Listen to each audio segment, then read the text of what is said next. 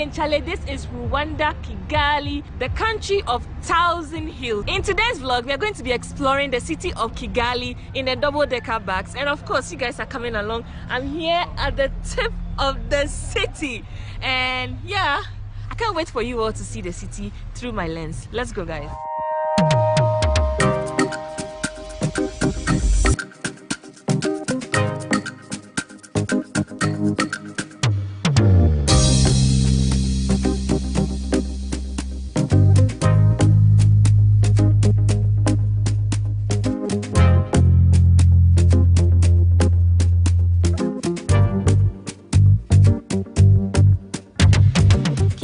The capital of Rwanda. It's roughly in the center of the country. The city has numerous hills and valleys. The city of Kigali is one of the 5 provinces of Rwanda.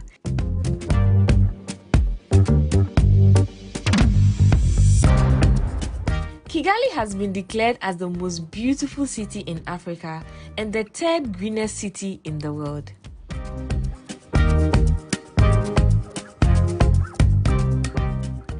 Every last Saturday of each month, the traffic is stopped for 3 hours to clean the city. Isn't this amazing?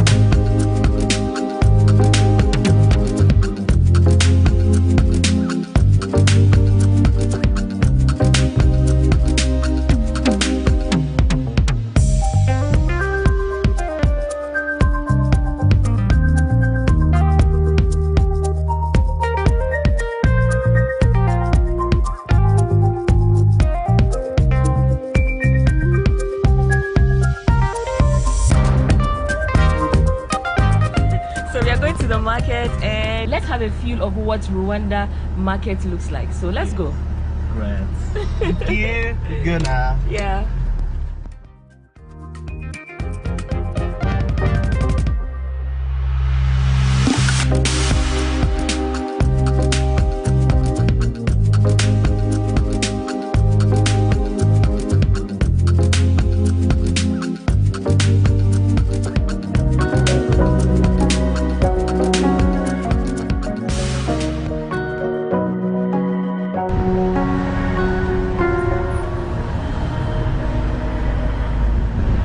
So we are currently at their market, and Anaket is here with me. Say hi. Hi. So where are we now? What's the name of the market? So we are now to Kimirongo Market. Okay, is it a popular market here? It's a popular market that where you can go and you get everything actually.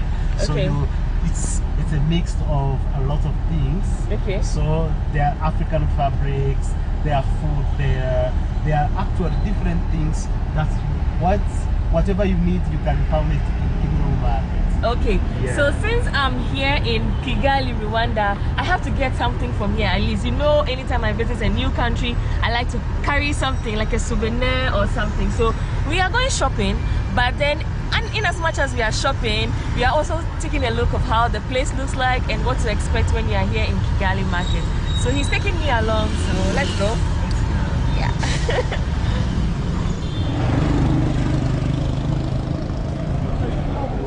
Enter to specific things that you choose. Interest, okay. Yeah, or the interest. So I will be starting here. So the area. So this is the food section. Yeah, this is the food section.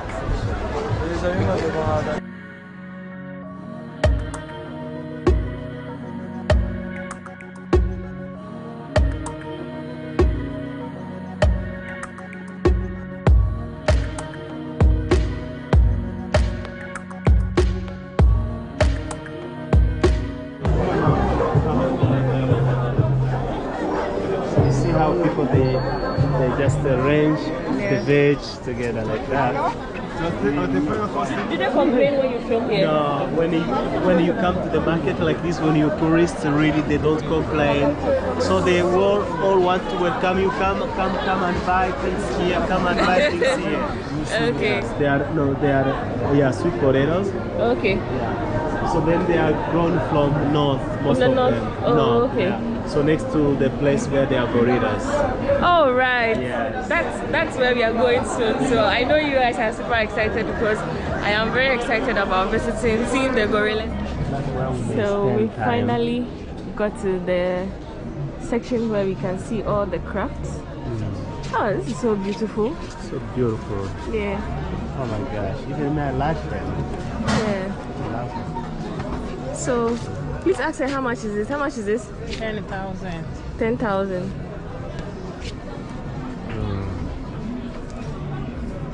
This is for putting the food and everything on the table. Oh no, this is for decoration For to the deco. wall. Oh. Yeah. So I thought it's the thing that you put your food on. yeah. Just this one too. It's putting on the wall. Actually, This is so beautiful. yeah.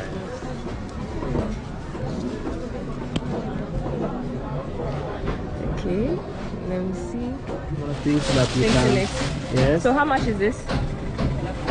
10. I'm contemplating on getting something like this. Like that. And the good part is you can also hang it on the wall. On the wall. Because it has this. You have that. Yes. So finally decided to get this for my wall deco. Yeah, it's close to something like this, and she says it's 10,000. But then I'm getting it for 8 after negotiation. So yeah, this is what I'm getting. She's becoming a local at the market because she knows now how to negotiate to the market, to the local market, which is the best. It's the best. Yeah. Yes. Yeah. So they have other beautiful artifacts, and we are going to be seeing others soon. So she's saying, add this for 10 if you need it, if you like it. This one. This one too. She give it to me one. If she give me 2 of this, I'll take it. 2 yes. of this? Yes. Okay. And they have this one. I wonder. I think one of the gift for you, my friend, will be the t-shirt. The t-shirt. Yeah. Okay. So, and maybe one off. So when you look at on this t-shirts, yeah, you will see the picture and the shape of the mountain gorillas. Okay. Yeah, the mountain gorillas, they are living in the volcanoes. So when you see this is the highest volcano, so the guy who made this was trying really to figure out, to present about the volcanoes and the home of gorillas, that it's where you can see trees and whatever. Where you can see this in Rwanda. That's why he's putting this. Sister, I'm the next Yeah. forget me.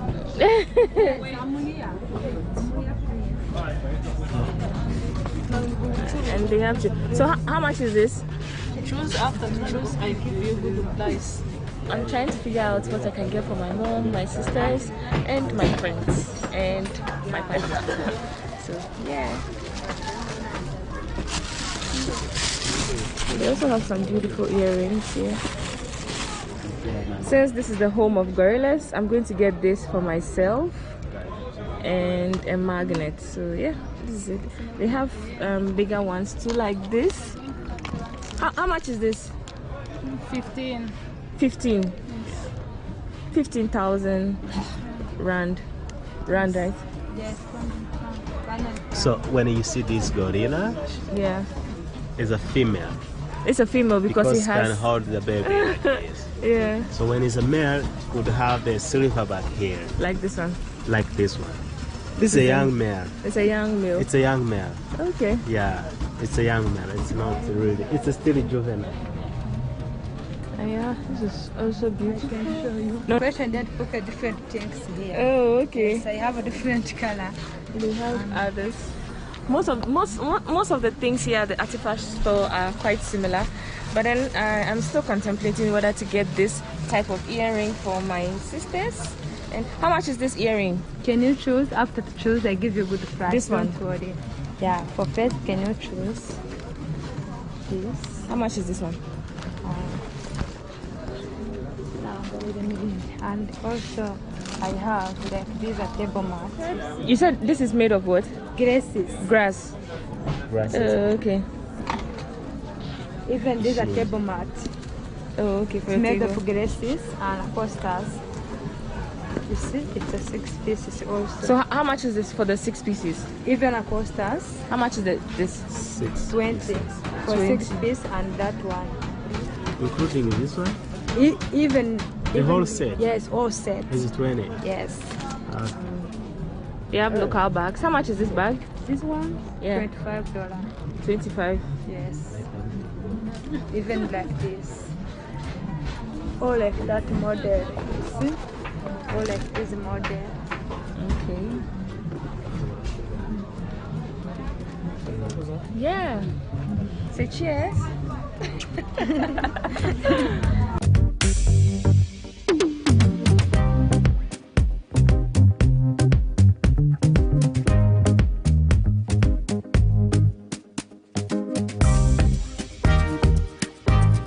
When you come to the market, Yeah. like here, everyone will call you, please come and buy here, come and buy here. And sometimes you will find end yourself, up- you end yeah. up all the money. Yes, all the Yeah. money is gone. All the money is But gone. then I'm really happy with the things that I got. It was close to almost 360 cedis, which is very okay. Yes. Yeah, as gifts. So I'm super happy, and yeah, it's raining, and this is the fruit section. This is how it looks like from here. Are we in the rainy season? Oh, now we are starting the rain season. This is the end of summer. This is Okay. the end of the dry season, and now we are starting the rain season. Okay, so guys, I realized that they have this. We see it as plantain, but they eat it as banana. So this is We have banana. this, banana. But we have also plantain. Look. You have plantain. Oh, okay. Plantain. But if this is banana, then their banana is so big, because So our big. banana is small. Oh, they're small. Yeah. So the Rwandan land is fertile. That's Very why. fertile land. And the people, they know how to grow them very well. Oh, okay. Yes. So you grow them here in Kigali or at the north? Yeah, even all the provinces of Rwanda, so they grow them. But the eastern province, that's where they grow more than the other areas. Okay.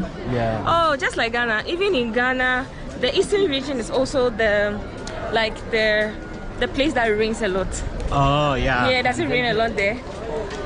The eastern Rwanda doesn't rain a lot like the north, but it's somehow hot. It's the savannah Okay. area. So it's time to go back to the hotel.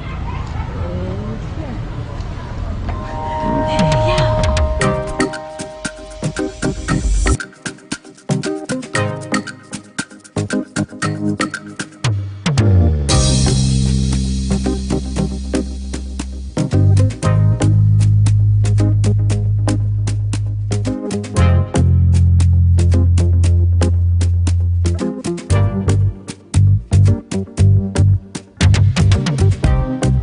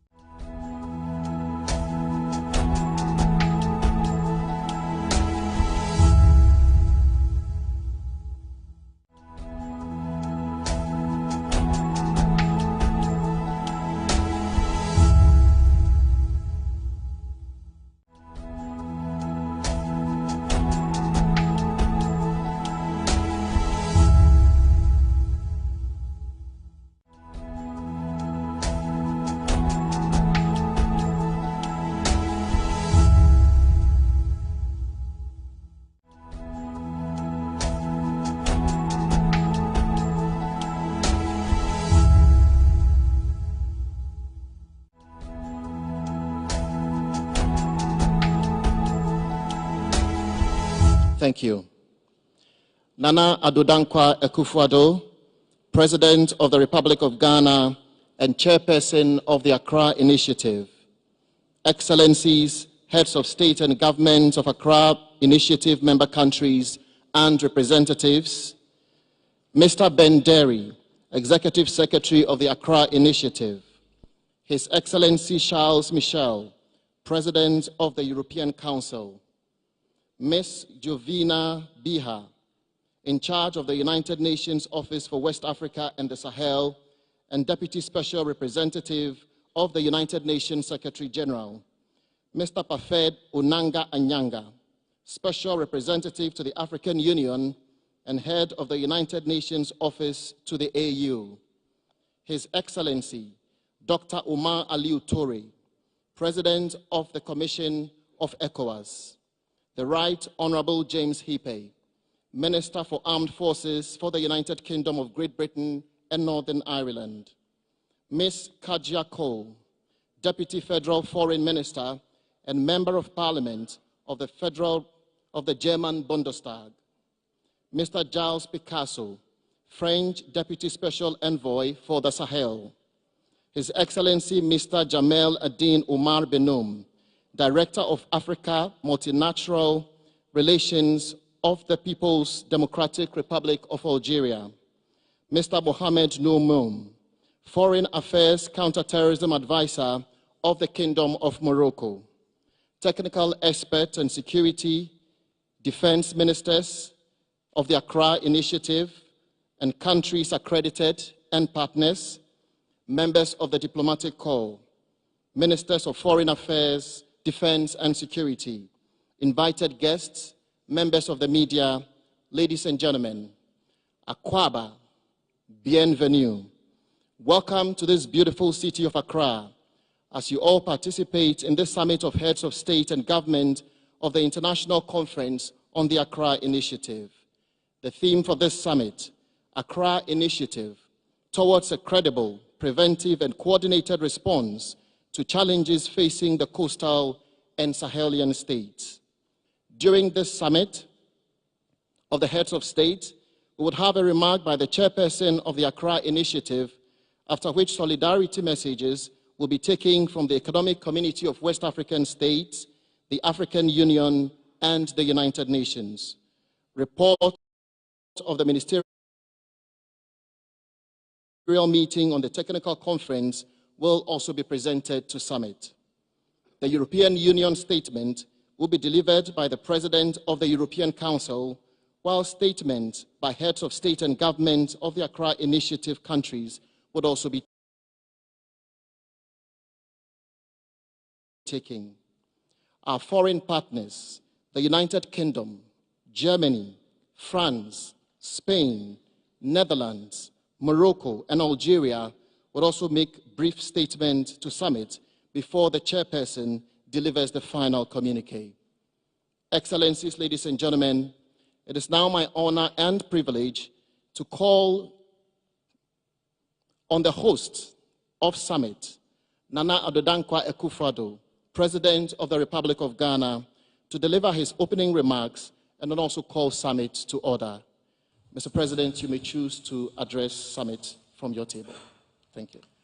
So, President of the Republic of Benin and current chair of the Authority of Woema, the President of the Togolese Republic, President of the European Council, the Prime Minister of Côte d'Ivoire, Prime Minister of Burkina Faso, President of the Ecowas Commission, Ghana's Minister for National Security, Ghana's Minister for Foreign Affairs and Regional Integration, and other ministers of state, British Minister for the Armed Forces, the German Deputy Foreign Minister, representatives of governments and regional, continental, and international organizations, members of the diplomatic corps, invited guests, fellow Africans, ladies and gentlemen.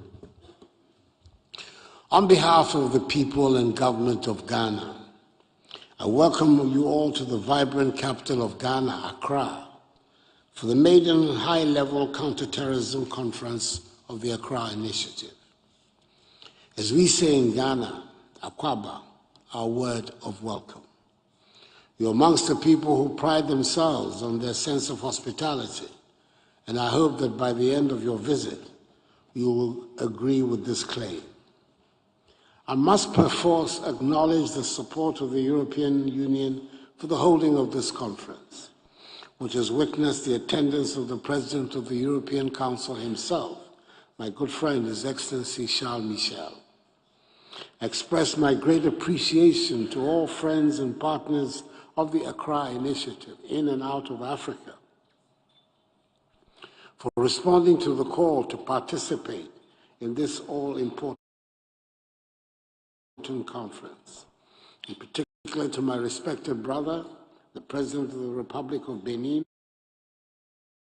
and current chair of the Authority of Uema, His Excellency Patrice Talon, a young doyen, the President of the Togolese Republic, His Excellency Faure Gnassingbé, the Prime Minister of Côte d'Ivoire, His Excellency Patrick Achi, the Prime Minister of Burkina Faso, His Excellency Joachim de Tambele, the President of the Ecowas Commission, His Excellency Dr. Omar Aliou Touré, the British Minister for the Armed Forces, the Right Honourable James Ricky, the German Deputy Foreign Minister, Frau Katja Kuhl, and other representatives of governments and regional, continental, and international organizations.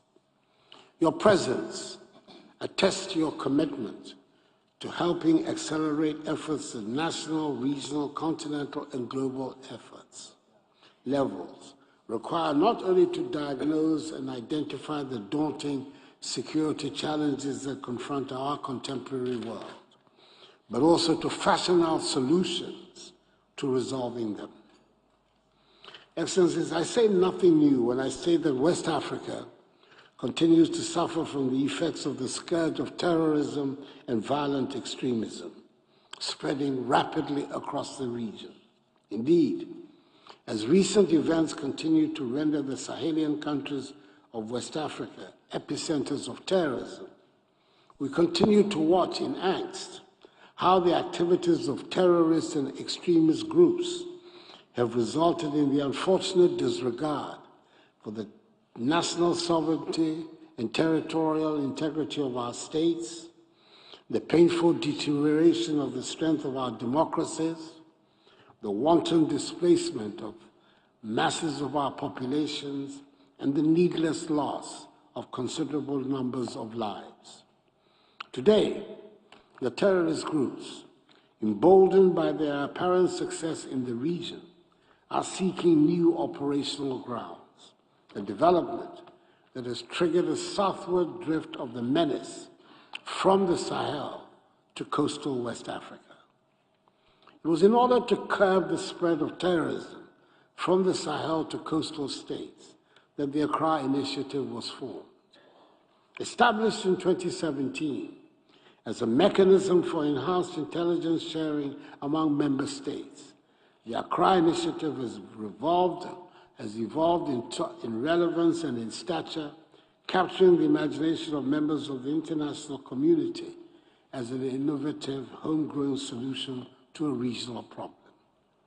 Comprising originally 5 member states, namely Ghana, Benin, Burkina Faso, Côte d'Ivoire, and Togo, who were soon joined by Mali and Niger, with Nigeria with an observer status. The Accra Initiative is grounded on the principles of good political and security governance, with the ideals of ownership by and synergies among member states, serving as the pivots around which the initiative revolves. This is why the initiative, even in the early stages of its establishment, proved beneficial in engendering greater responsibility for member states, ultimately leading to the successful conduct of joint ad hoc military operations to flush out terrorists and transnational organized criminal groups from our common borders. It is also important to stress that the Accra Initiative operates on the principle of complementarity, ensuring that its vision and mission are consistent with the counter-terrorism frameworks of the UN, the AU, and Ecowas.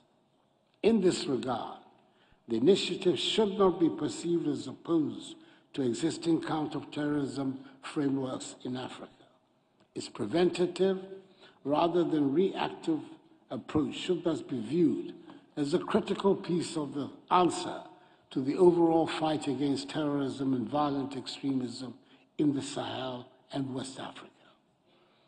Not to blow our own horn, but it is true when we say that the Accra Initiative, at a relatively young stage in its evolution, has successfully demonstrated the imperatives of intergovernmental cooperation and collaboration toward mounting a strong fight against the spread of terrorism and violent extremism from the Sahel region to coastal West Africa. In spite of the substantial progress made, the Accra Initiative is yet to be showcased fully to members of the international community. This underscores the very essence of this event. The conference seeks to achieve two principal objectives.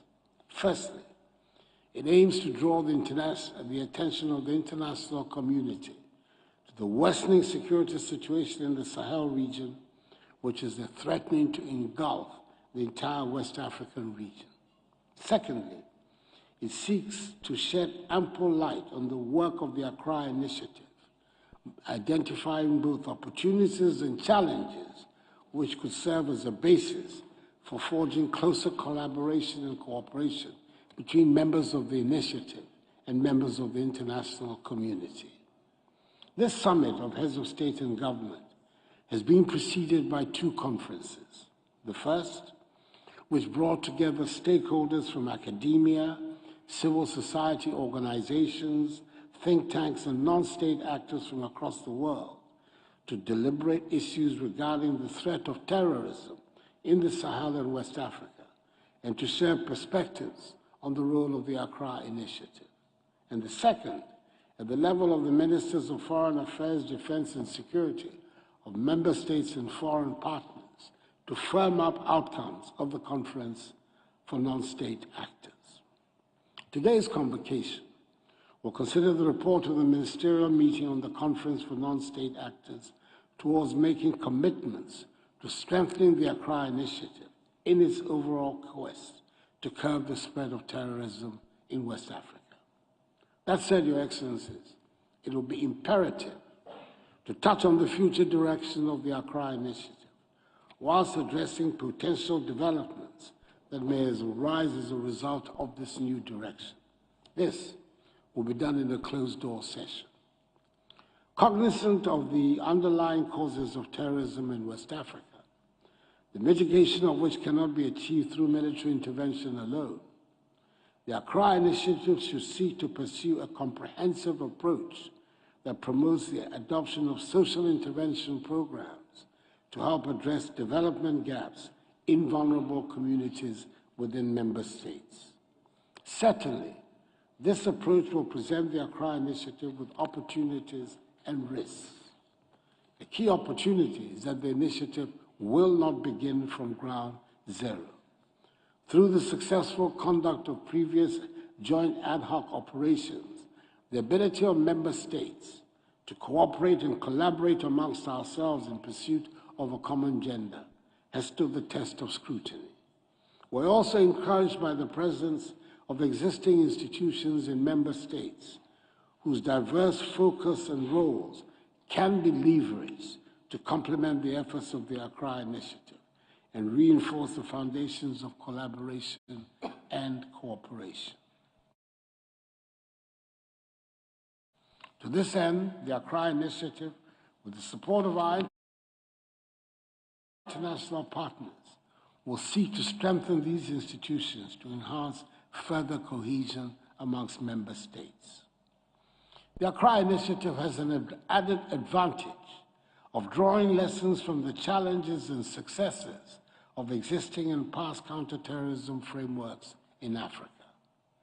Whereas we consider our role as distinct, given its preventive rather than reactive dimension, we do believe that our best chance of success will emanate from our ability to maneuver our way out of the complexities associated with such intergovernmental frameworks and avoid the pitfalls that reduce significantly the probability of success for past and existing counter-terrorism frameworks. Clearly, our resolve to pursue a stronger operational construct for the Accra Initiative supersedes the known challenges. Our assessment points to the fact that support from members of the international community will be needed, but we remain firm in our commitment to shoulder a greater part of the responsibility required whilst engaging international partners who are willing to respect our status as a homegrown initiative. In conclusion, Your Excellencies, I'm hopeful and confident that at the end of this inaugural conference, we will strengthen further our cooperation in support of the Accra Initiative to address the spillover of terrorism from the Sahel region to coastal West Africa. It is in our collective interests that we succeed in this regard, and we owe it to present and future generations. Accordingly, it is my singular honor to declare the Counter-Terrorism Conference of the Accra Initiative at the level of heads of state and government of member countries duly open. May God bless the Accra Initiative, Mother Africa, and us all. And I thank you for your attention.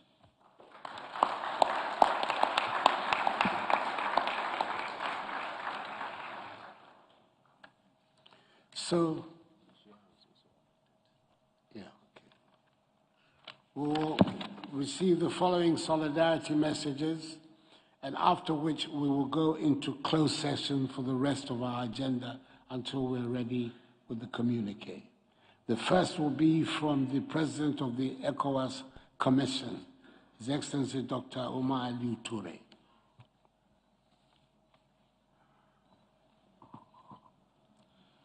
Your Excellency, President Nana Akufo-Addo, President of the Republic of Ghana and Chair of the Accra Initiative. It is Excellencies President for Nyasimbe, Excellency Patrick Talon, Excellency the President of the European Union Council, Excellencies the Prime Ministers, distinguished ministers, ladies and gentlemen, it is an honor to be invited to this important summit on the Accra Initiative and to be invited to address a message of solidarity on behalf of the Ecowas Commission. I would like to express my sincere appreciation to His Excellency President Akufo-Addo and to the people of Ghana for the warm welcome and usual hospitality. The summit on the Accra Initiative is significant for sustaining dialogue and cooperation on the fight against terrorism in our region. Indeed, terrorism is without doubt the main security threat confronting ECOWAS member states, and for which a common and coordinated front is required. Initially confined to the Sahel and the Lake Chad Basin regions, terrorism is today steadily encroaching on the coastal states and establishing a foothold in the ECOWAS space. We have seen how sustained attacks by terrorists have destabilized some of our member states and forced the diversion of resources into fighting the menace. This has worsened economic hardships and poisoned intercommunal relations. Millions of people have been displaced and generations of youth have lost the opportunity to have a decent livelihood. It is in view of these devastating effects of terrorism in our region that the ECOWAS Authority of Heads of State and Government adopted in December 2019 the ECOWAS 2020-2024 Plan of Action to eradicate terrorism. The heads of state also took a bold decision to mobilize their own resources required to effectively fight the scourge. In adopting the action plan, the ECOWAS Authority affirmed the compelling need for ECOWAS to show leadership in the fight against terrorism in the region and to coordinate the different multinational initiatives on counter-terrorism in West Africa.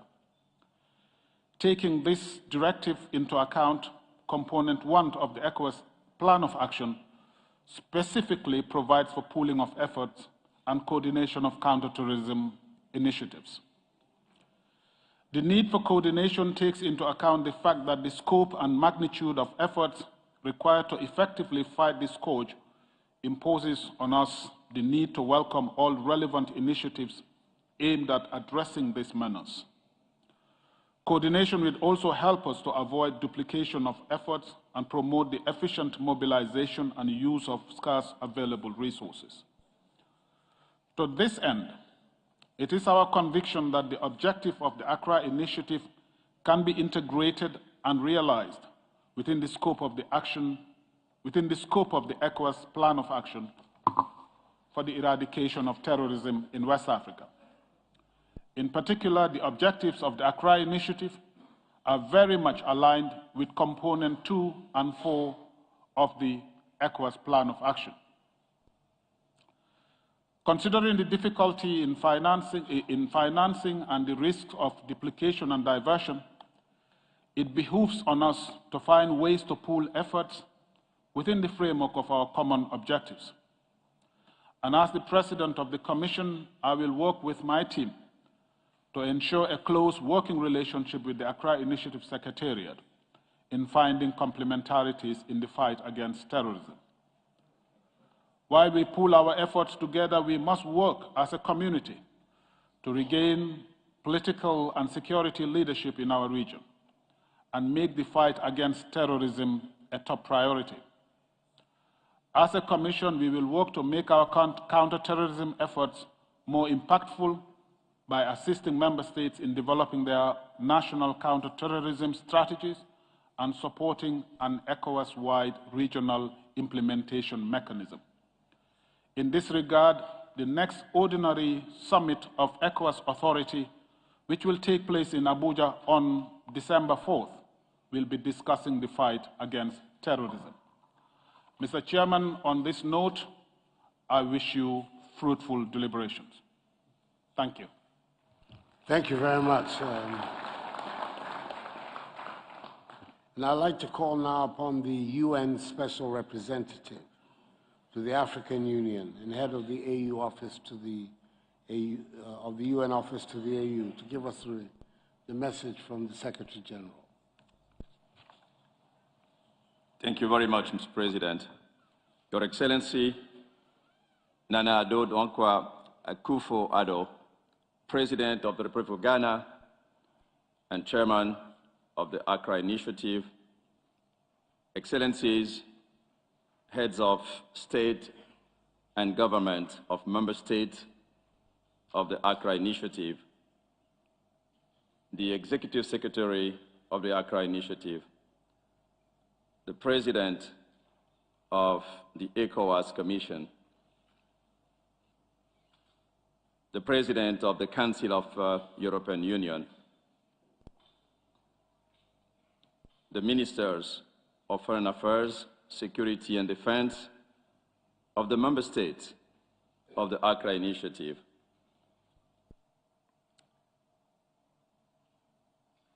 members of the diplomatic corps, my dear UN colleagues, distinguished guests, ladies and gentlemen. A very good morning. Mr. President Akufo-Addo, your friend, Secretary General Antonio Guterres, sends you his warmest greetings and congratulations on this important undertaking. I also bring you all the goodwill and solidarity of the Secretary General and the United Nations system. The United Nations has been supportive of the Accra Initiative from its inception and highly commends its uniqueness and usefulness. The Accra Initiative stands as a regionally owned platform for enhancing cooperation and collaboration among its member states in preventing terrorism and addressing transnational organized crime. A point yourself, Mr. Chairman, you have just emphasized. The United Nations welcomes the holding of this summit. The consistent leadership and political will of the heads of state and government is your best asset to address the threat posed by terrorism and transnational organized crime in your region. Excellencies, ladies and gentlemen, the expansive nature of terrorist attacks in the region, including on some coastal states, requires a whole-of-society approach driven by governments with stronger regional cooperation and the solidarity and support of the international community. Indeed, the scale, intensity, and transnational nature of the threat posed by international terrorism and organized crime call for a collective response. It also amplifies the importance of regional security mechanisms such as the Accra Initiative. We all have a collective responsibility to act, and act decisively with a sense of common purpose. We commend the Accra Initiative for making significant operational gains despite the challenging environment through enhanced information and intelligence sharing, the training of security and intelligence personnel, and joint cross-border military operations. While there can't be any justification for acts of terrorism, it is important to embrace a holistic approach that takes into account underlying factors which could provide a fertile ground to the propagation of terrorist ideologies, radicalization, and recruitment, let alone terrorist attacks. A people-centered response that puts the well-being of the civilian population at the forefront of all efforts is indeed imperative. Mr. President, allow me to say a few words in French, a language I know you master very well and has no secrets to you. Excellences, Mesdames et Messieurs, l'ONU salue les efforts de l'initiative d'Accra. L'approche globale et intégrée qui la sous-tend combine à la fois les interventions militaires et la dimension socio-économique dont le respect bien compté des responsabilités spécifiques des différents acteurs impliqués dans la réponse. Les progrès enregistrés sur le front militaire ne doivent donc pas faire perdre de vue l'importance des interventions visant à renforcer la résilience des communautés affectées et à réduire leur vulnérabilité face aux actes terroristes. De même, on ne saurait trop insister sur la nécessité d'actions préventives et d'engagement durable avec les dites communautés. Le rôle des chefs traditionnels, religieux et communautaires, ainsi que des organisations de la société civile, y compris les organisations de femmes et de jeunes, demeure crucial. En étroite collaboration avec les gouvernements, les Nations Unies continuent à soutenir tous ces acteurs afin qu'ils puissent continuer de manière constructive aux efforts de lutte contre les fléaux de l'extrémisme violent, du terrorisme et du crime organisé. Il est tout aussi vital de renforcer les mécanismes d'alerte précoce. Grâce à la CEDEAO, l'Afrique de l'Ouest a été en mesure de déployer l'un des systèmes d'alerte précoce les plus robustes du continent, ce qui est essentiel pour lutter efficacement contre le terrorisme. La pertinence d'une telle approche et de la nécessité d'une réponse aussi rapide qu'adéquate ne font l'ombre d'aucun doute. Car nous sommes bien engagés dans une course de fond qu'il nous faudrait mener au pas de course pour maintenir l'avantage stratégique et réduire la menace terroriste. Excellencies, ladies and gentlemen, the solidarity and partnership of the international community remains critical in supporting efforts by regional security mechanisms and platforms, such as the G5 Sahel Joint Force, the Multinational Joint Task Force, and the Accra Initiative. It is therefore encouraging to see the diverse group of committed partners in this room. However relevant these partnerships may be, they are more effective when premised on meeting the aspirations and needs of affected communities and member states. Recognizing the interventions that are locally, nationally, and regionally owned are more sustainable and more likely to guarantee success, the United Nations looks forward to the outcome of this summit meeting, to pool its resources and join hands with regional actors in the fight against terrorism and other forms of transnational organized crime in West Africa and the Sahel. As part of this effort, the United Nations Office for Counter-Terrorism, in partnership with the government of Nigeria, will convene a high-level African counter-terrorism summit on strengthening regional cooperation and institutions building to address the evolving threat of terrorism in Africa, in Abuja in October 2023. It is also our fervent belief that lessons from other parts of the region, including the Sahel and the Lake Chad Basin, should be used to inform future strategic and operational choices made under the auspices of the Accra Initiative. In this respect, the United Nations support the Accra Initiative. The United Nations support to the Accra Initiative will also be informed by the lessons and recommendations that will emanate from the assessment of the independent high-level panel on security and development in the Sahel, chaired by former President Mahamadou Issoufou and commissioned by the African Union, Ecowas, and the G5 Sahel and the United Nations.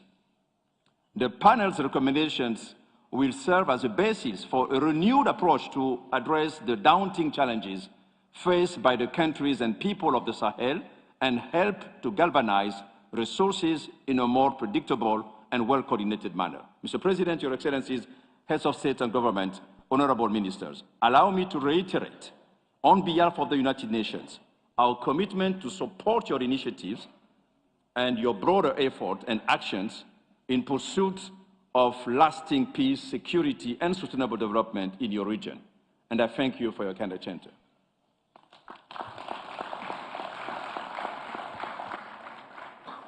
We thank the Secretary General for this comprehensive message.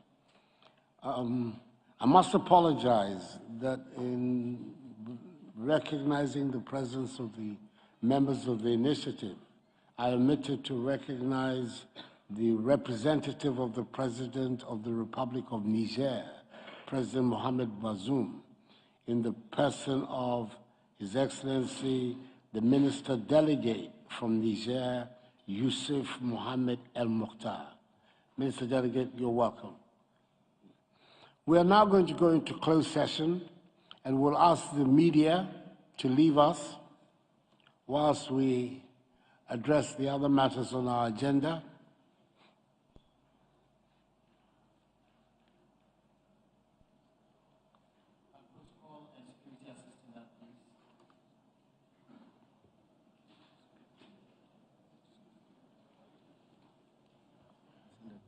Can protocol and security assist in ushering out the media?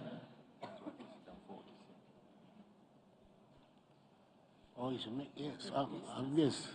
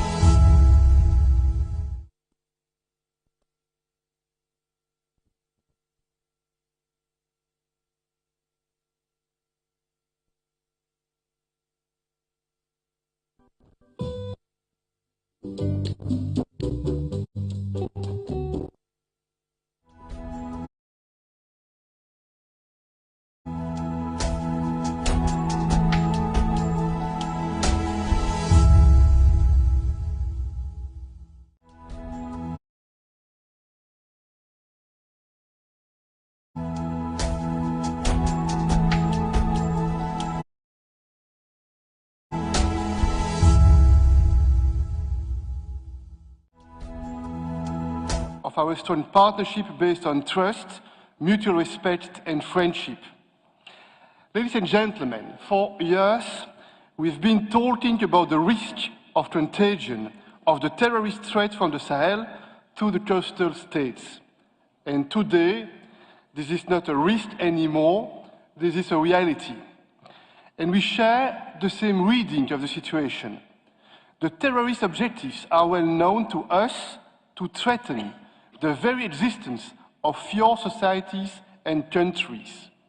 And this situation calls for rapid mobilizations from regional partners and from the entire international community, because your fight against terrorism is our fight too. Mr. President, you have shown great leadership on those issues.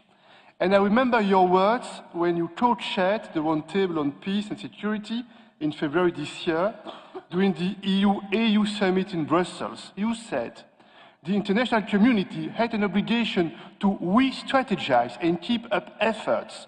Otherwise, we may lose the gains we made to fight off effectively violent extremist activities. Together, we all need to identify the best way to have a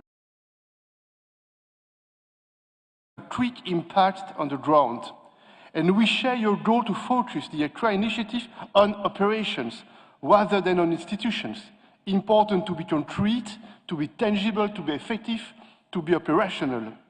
The European Union believes in African solutions to African problems, and we have said it for many years, and we have walked the talk on many fronts. And it means first listening to your analysis and your objectives, and listening to your needs, the needs of the states on the front line. The European Union has been a major security partner in Africa, and we are constantly adapting and modernizing our tools.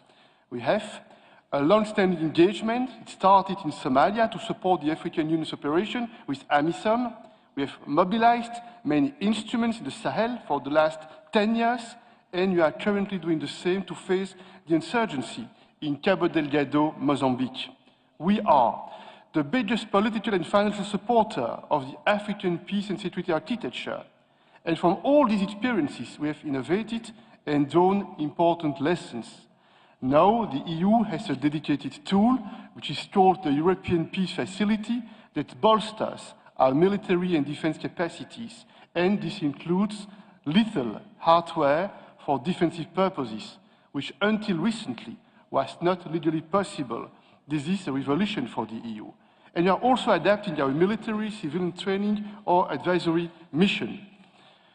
We want them to be more flexible, more responsive. The EU aims to be transparent and predictable. We don't have any hidden agenda. Our agenda is well known, providing lasting results, because stability and prosperity on the African continent is good for the world, is good for Europe. And your ownership is our motto. We are ready to support you. And for this, I believe we can deepen our political dialogue and agree together on the terms of our cooperation. This will help us clarify what we can do at bilateral, at regional level, ensuring there is coordination. It can also help us to clarify on the integrated border management or on the territorial deployment of state authorities and regional planning, and also on the economic development of landlocked areas. This should be our shared objectives. Mesdames et messieurs, cette conférence peut, si vous le souhaitez, marquer un tournant entre le moment tactique et le moment politique. Vous avez déjà engagé des coopérations. You have engaged in some operational activities, joint military operations. This conference is going to give us a platform to listen attentively, to think through to the best way to approach the operational objectives. You get the right mechanism between the regional dimension, national dimension of the security, policy and economic development. I think it's very important for us to act now efficiently, and the European Union is determined to support you firmly in your quest to dealing with violent extremism. So any decision that will be taken on the African continent and decision that will be taken today is going to have an influence on the entire continent. We are supporting support for 2021-2024, 25 million in the budget for security for the coastal states, Ghana, Cote d'Ivoire, Benin, and capacity building, intelligence sharing, conflict prevention, capacity building, and more than 150% in the budget as compared to the previous year. To end, you all, as you may be aware, that the risk factors are not solely linked to security angle, and you know better than we that we should do everything possible to think that terrorism is only focused on the youth. That's where socio-economic development, especially focused on the northern part of the territory, are very important. We shouldn't allow the vacuum be occupied by these terrorist groups, so we should provide social basic amenities for our community. President Talon, who chaired a session in Brussels, said that education is the key cornerstone of peaceful society. So in the coastal states, there was 200 million euros that is also focused for energy, agriculture, and also on environmental aspects. We want to work more on concrete projects that will have common interest for both entities. As you may be aware, good governance is a very key factor for the success of the Accra Initiative, as was mentioned by His Excellency the President of Nana Addo Dankwa Akufo-Addo in Brussels. We should do everything possible to avoid person as divisions that might be in various countries or between communities. And this is something that we should also focus about. Also, issue on disinformation. We should attack misinformation on our social media platform. That can also build mistrust between the citizenry and the central government. We should respect each other, and I'll end by paraphrasing the president of the Ecowas. We're not doing this because it's easy. We're not doing that because it's not the case. The EU want to be a sustainable and loyal partner. You can count on us at any time. We are ready to support you as far as we can do. Thank you once again for your kind invitation. Mr. President, thank you very much for that statement. The final statement we'll hear from is from the United Kingdom, from the Minister for the Armed Forces of the United, before we go into the closed door session. Mr. Minister, the floor is yours.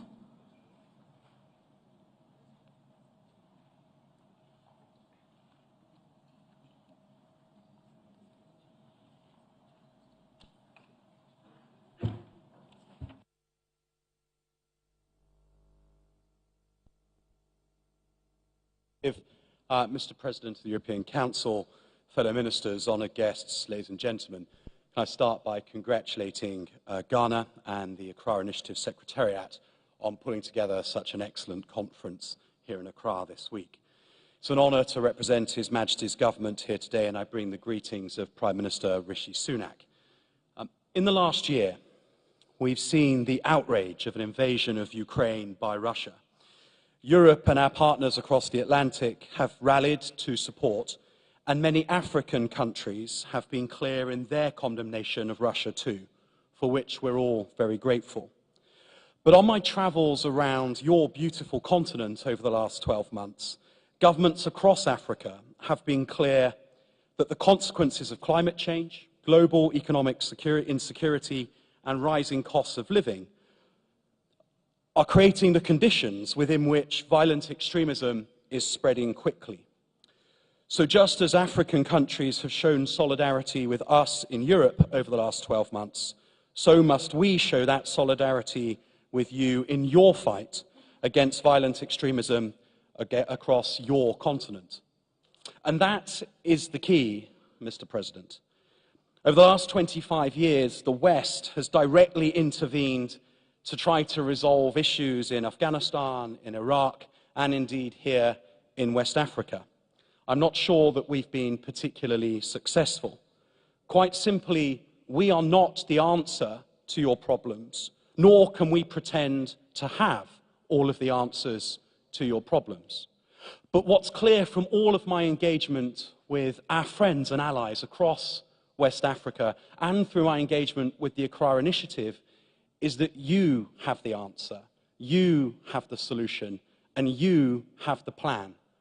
That's why I'm here this week with friends and partners from across the European Union and beyond, not to try to tell you what you should do.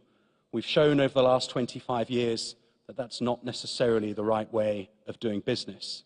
But it's to listen to how you want to solve what is a hugely challenging moment for this sub-region of West Africa. And it's to tell you that the UK and our friends all around the world stand ready to assist you with whatever your plan is. Now, Mr. President, it won't surprise you to know that as a Minister for the Armed Forces, I'm acutely aware that there is a security challenge. And the United Kingdom's armed forces already enjoy great relationships with many of the countries within the Accra Initiative, and we stand ready to build on that. But so too, as others who are far more qualified in this, like Mr. President of the European Commission, have just pointed out, so too must there be a parallel track around economic development and political development as well. And I know that you are all acutely aware of that need. Mr. President, I was hugely impressed by the way that your ministers yesterday conducted their business. I'm excited by their conclusions. I can see lots of opportunity for us to help. But this is a regional problem that you have here in West Africa. It's right that you seek to provide the solution.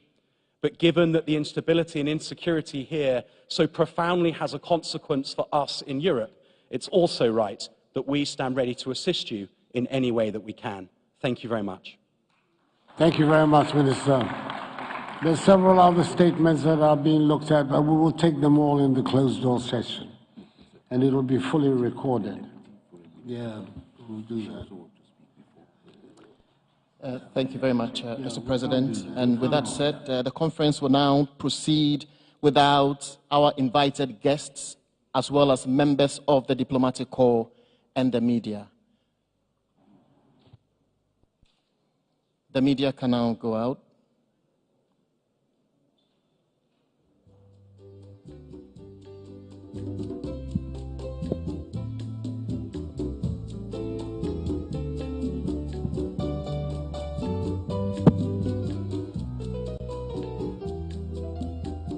All Accra Initiative member states can stay together with our foreign partners.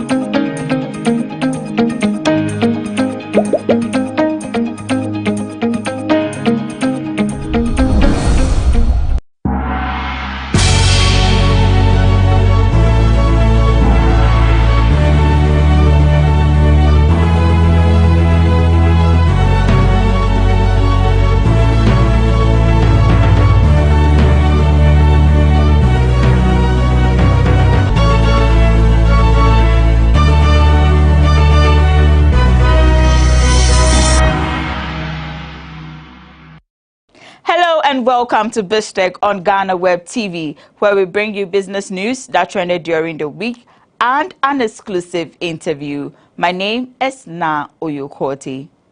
Sishope Elo, a cyber forensic analyst at the E-Crime Bureau, is our guest on this edition. My colleague Mauli Aholimega has the full report.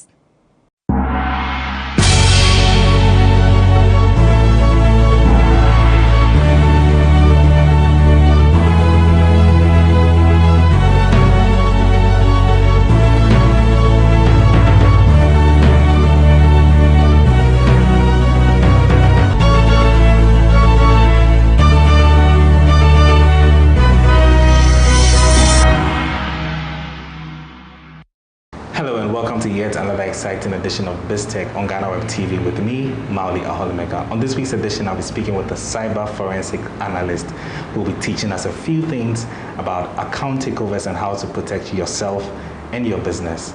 Before I introduce my guest, I'll take a quick break and we'll be right back.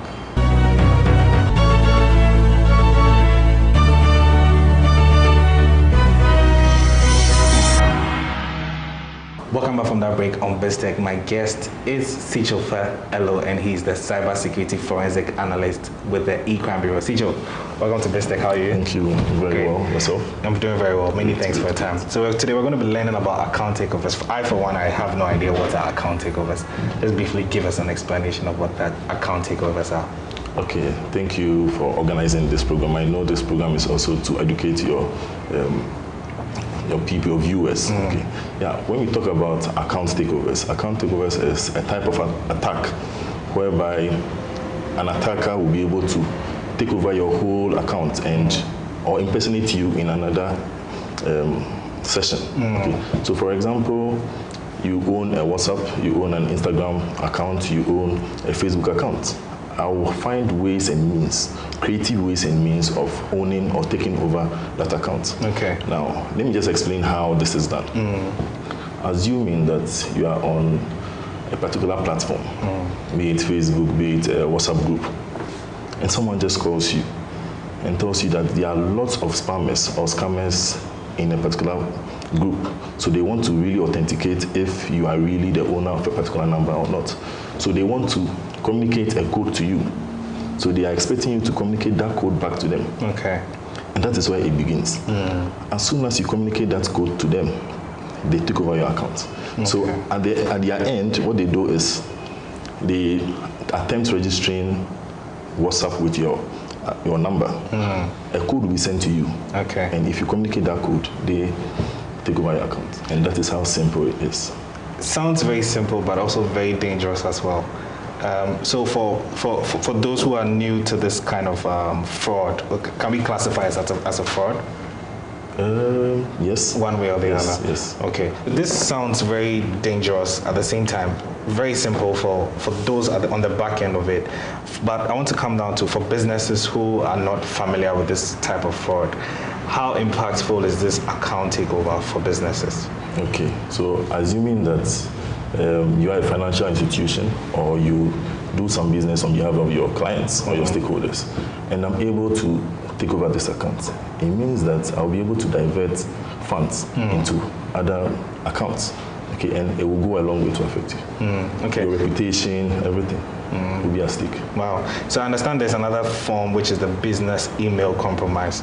What exactly is that? Okay, so business email compromise is another creative way an attacker could also gain access to your email account. Okay. And use that access to defraud your stakeholders. How does that happen? Great. So by using some slight variation in your emails. For example, I'm sure you'll be showing this to your viewers. For example, you have your email, for example, as mauli@GhanaWeb.com. Now, the L you see in there could be changed to a capital I. Okay. But the person might not see it. This is not so obvious. You wouldn't see it so easily. Okay, so it becomes difficult for someone to easily see this, and they use this in communicating with someone else. So the person might think whatever email he is sending or receiving is coming from you. Okay, and there are so many ways they do this. They use so many attacks. They can use impersonation attacks where they have tools online that can send an email on your behalf without knowing your password. So as I sit here now, I can send an email on your behalf to your colleague without knowing your password. And there are so many tools people are using for that activity. Great. So this also sounds like you're compromising one's identity. Is there another form, an identical thing that has got to do with this? Perfect. So when it comes to the business email, the business identity compromise, it's not so different from the business email compromise. But with the business identity compromise, the hackers are now going around paying people to record videos of their colleagues. Wow. How? Let's say I'm having a Zoom meeting with you. An attacker will come here, pay me and tell me that, okay, you know what, just get me a video recording between you and Mauli. That's all. That's all. And when you get that video, when they get that video, they are able to use that video to represent you, as maybe Maoli somewhere else. So for example, usually you chat with your friends on Zoom, on WhatsApp video and go. When I initiate a call, I'm going to play your video now. So as your video is playing, they will think they are communicating with you. But the hacker is the one communicating with you here. Wow. So they are only buying your videos, your recorded videos, to defraud people. That sounds really, really dangerous because you'd have to compromise your data as well. So for persons who are not privy to this, how are they going to conduct managing their passwords? Should there be some variations in the passwords and all that? What from your point of view? We've already started with giving the variations. So we always advise that you shouldn't use the same username and password across all other accounts. So because of that, we are saying that you should have different passwords for all your online accounts. Why are we saying this? Why are we saying this? If I should compromise one password, okay, to, let's say, your Facebook account, and that is the same password you use across all other accounts like Gmail, Yahoo, and co., it means I could just pick the compromised one and try it against all these other ones, and I'll be successful since you use the same passwords. Also, we are saying that you should look at the length. We have people who have just 4-character passwords, 5-character passwords. That is not so you should keep a more lengthier password. At least 8 characters, 12 characters. Exactly. Okay. And also, like you said, you can also make it alphanumeric. So if my password is Maoli at GhanaWeb, I'm going to change all the A's into an @ sign. Okay. All the I's into a number. Okay, to make it a little bit difficult for someone to crack. Vary the numbers a bit. Exactly. Okay. Exactly. So for persons who sorry for cutting you, but no problem. In addition to what I just said, okay, we have something we call the security questions. Okay. Excuse me to ask this question. Okay. Now, where were you born? I was born in Togo, yes. Okay. So, assuming this is also part of your security questions, now that I know you were born in Togo, don't you think that is a backdoor to get to your account? I'm going to pretend as if I am logging into my account, which is your account, and use Togo or use where I was born as my security question. Okay. Now I know where you were born, right? So I'll be able to log into your account. So the security question, we should always lie about it. Never give details. The actual answer. So now that you know this, let's try again. Where were you born? I was born in Kumasi. Kumasi, perfect. All right. All right. Yeah, so Sicho, I've been having a very interesting conversation with you. I'll just take a quick break. We'll be right back. Sure. I've been speaking with Akufo-Addo, and he's the cybersecurity forensic analyst at the Accra Bureau, and we'll be learning about account takeovers and how to protect yourself and your business. I'll take a quick break. We'll be right back.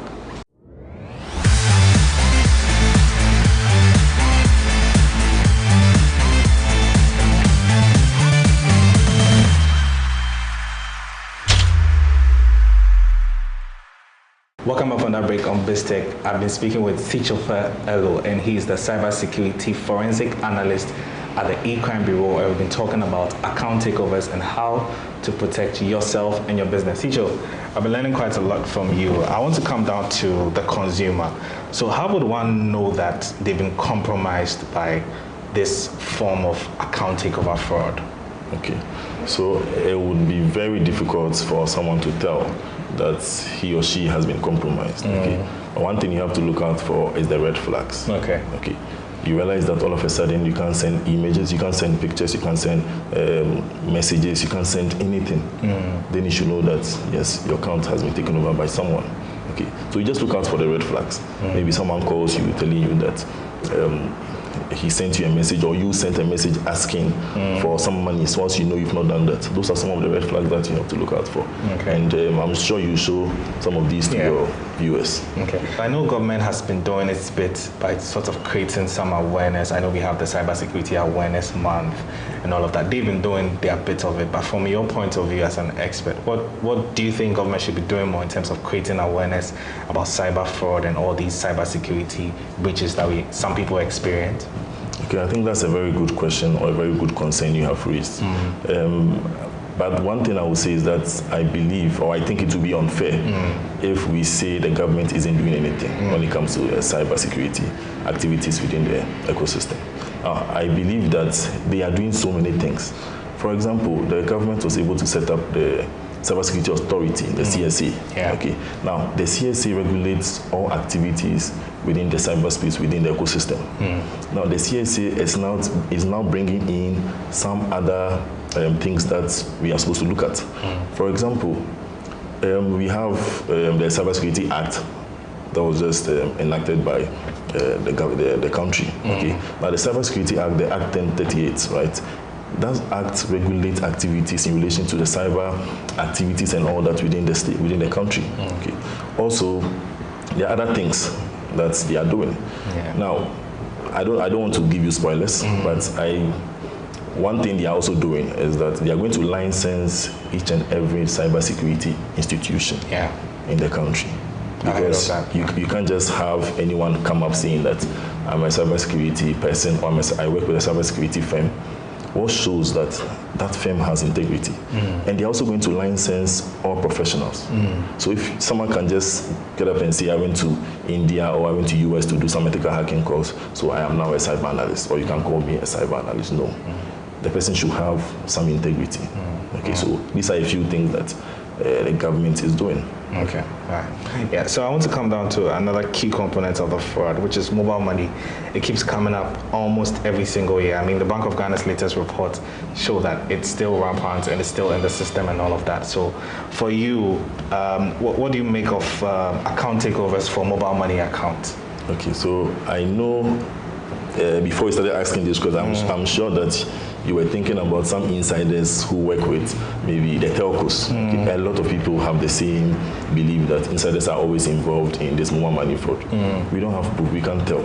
Okay, but one question we should be asking ourselves is that how do we keep our wallets safe? How do we keep our numbers? Okay, you walk into an institution and they are asking you to provide your number.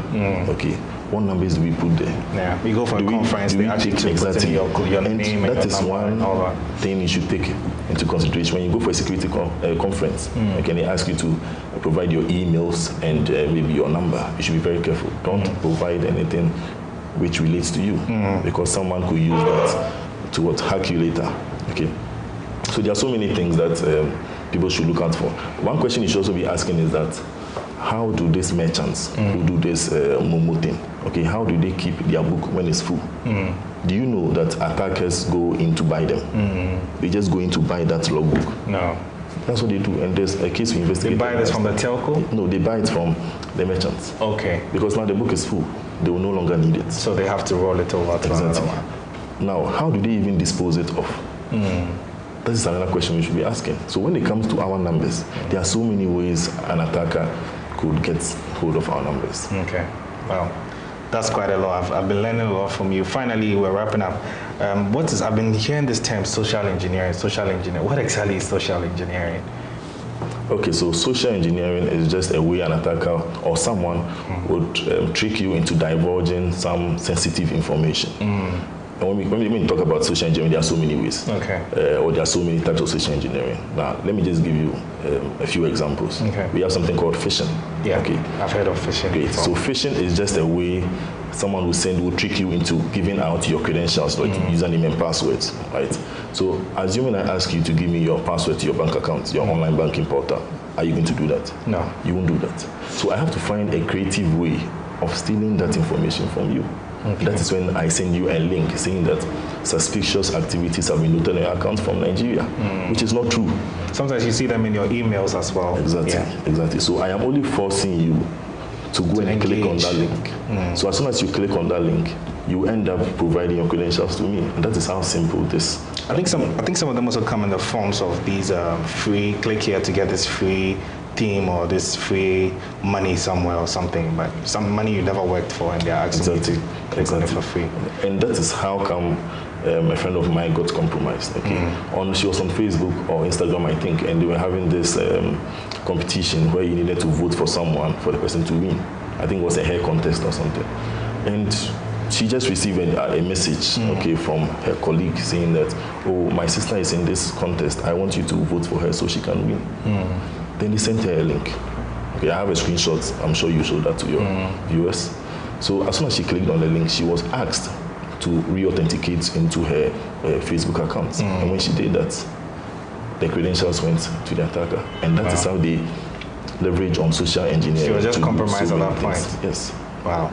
Okay, so Sicho, final words from you. You're an expert here at the E-Crime Bureau. What advice would you give to people out there, especially businesses, about account takeovers and how to protect themselves?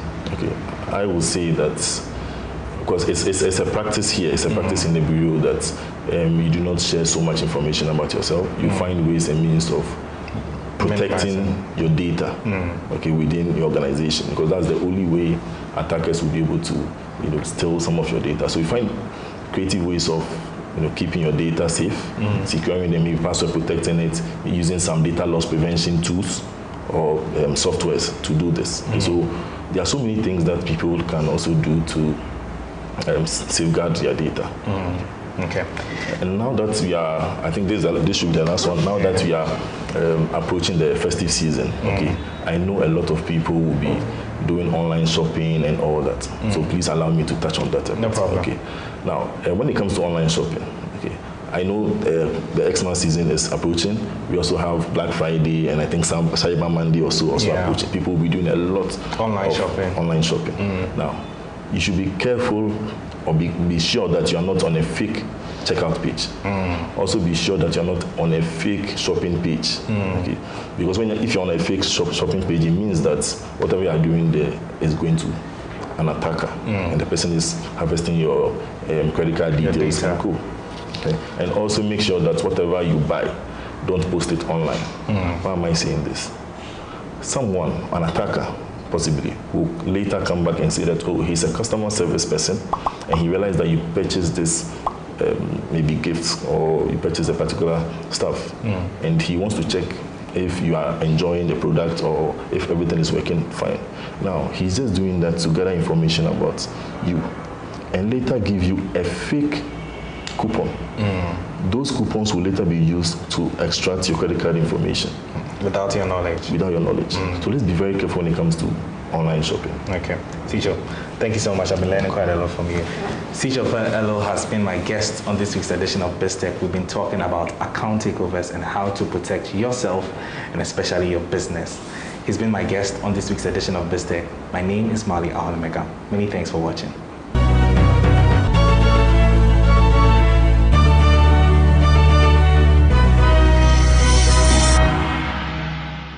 Thank you, Mauli Aholumega, for that report. Up next is Biz Headlines.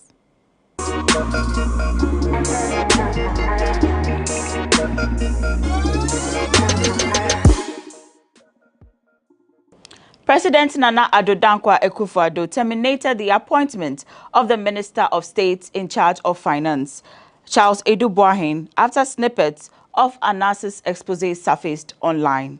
A statement signed by the Director of Communications at the Jubilee House, Eugene Ahin, said after being made aware of the allegations leveled against the minister in the expose titled Galamsey Economy, the president spoke to Mr. Edu Boahen, after which he took the decision to terminate his appointment and also refer the matter to the special prosecutor for the investigations. The expose is set to capture the minister asking for an amount of $200,000 as an appearance fee to allow a potential businessman access to the Vice President Mahamudu Bawumia in a quest to situate a bank in Ghana. The National Tripartite Committee has increased the minimum wage to 14 cedis 88 pesos. This follows the conclusion of negotiations on the determination of the 2023 National Day Minimum Wage at its meeting held on Wednesday, November 16. The determination was based on Section 113(1)A of the Labour Act 2003 Act 651. At the end of the meeting, it was concluded that for the year 2023, the minimum wage will be pegged at 14 cedis 88 Ghana pesos, an increase in the NDMW by 10% over the 2022 NDMW. Another source of income has been disclosed by the Minister of Communications and Digitalization, Esla Owusu Ekofu. According to her, the utilization of data can fetch the state huge sums of money when properly analyzed. Speaking in a media interview, Esla also Ekofo said government will focus on safeguarding data collected, analyzed and utilized properly for the better of the Ghanaian economy. If you look at the revenues that these tech giants are generating from managing and analyzing and utilizing the data that we freely give them, the Facebooks, the Googles, the WhatsApps and all those mega platforms, then it gives effect to the saying that data is the new oil. Because if we effectively analyze and utilize this properly, it can generate a lot of revenue for the state, for our own development. So it's an area that we need to focus on critically as a matter of urgency going forward, as we look at other means of raising revenue to finance our own development. And we're determined to do that. The Ghana Statistical Service has revealed that the producer price inflation rate for October 2022 was 65.2%. This means that between October 2021 and October 2022, the PPI increased by 65.1%, representing a 19.3 percentage points increase in producer inflation relative to the rate recorded in September 2022. The month-on-month change in the PPI between September and October 2022 was 15.4%. The Producer Price Index measures the average change over time in the prices received by domestic producers for the production of their goods and services.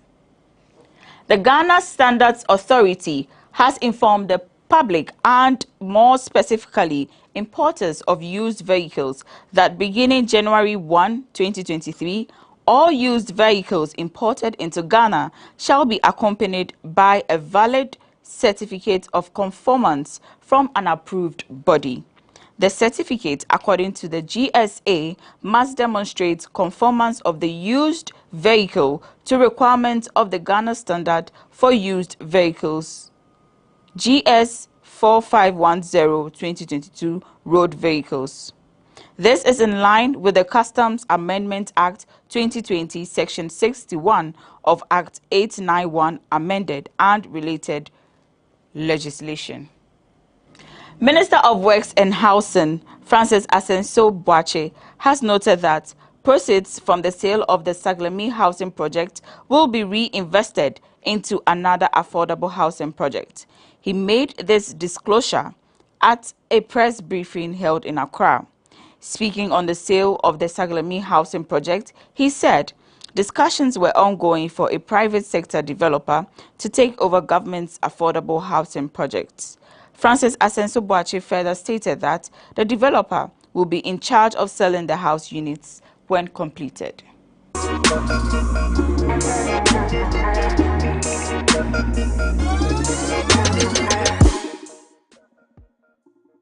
That's it for this week's edition of BizTech on GhanaWeb TV. But log on to www.ghanaweb.com for more news stories. Get interactive with us on all our social media pages. We are at the GhanaWeb on Facebook, Twitter and Instagram. Subscribe to our YouTube channel. We are at GhanaWeb TV. My name is Na Oyokote. Have a pleasant weekend.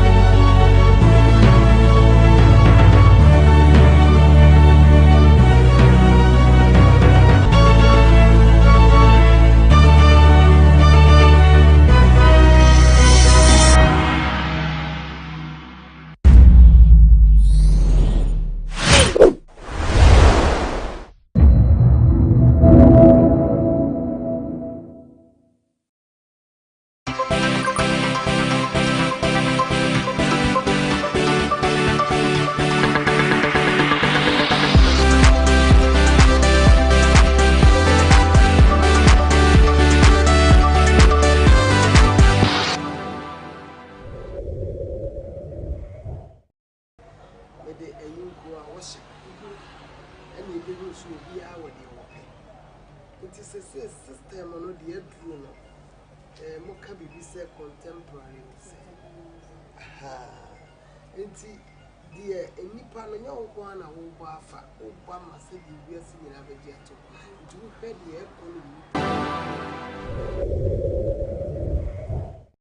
the Mesanso Mawakwaba about talkatainment at GhanaWeb TV and yan evangelist Dinah Asamoah to do our friend Mama Dinah and a baby didn't come. Mama, Mawakwaba. Yeah, Anna.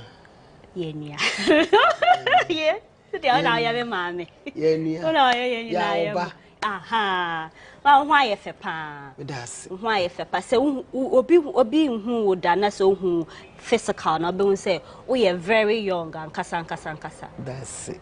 Ye de radiase. And when you're ready. Mama, you will say back home has say, not ye share, a year no yama was soon, Juma wedi. Udi evangelist Dinah Asamoah na chese ukanya kopon asem ochi Accra manyame obi besusu say height a wedu pembe so a wedu na ebi mpa na ka wo se what ministry bi ni ade but until sorry dey nti na we evangelist so sanso tunum na te say bia se na bia Akufo-Addo to me to part say omo betu asori na enu munye bi me da se na me chia wa hwefo ne wa tiefo nyina so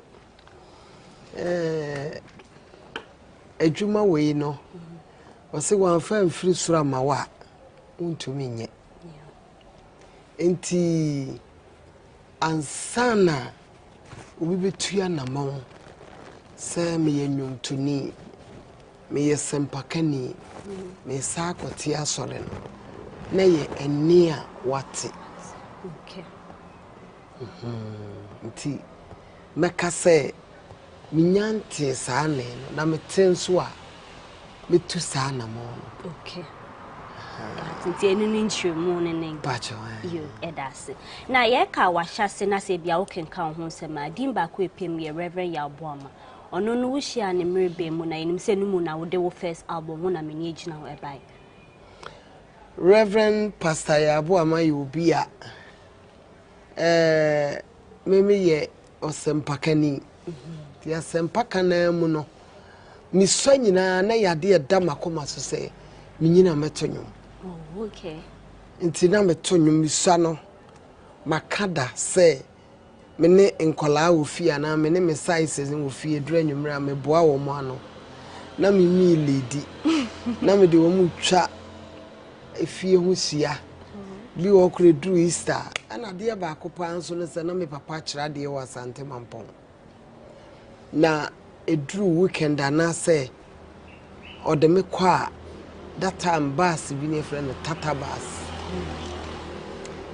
o twa me ticket mama me trance me hwe nipa nanimu atoto dwom saa na me koba ne fifire teme na ka ni mo mu busa na hwan bani se me papa so hu saa na ofere to ya no amoa me mesu mintime moa me hu nipa ne pe na adenaba nti enwom to ne de me dame na yam na me awrade de dom me na bibia wo ne bre because me sakura na me che ansa na me nante sa na me papa na me ma me ka na mfi be sai ansa me che for be 2 years nti me che for mo no ade ana me ma me ne me papa se me ye ne se mitimi tira fa akon ho metonyum saa ne anwum bia na awrade me ye smart se me suade enso nwum bia mete se ye to bia no na a record masom nti edidi mua na nyame breso ya na me preachi ka ma dwom ne ade ti da ko bi mako preachi dwakese me ba Kumasi baby freho Roman hair ti mi twam na sa area ho na Pastor Boamate freho bompata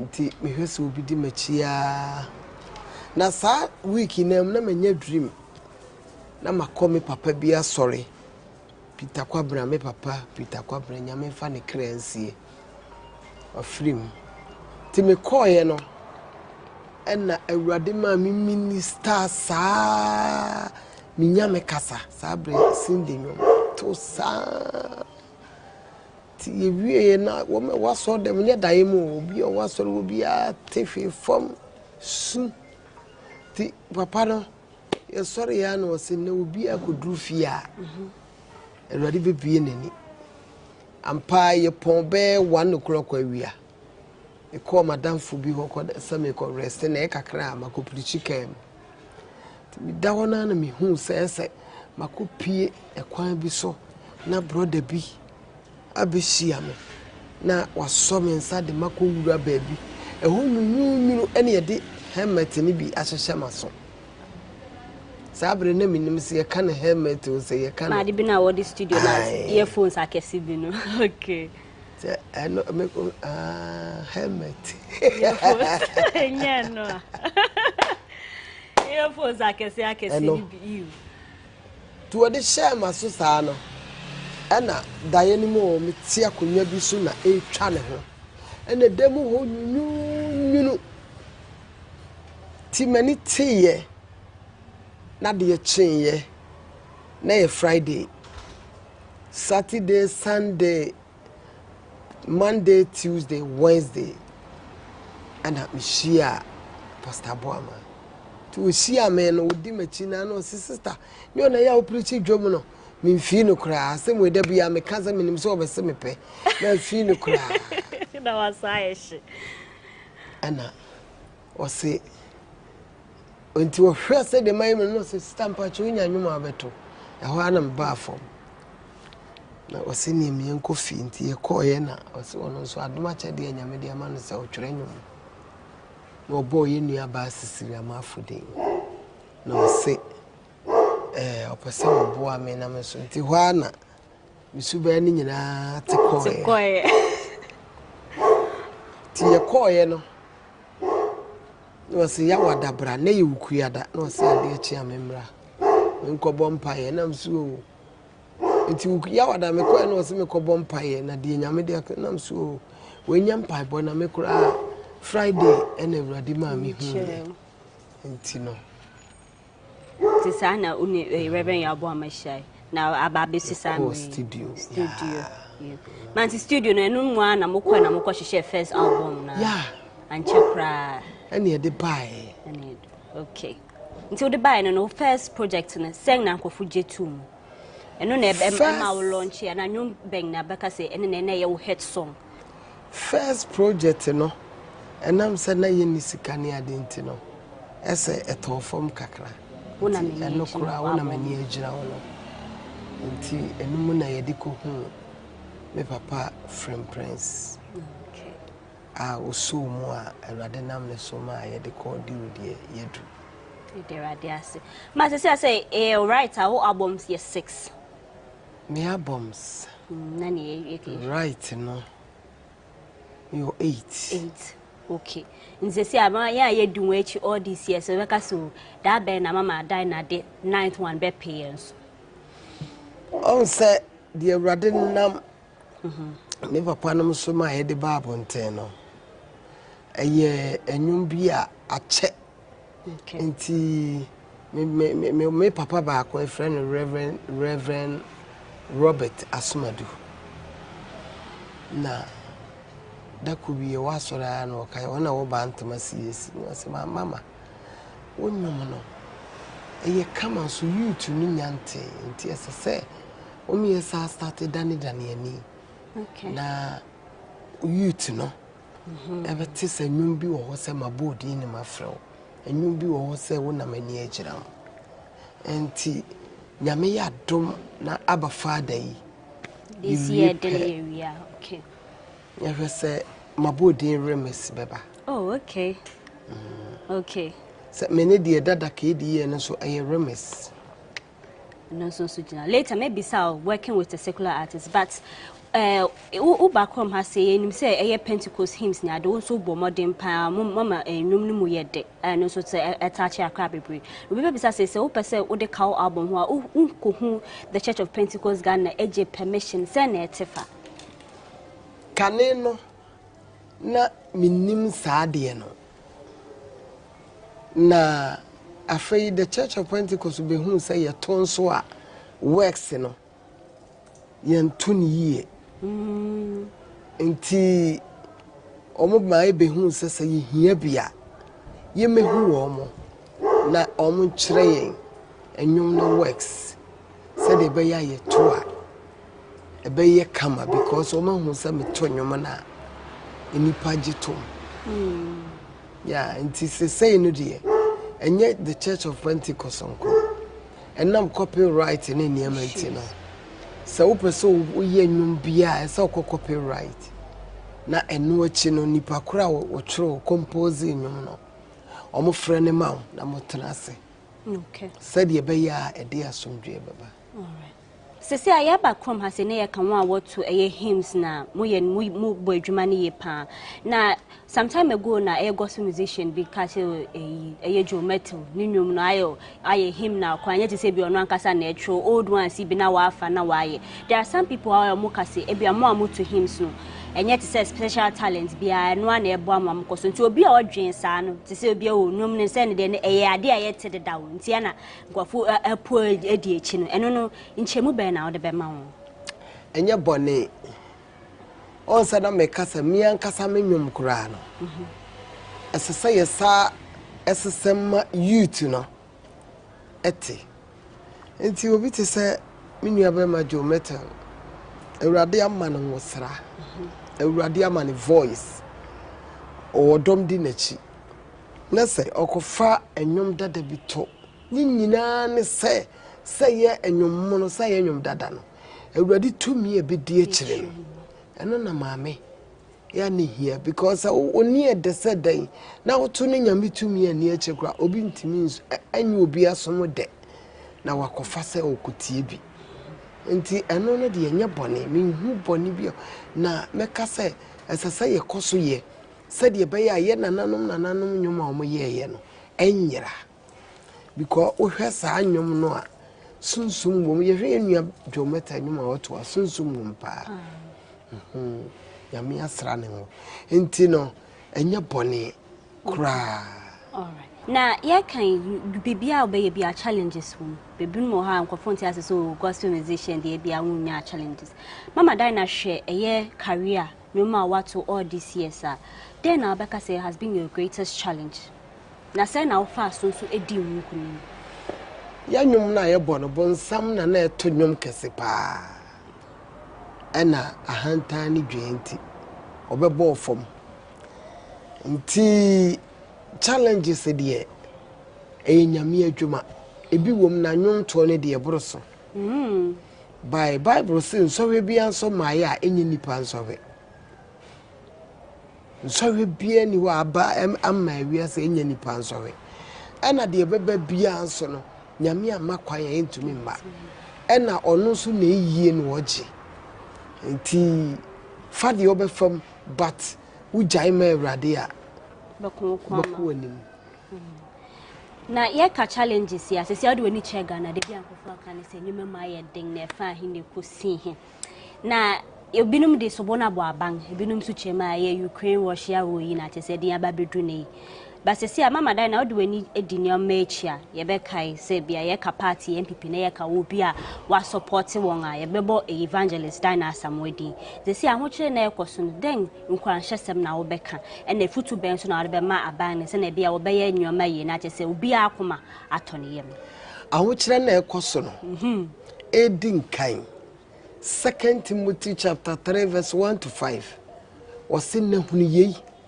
se na edi akire no emene mu oden ebeba nipa be yesika pefo ahopefo won a woni do se ye kọ bible no mu a said ye be ya ye ka bibia e bedi ka de ye ni ahwe nyame asem mu because nyankopon asem de maame o se ensa ma me nkyɛnje sabe de ntia me soma no no kwasem pa ne se de wo kanyina na nkyɛn no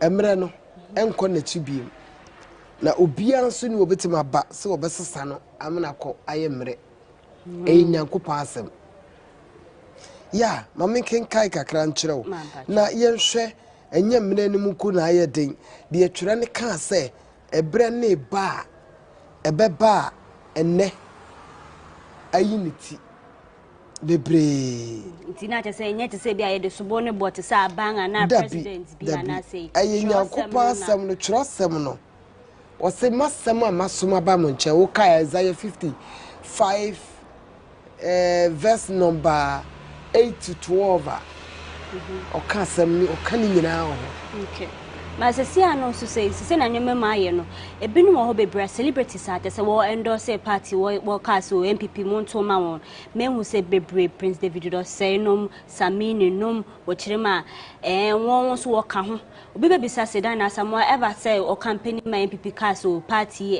wo nyama pa e ma oman no we nunu hu bia na hwa na enu no ti se bia se na nyama ko ya ko ayu be bisa sa eti wusu mu aya be ma ne na minnu me hoda no mo start so mo say campaign so amesa to anwuma sa ma wo 2024 ye be to ne ye be san so awini abreki e kam kirew nti winning bebe mu 2024 so life okay Mama Dina Kasa. Inti sese akoso hwe eye talk entertainment e wo GhanaWeb TV and evangelist Dina someone e twetwe nkomo. E betwa ye ho na ye koba nkomo no ya to aso.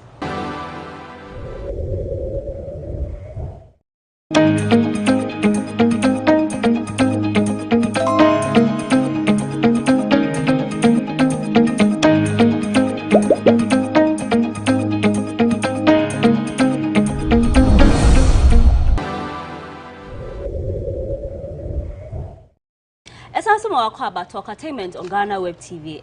Me Paula Mabronimini evangelist Dina Samoa and Yetchen Komo. Na asa na yebekwa na Mama Dina kase 2024. Obesa nso kura twanwom fofo kura my MPP. Me pese me bisa Mama Dina. Den na party ya wo de kasa te se ugusu wo mu arehim. Se ohwe MPP ene His Excellency Nanado Dankwa Akufo-Addo na baina. Media mekasa aban bie ni ho a waba wiase a Ghana ha waye adwuma chen papa ne da edi enti na mekasa ye nyina num se ye papa Mahama ekon no wose akadompe wose Ghana sika ya wi ho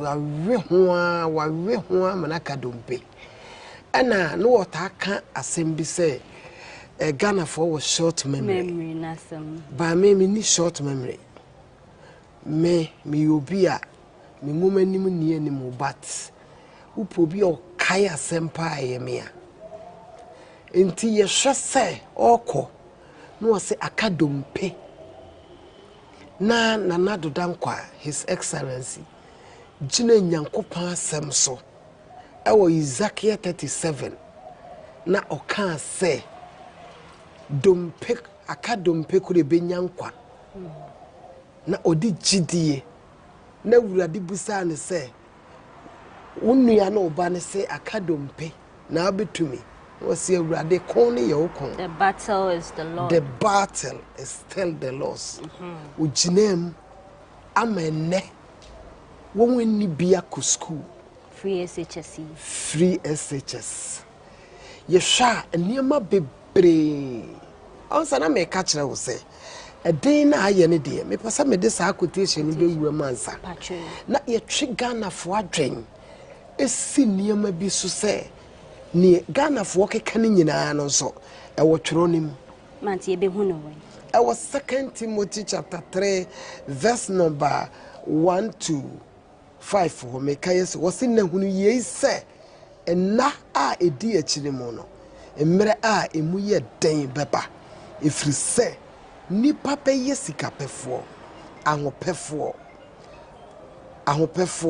ahohoahoafo ahantanfo abususem kafo awofo asem ho asodenfo boniayefo won a bibiara ho ntema won a woni do apam saifo nsekubofo won a won hye won akonoso won a woye wremfo won a won pepapa tini nyina ye trosem ni nyina ye trosem na ekosonso on wo se afetwafo aniyedenfo won a wo hran won a wo do anigedie sene onyankopon wo kekare won wanim kire onyamsompa nanso wapa emu ahoɔden saa nipa yi dane wo ho firi wɔn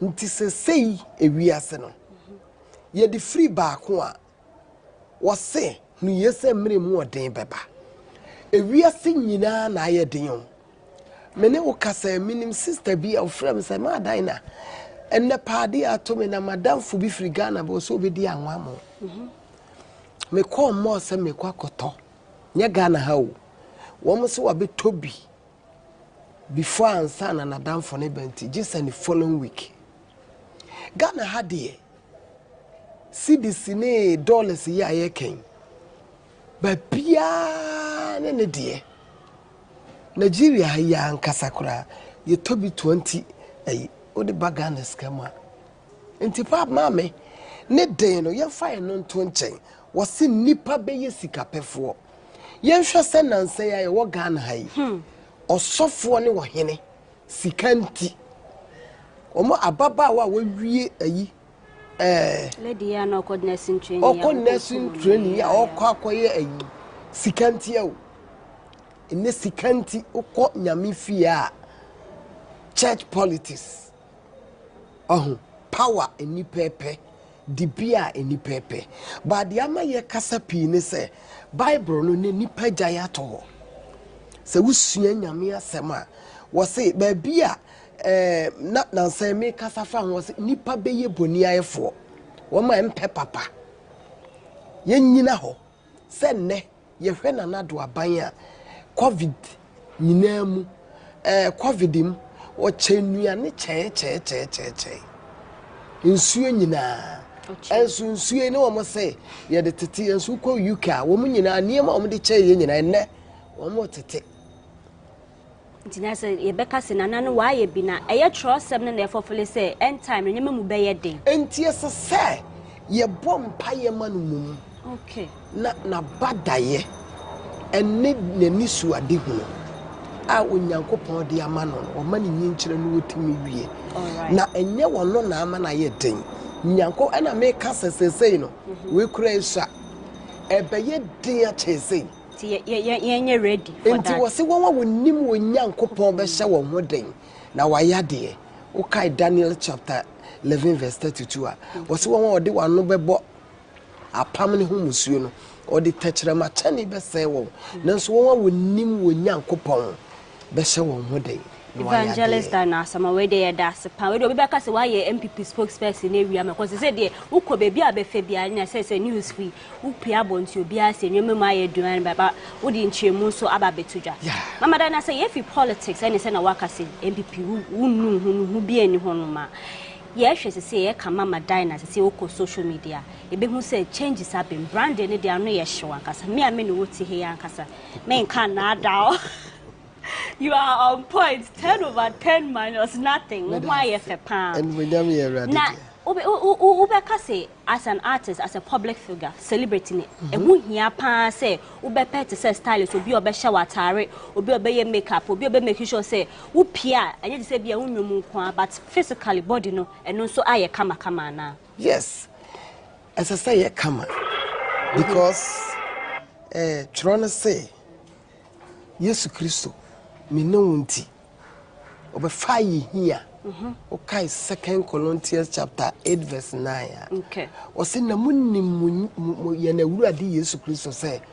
oye wodefo nanso sade be ya me ne wo ye be ya defo nti ogya ne defo ne to ho na obefa ye here ene wa me ya be ya defo nti ye ya ba Kristo mo no esese yi ma ye hu se Kristo mo emu yede ni mu ode ni mu ne nhira wo ni mu na ne panyina wo ni mu ena ni mu nyam wo pacho na sesi a me kase Yesu hira na afi ye behwe na wo propra e de ne be ma evidence be ma me ma wasem ba ko a na say nkrofo 6 nya sa na kane na mete makasem we several times say Kristo so me yenyini na me ma quotation supporter e free na krono nipa nyina beti ase se Kristo so mo no ye hiase ye di nipa nyina banyame fie na especially say system na ye wo mu no ye wo bere bia ne na de yo ye ko 2 Corinthians chapter 9 verse number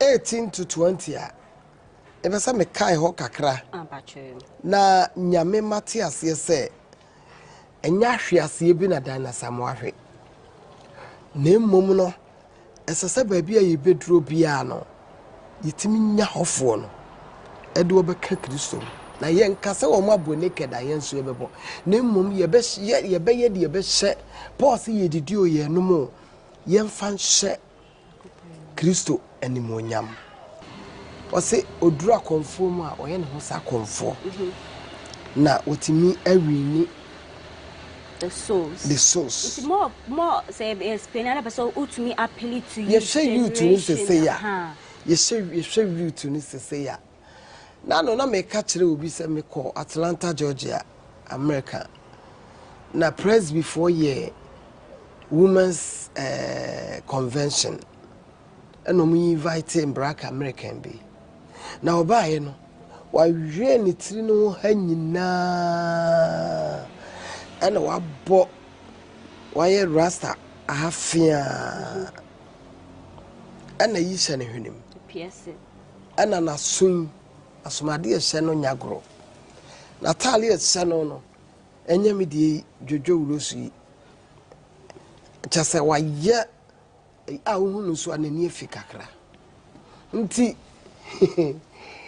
me papa Reverend Yankansa ana omaye ne wo mokoye program ti obaye ne ode ne kokotena asofofo no wode ne betena asofofo ye dabre na Ghana fo nko anso so ne ena ne yesia enti Ghana fo wa wunim Ghana fo criticize ti we hwe we ya we ya ko hwe we yanim we hwe we ne a we ko hwe we yanim just ya buno ayi sakwa no beka sakwa na just wo hwa ne ho de ya ene ya African de sa na ye beka na sister J Mike mame enyum pa wo to ye no gospel owie ye preaching ti o preaching na ene ono ade ba mu se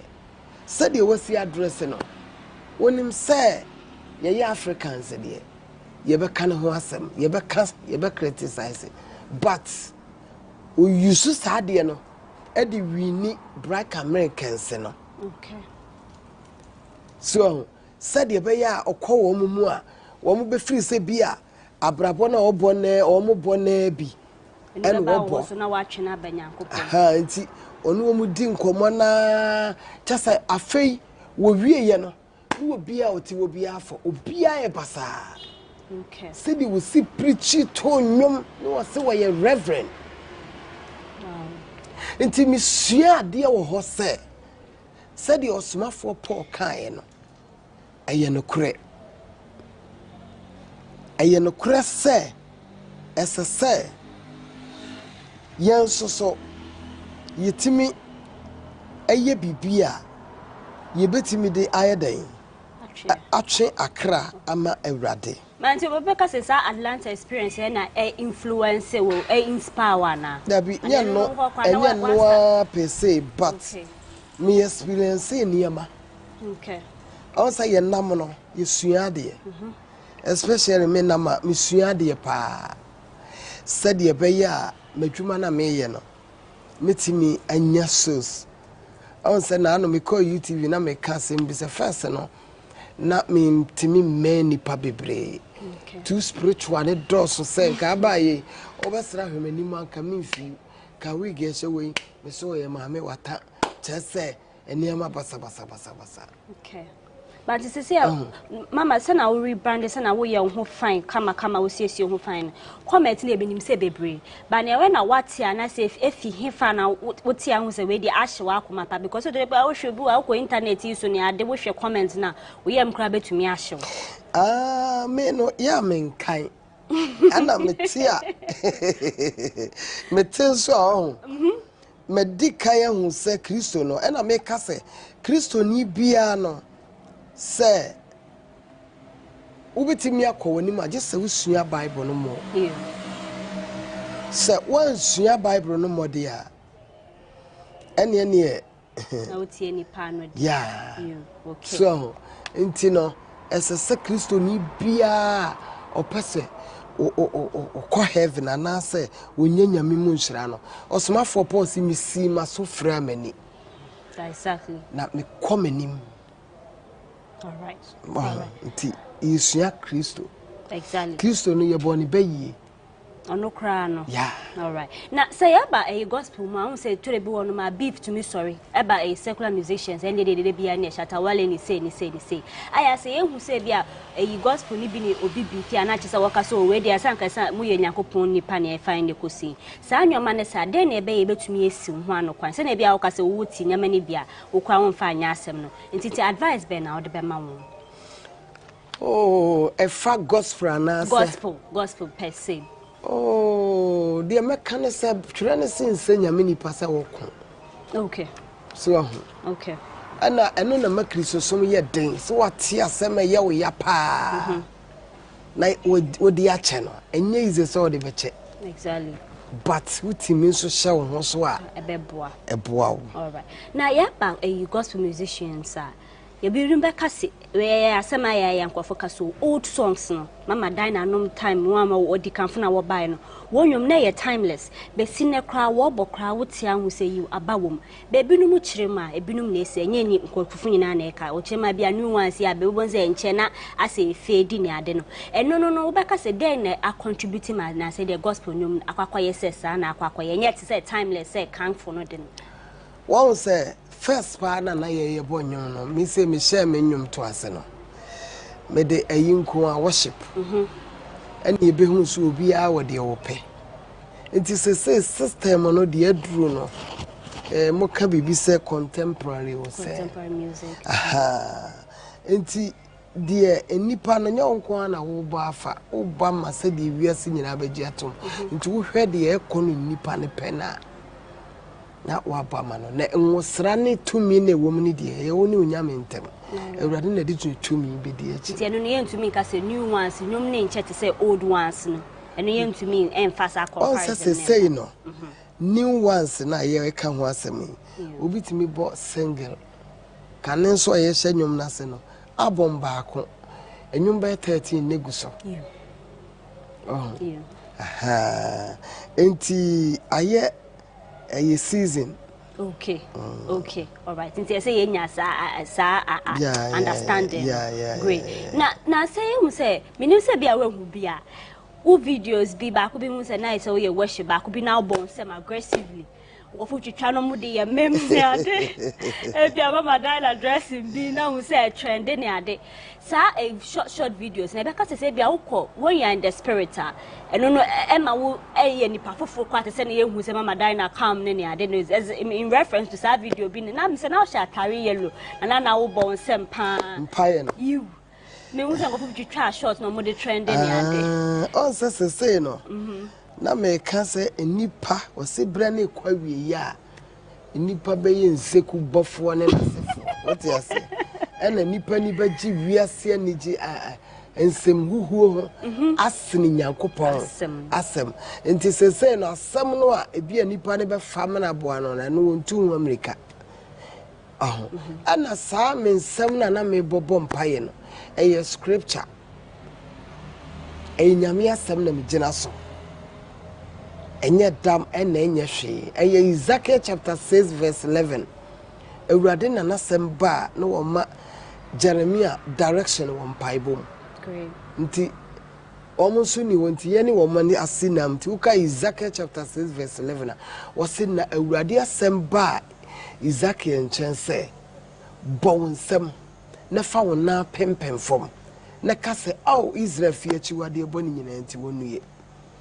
Osina won obe wo chichiri be ton kranta no sa bre no na omo dane afra urade ho ekosom abosom nti abosom som tumi no na nyame kire se sa niema wei nkrofo wei obetim ni wo makoa kwan sei na faso all right nti eno no ni nche mu nti ebi no nti ase na chese ebi no de be ye fani okay ba me ye de meti ase se enyame asem na me gina so all right na ye ba wie kwa no se wo de wani chere social media TikTok se bi o no ma na chese video me wo TikTok ana wo aha na se me abahu se na obi a record ebia we nya 35 we nya 30 on ware yo nwo ba ye ofele se bia ondu baby aye na chese o start blaming ho wakakoyo be atan opehia minim se wutufo pa no obi wo hono ma ofele se bia te se bia na ware time nso ye no di ya no bu no ho abomfia no den na be ka che nyame asem na obigina so awurade asem ntwam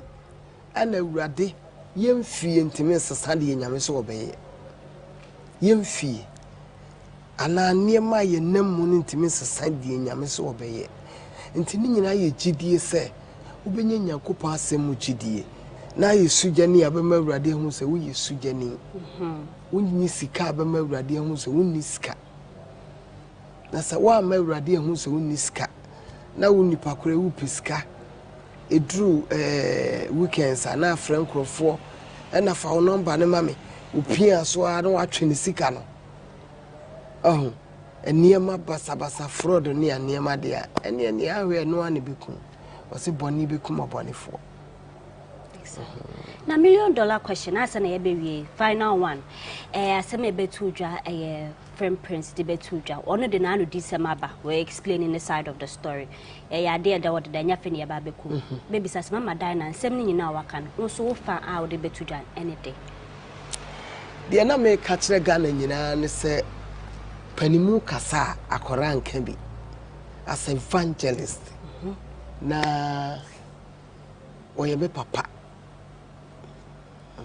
Bible nso so di waja no nani na won kwa na wa asase so nti panimu kasa akola enkebi nti sana manu yeti edase ama na final words the final words ni say de ne yeka wiase de no ye mata awurade na onu mu yie okay Job chapter 5 verse 19 to 20 na was say obeyi yefra ho hihia nsiam na de tosonso no bone renkan e kombrem obeji yefri wowum na akodie mu nso waje yefri afana no oso obekora yefri techirema mpra no nti ukai ho na kire se de ekoso wiase bia no yesu frɛ na ono na obeje ye osese memman ya wo bomidin won so bre won ho ase hwehwe ma awurade sane firi wakwan bone ho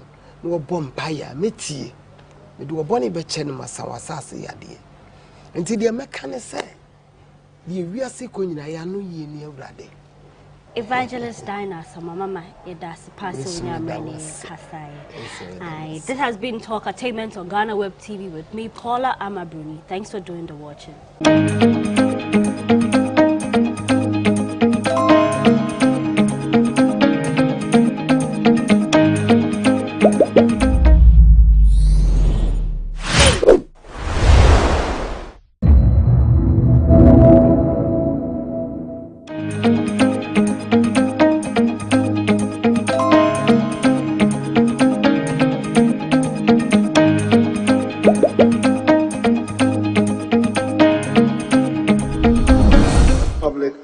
Committee was item 8F, F, not E.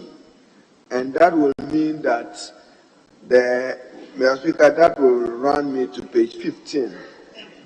The F there would also be G, not F, unless I'm not, and I believe I'm right, because Mr. Speaker, when you got there, you were emphatic yourself.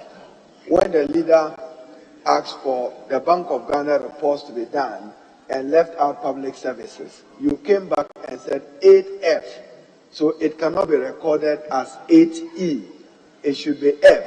And then the constitutional legal report was G. Mr. Speaker, I have requested even for yesterday's order paper to satisfy myself that I'm right. So it should reflect accordingly. Thank you. Yes, table office, kindly take note. Page 15.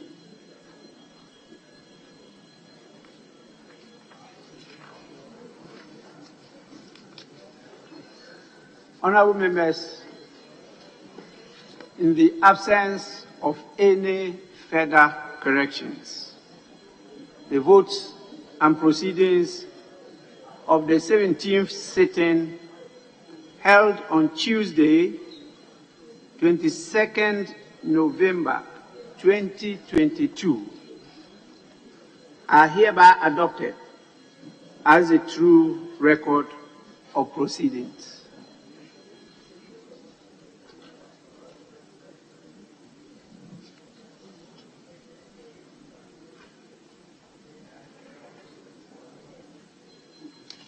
Honorable members, we move to item 5, urgent questions. The Minister for Interior, yes, Majority Chief Whip.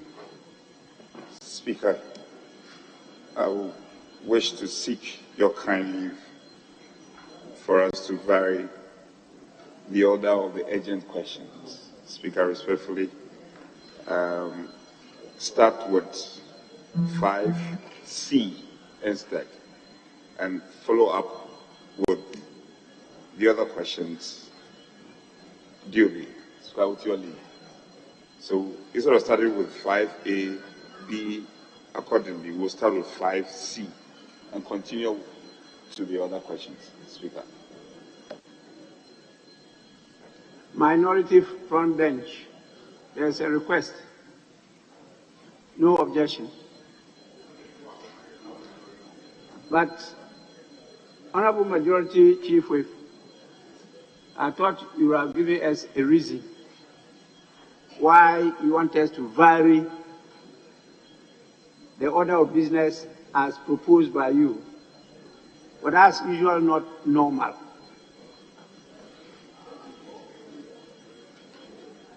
Yes, Minority Leader. Mr. Speaker, why I said no objection is because of what you know yourself, and probably I didn't want to litigate because the Honorable Minister for Interior walked to you quietly at conclave to indulge you, to allow him to be part of the team of ministers that will see the president off, probably on a foreign travel. And therefore, the understanding was that the Honorable Minister for Health would start, then subsequently followed by the Minister for Lands. Then as and when the Interior Minister gets back, he would be available to respond to the question. Mr. Speaker, when he made the appeal to you, you had no difficulty indulging him, and I believe that is why the whip is making the application. Thank you, Mr. Speaker. Minority Leader, what about item 5B?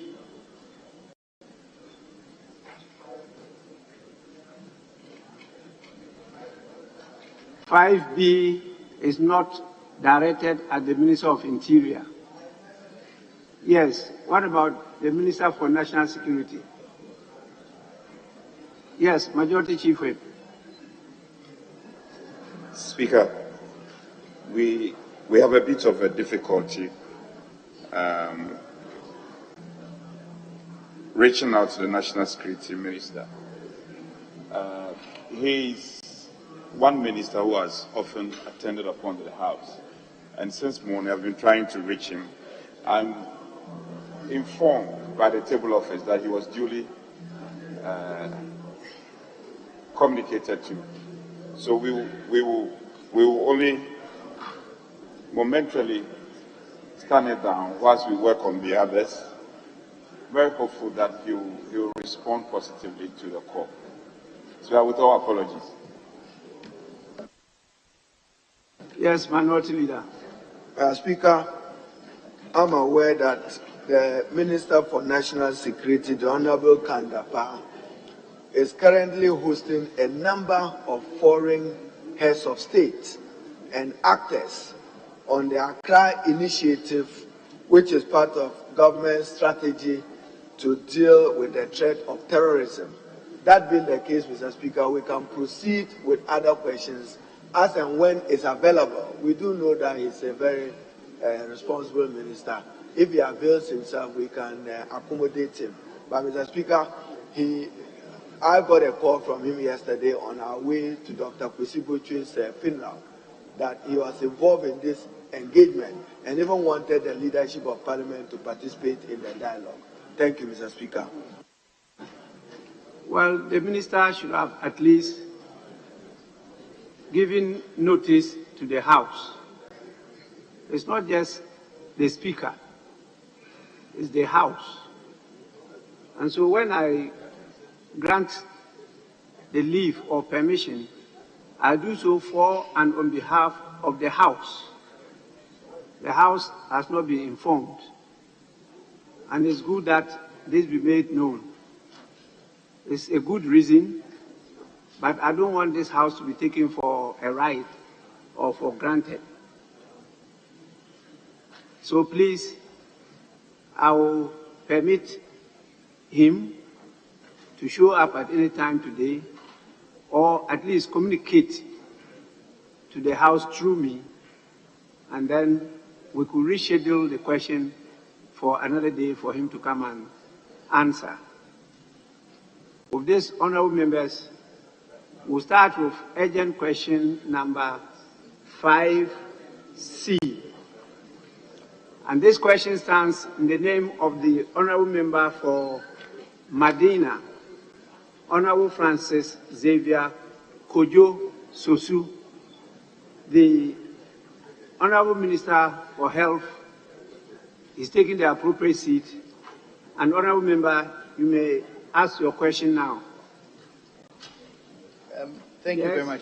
Mr. Speaker, with your leave, I would like to ask a question on behalf of the Honorable Member of Parliament, Xavier Sosu. It's not just my leave. You must have the authority of the member to ask the question. If you don't have his authority, I cannot grant I have his permission, Mr. Speaker. You have his authority? Yes, Mr. Speaker.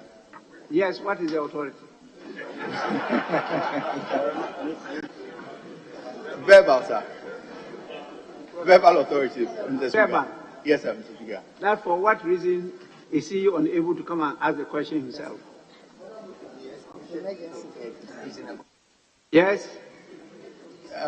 Something has come up. He has an emergency, I'm sure. Something has come up. Yes. Unavoidably absent, sir. I told you I don't want to hear that word. The unavoidable absence cannot be for members of Parliament. It's for the Speaker. So why is he absent today? He would have told you anyway.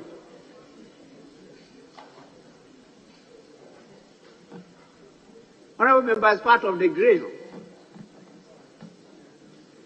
Yes. This week, he didn't tell me the reason, but he just asked me to ask a question on his behalf in his absence.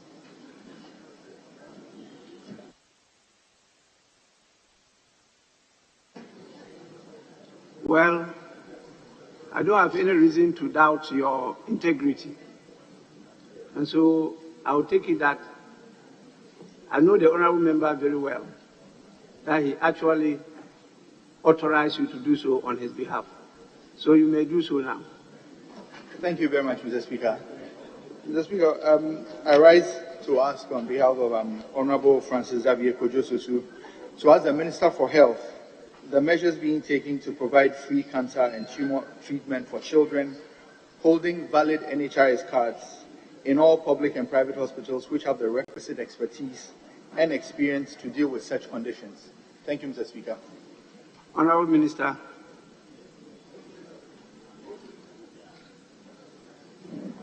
Thank you, Mr. Speaker. Mr. Speaker, due to the challenges associated with financial barriers to accessing cancer care, Ghana has strategically eased such costs by expanding the National Health Insurance Scheme's benefits package to include 4 childhood cancers, namely acute lymphoblastic leukemia, Burkitt's lymphoma, retinoblastoma, Wilms tumor, also known as nephroblastoma.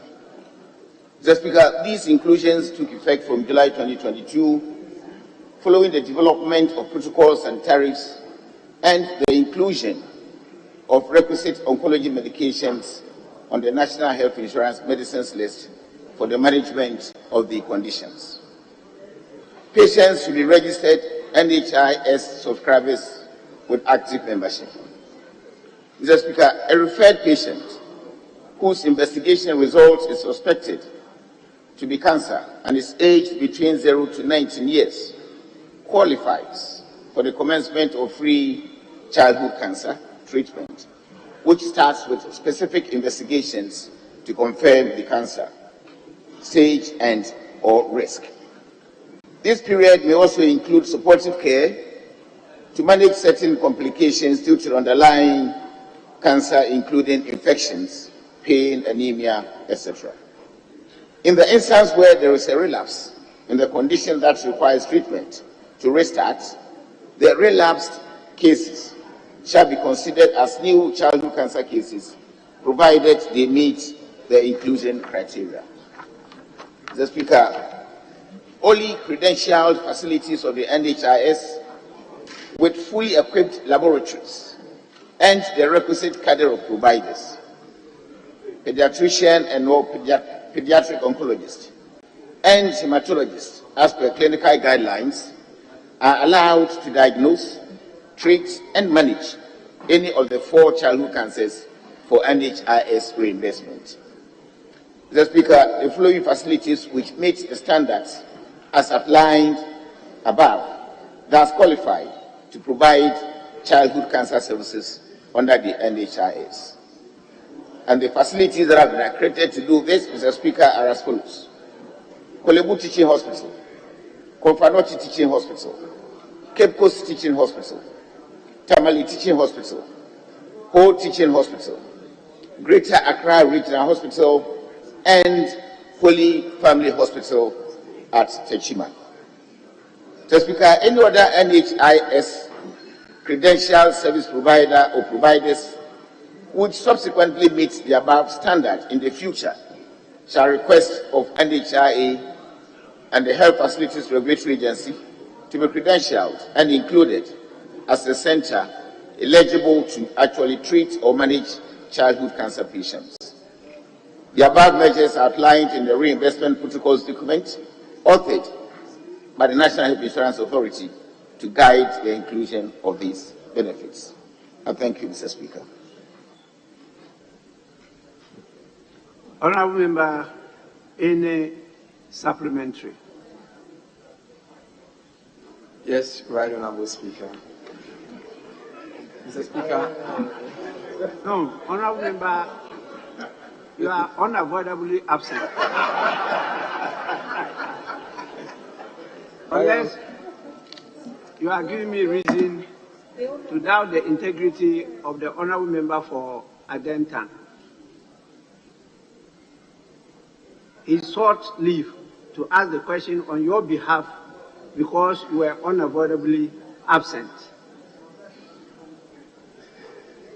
Right, Honourable Speaker, that is very correct. We were having a Constitutional Legal and Parliamentary Affairs Committee meeting this morning to consider some referrals to the committee. So, Mr. Speaker, when I heard that the Minister was in the House, I actually employed my colleague to do that on my behalf. But, Mr. Speaker, I reckon that there may be some follow-up questions that I would want to ask the Minister, and that was why I rushed in whilst the answer was being provided. So, Mr. Speaker, with your leave, if... No, I'm sure you understand the word absent. Mr. Speaker, I perfectly do understand the word absent from the chamber at the time. That's your understanding. Within the context. You have to read the Constitution to see whether the absence is referring to chamber or Parliament.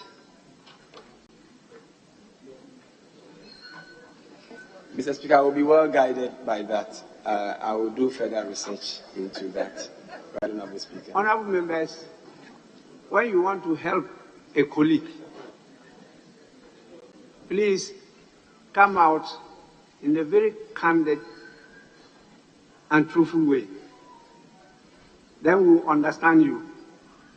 But when you do so, and the member appears, then it becomes a very difficult matter. I will not go beyond that. But a word to the wise. Yes, I know the importance of the question, particularly a question dealing with the wealth of the nation, children. And so I'll permit you to probe further by asking supplementary questions. Yes, you may do so. Honorable Speaker, we are very much obliged and I'm very grateful, Mr. Speaker.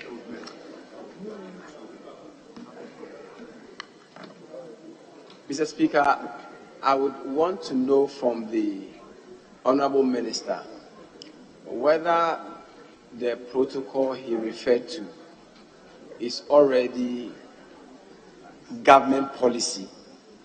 And if it is already government policy, is there any timelines for commencement of the use of those protocols that allow children with NHIS, valid NHIS card, to have free cancer treatment and management? Yes, Honorable Minister. Thank you, Mr. Speaker. Mr. Speaker, the protocols I mentioned are outlined to guide reimbursement for cancer treatment. Immediately, we expanded the benefit package. We added these for childhood cancers onto the benefit package. And it means that all other diseases that can be subscribed under health insurance will have protocols that will go with this same particular one. We did this because we have selected just a few centers, as I mentioned, that can do this particular treatment. And therefore, the protocols will outline these centers and give them specific things that they can do, which will qualify or be eligible for reimbursement. Apart from that, the normal reimbursement procedures and the payment periods will apply to treatment of these cancer patients, children. Thank you, Mr. Speaker. Yes, any further? Thank you very much, Right Honourable Speaker.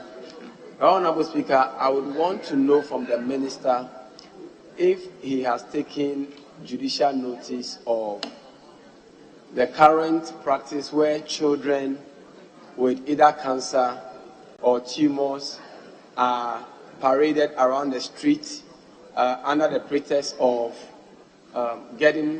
soliciting for funds for purposes of care of those conditions.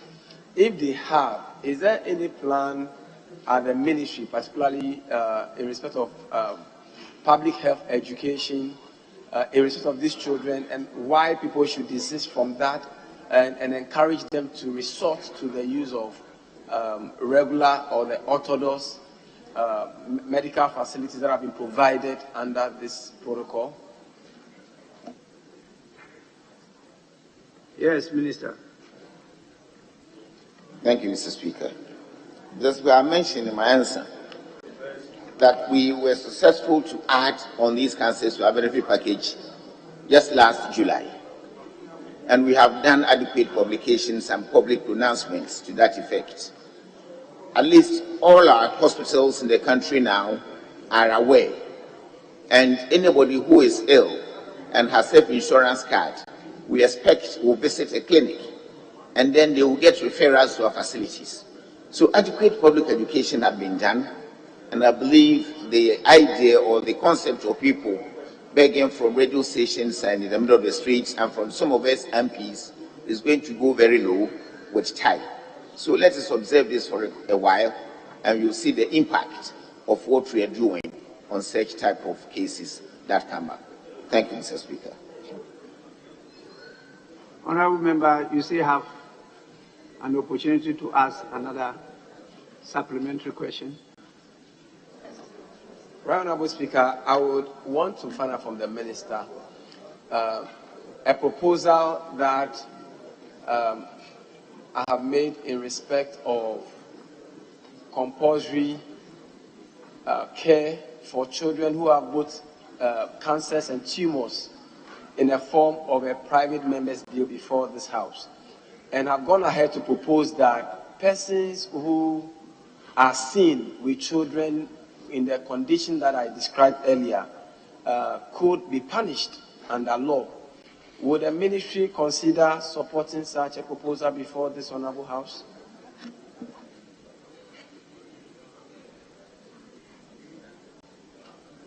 Well, Minister, if you are aware of it, I don't know, and you're prepared to share your opinion on it, you may do so. Mr. Speaker, I have not seen that proposal, and I will be grateful to my colleague if he will send me a copy of what proposal he's talking about. But my personal views, Mr. Speaker, I wouldn't want to believe that my personal opinion will matter in this matter. Thank you, Mr. Speaker. Where's a private member bill initiated by the honourable member, which is still going through the process. And so I'm sure you'll soon get to know. Yes, honourable member. Thank you, Right Honourable Speaker. I just wanted to find out, I heard the Minister make the point that they announced since last year the coverage of tumors and cancers for children. Does it cover all cancers and all tumors in children, or it is a specific list? Because cancers and tumors are not generic. There are several different cancers and tumors that require different treatment. So is it a broad coverage for all cancers and tumors or specific cancers and tumors? Thank you, Mr. Speaker. Yes, Minister. Mr. Speaker, I think I mentioned in my answer that we have picked just these 4 cancer cases that have been included in our benefit package. Thank you. I mentioned them: acute lymphoblastic leukemia, Burkitt's lymphoma, retinoblastoma, and Wilms tumor, which is also referred to as blepharoblastoma. Thank you, Mr. Speaker. Honourable members, the second Deputy Speaker to take the chair.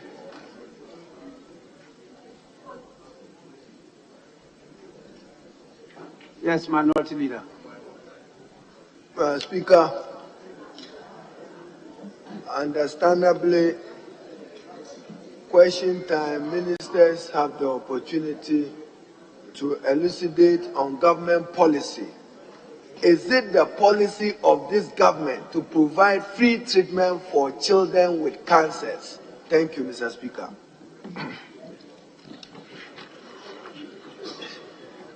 Yes, Chief Whip. Speaker, it's too early in the day to engage my respected leader. But if it's a question of policy, specific policy that my respected leader is desirous of knowing from the minister, I mean, by our orders, he might as well file a specific question. So he should stay clear and allow the minister know. Yes. For once, I'll turn down the question from the minority leader.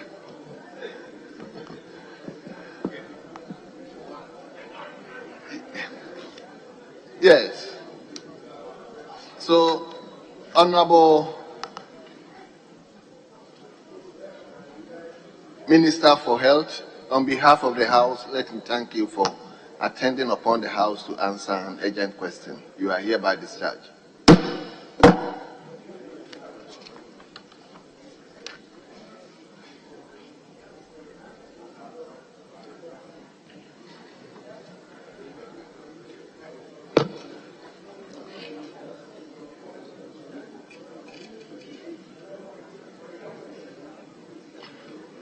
Honourable members, we may now jump into main questions, and we will start with question 1068. 1068. And the question stands in the name of a member for Adaku. Honorable Kwame Governs Abuja.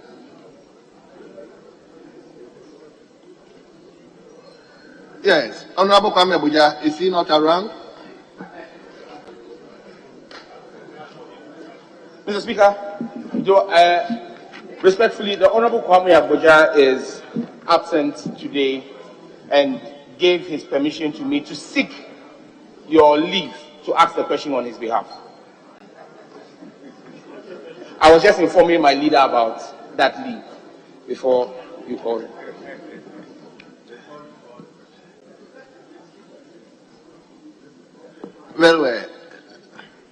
Well. I'm seeking your kind leave for our own Deputy Minister to stand instead for the Minister. Speaker, since he wants us to be meticulous, he must give reason why the Minister for Lands and Forestry is not here, and he wants a stand-in. So he must walk 2 legs. Why is the Honorable Minister for Lands unavailable to answer the question? Then 2, he can then seek your leave to allow the Deputy Minister, who is our colleague, to answer. So if you want to go by rules, let's play by it. So, Mr. Speaker, give us reason. Where is the Minister for Lands and Forestry? Yes, Honorable Chief Whip, where is your Minister for Lands and The Lands Minister is one of a kind who often attend upon the House.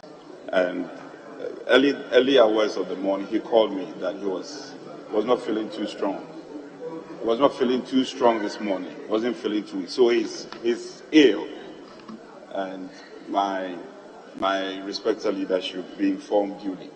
Otherwise, he would have been here. Would have loved to be here himself. Well, leave granted. Then the owner of the question, who has given power of attorney to Honorable Member for Ningo Pram. Yes, Honorable Member, the Deputy Minister is available to listen to you. So let's hear you. Thank you, Honorable Speaker. I rise to ask the Minister for Lands and Natural Resources if government disposed of some landed property since 2017. If so, how many transactions were made? What was the value of those transactions? And who are the beneficiaries of those transactions? Thank you, Right Honorable Speaker. Yes, Honorable Deputy Minister.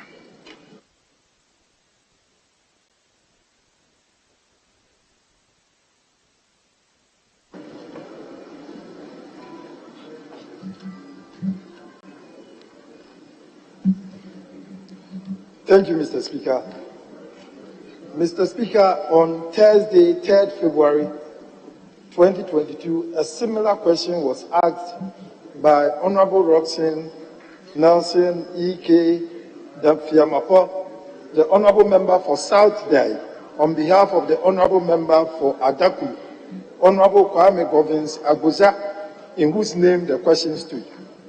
Mr. Speaker, again on Thursday, 3rd March 2022, this same question was listed to be asked by Honorable Kwame Abuja, but was later stood down.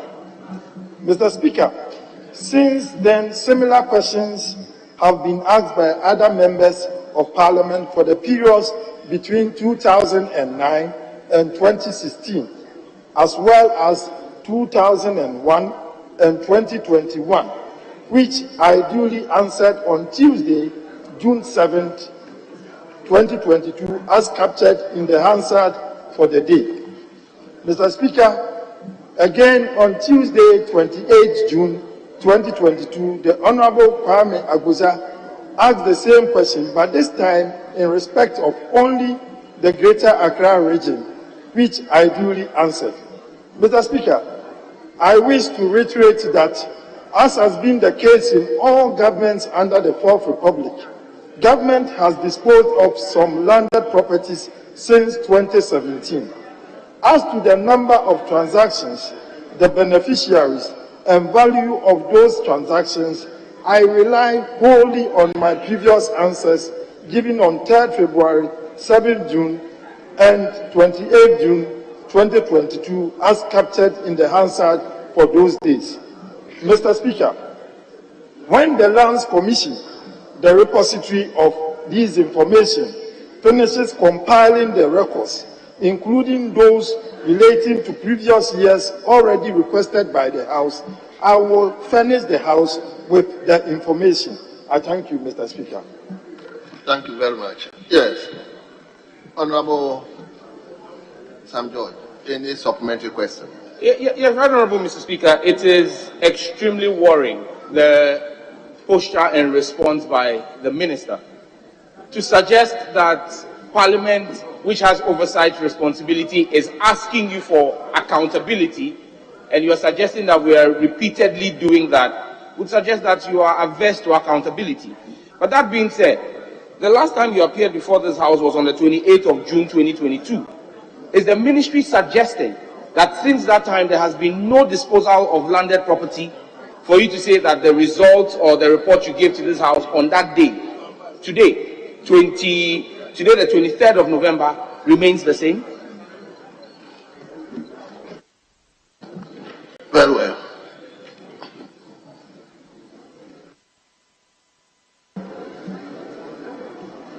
Thank you, Mr. Speaker. Mr. Speaker, I share his concern. But then, just like the answer given the other time, Mr. Speaker, the Lands Commission currently operates a manual system. And as I informed the House, this data is being compiled manually. So it requires considerable amount of time. My information is that they are still working on them, including the period between 2001 and 2022, which was asked by Honorable Fred, or by my honorable friend, the member for Abura Asebu, Kwaman Kesi, Honorable Morris Donko, the other time. Mr. Speaker, the Commission is currently engaging to undertake a massive digitization and digitalization program. And when that is done, this information available to the general public will be given, Mr. Speaker. But until then, Mr. Speaker, the data will have to be compiled manually.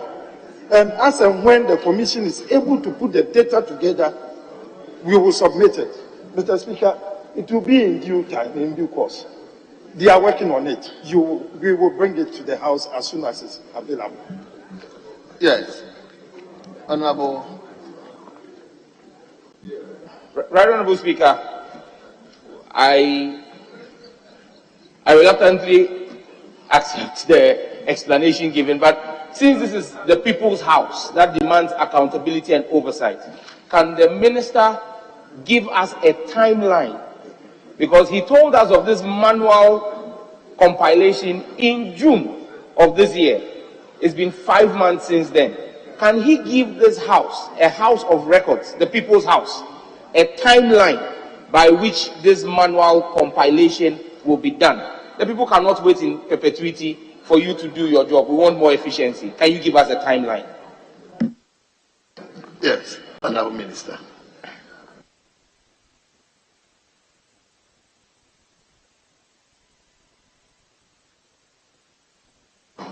Thank you, Mr. Speaker. Mr. Speaker, like I said, because this is being done manually, and we are collecting all this information from across the 16 regions of the country, it will be difficult for me to give a specific timeline. I'll be slow in giving timelines, Mr. Speaker. What I can assure the House is that we will do our best to expedite work on it, and when they are ready, they will be made available to the House. The members should kindly bear with us. We will let him have it, including the House. And then Honorable Minority Leader as well. We'll let you all have it. Thank you very much. Yes, Honorable Minority Leader. Mr. Speaker, I kept hearing from the Minister's answer to the question that it's being conducted manual. Are you suggesting to this August House that the Lands Commission hasn't gone digital? Thank you, Mr. Speaker. Yes, Honorable Deputy Minister.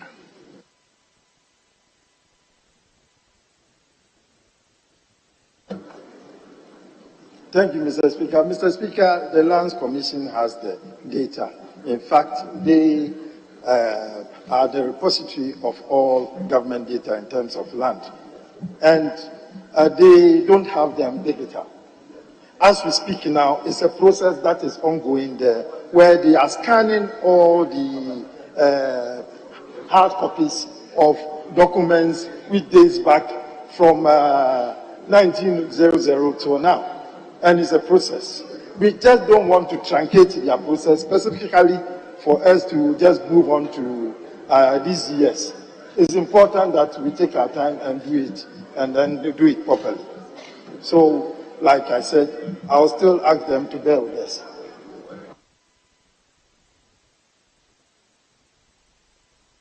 Speaker, will the minister be kind enough to tell this House how recent did this digital intervention start and what has been the situation before?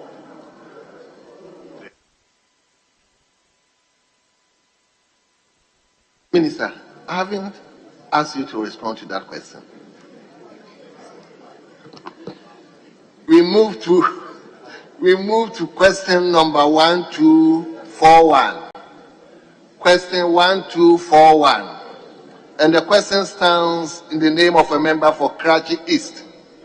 Karachi East, Honorable Wisdom Gidisu.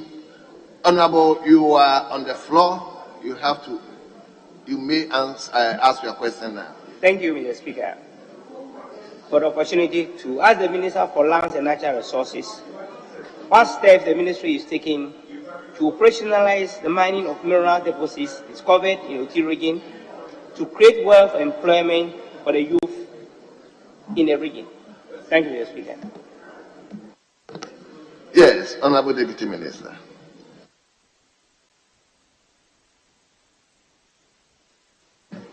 Thank you, Mr. Speaker.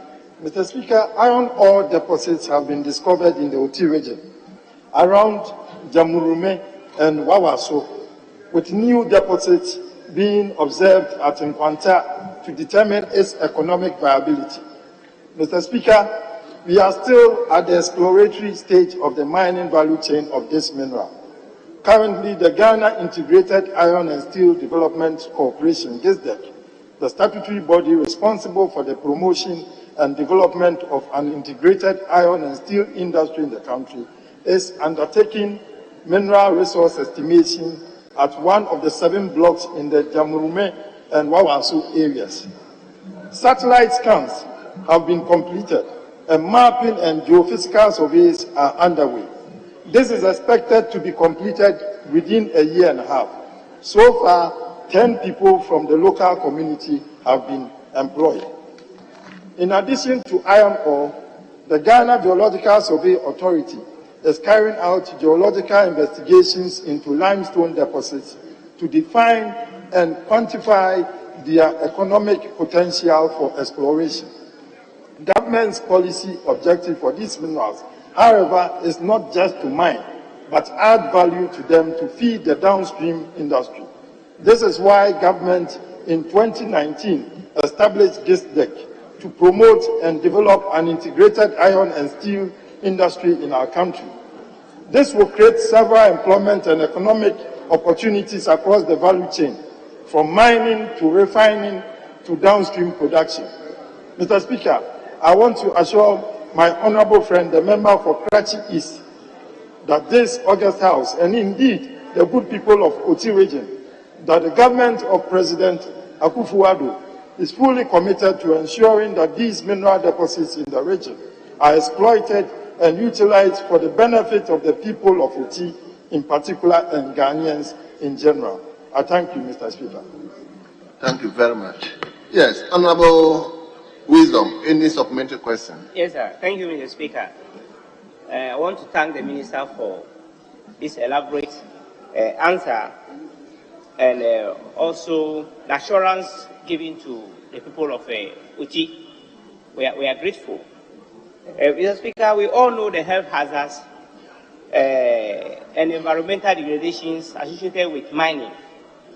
And that has been a major concern for people living in mining areas. I want to find out from the minister the preventive measures being put in place to actually curb these situations. Thank you, Mr. Speaker. Honorable Gidisu, may you take the question again? What I was trying to say is that we all know challenges that people living in mining areas, communities face.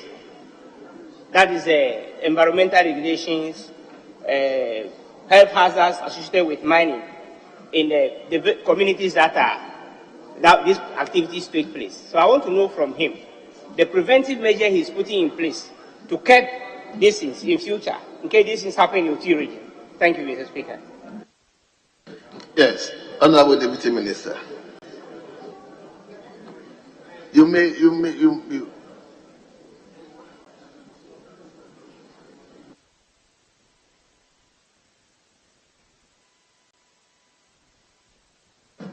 Thank you, Mr. Speaker. Mr. Speaker, I can understand the concern of the honorable member, but so far, as we speak now, in the Uti region, there isn't any serious mining going on there. But then, I will assure him that before any serious mining begins over there, we are going to ensure that we put in place all the necessary environmental measures to forestall any environmental or health issues that will come up in future. Thank you, Mr. Speaker. Wisdom. Thank you, Mr. Speaker. Mr. Minister, reports from the Minerals Commission shows that community mining is creating a lot of jobs, especially in the southern part of the country. And also, especially with the introduction of this gold catcher, that is reducing the use of mercury for mining. Very, very perfect. I want to know from you whether there are plans to expand or launch these community minings in the northern part of the region, including Uti region, because since it's doing well, creating a lot of jobs and increasing our revenue generation, whether you have plans to extend this into the north. Talking about the community mining. Thank you, Mr. Speaker. Yes, Honorable Deputy Minister.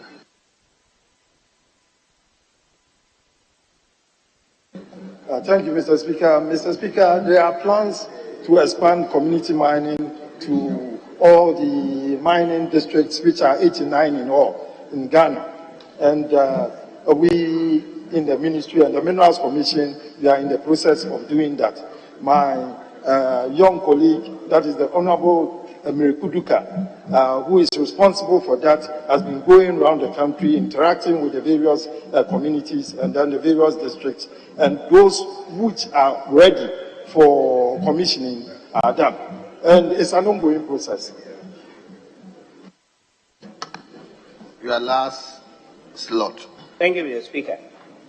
I further want to know from the Minister whether the Mineral Commission has plans to review the local content list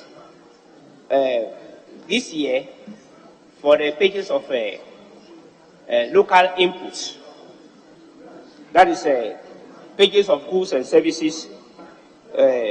Yeah, because I'm saying this thing has saved a lot of country some money by entrusting contracts into the hands of the local people, and also supply of fuel into the hands. Whether the ministry has any plans to do that. Thank you, Mr. Speaker. The local contest list. Yeah, that is a significantly different question, and he should apprise himself to Order 69. So he should apprise himself to Order 69. You could reframe it. You could reframe the question. Very well. Speaker, that question cannot be allowed. Very well. Very well. Minister, are you minded to respond to that question? You are not. Very well. So, Honorable Wisdom Gidisu, you may file a separate question in that line so that the minister will come and answer that question. We move to question 1284. Question 1284. This is a constituency specific question.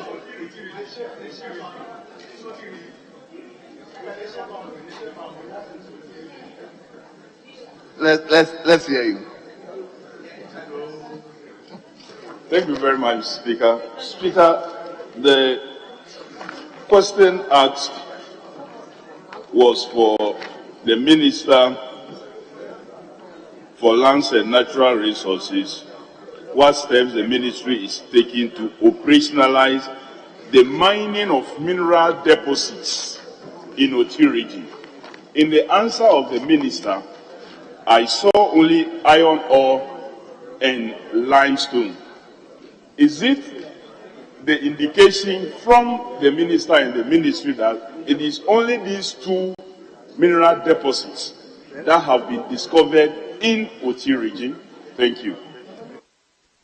Yes, Minister.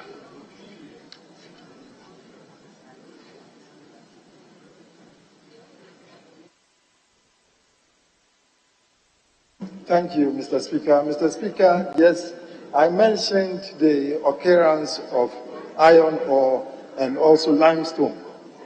Mr. Speaker, that is an indication that there are large occurrences of pegmatites.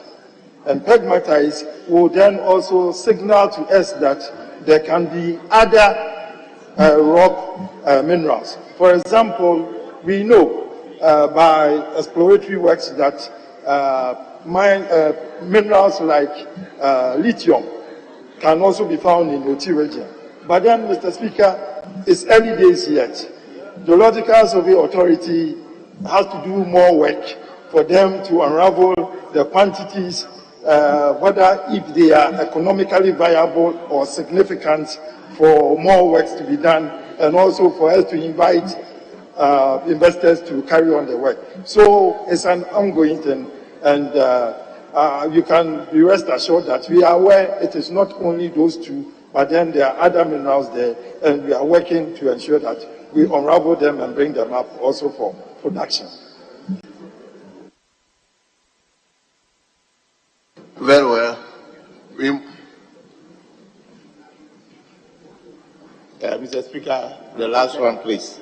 I'm the MP for the Jamrome and Wawasu. According to the chief, you've only shown up once, about 3 months now.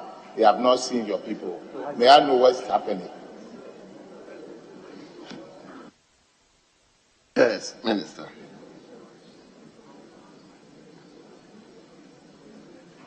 Thank you, Mr. Speaker. Mr. Speaker, I thank the honourable member for drawing my attention to this.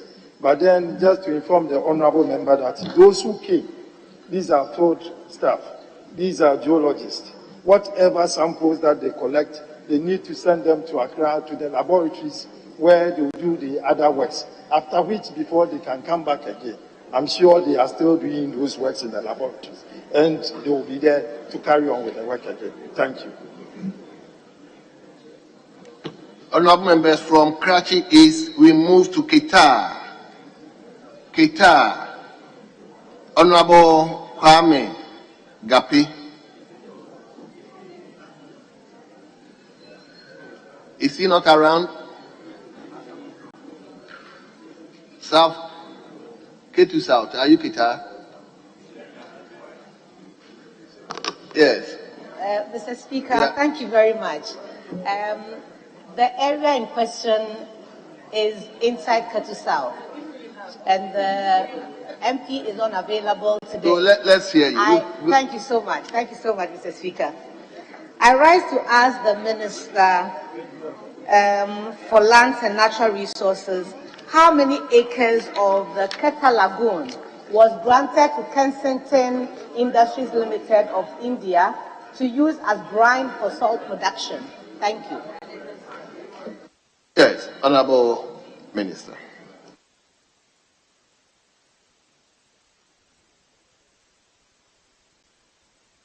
Thank you, Mr. Speaker. Mr. Speaker, by a restricted mining lease made on 29th December 2011, Kensington Industries Limited, now 7 Seas Salt Limited, was granted a 15-year lease over an area of the Keta Lagoon measuring approximately 6,004.48 acres. The area subject of the lease is located at Adina, Agabezi, and Blegusu, all in the Ketu South District. The lease is valid till 28 December 2026, when the 15 years granted will expire. I thank you, Mr. Speaker. Yes, Honourable Member. Thank you, Mr. Speaker. I'd like to know from the Minister whether within this stipulated time, the company has approached the Ministry for an expansion of the area that they were originally given, being Adina, Agavaji, and Blakusu. Have they come back to you to apply for an extension? And was that extension granted? Thank you. Yes, Honourable Minister. Thank you, Mr. Speaker. Mr. Speaker, the company has put in 2 different applications for 2 mining leases.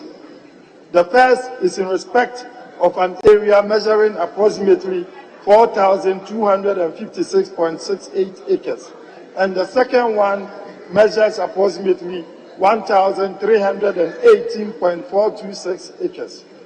Both applications are being processed and have not yet been determined. The only place that the company has rights over is the 6,004.48 acres granted in 2011. Yes, your last lot. Thank you very much, Mr. Speaker. Honourable Minister, the 15 years, when it has expired, do they stand a chance of re-engaging and having an extension? And if so, are there conditions that they have to fulfill before that permission is granted?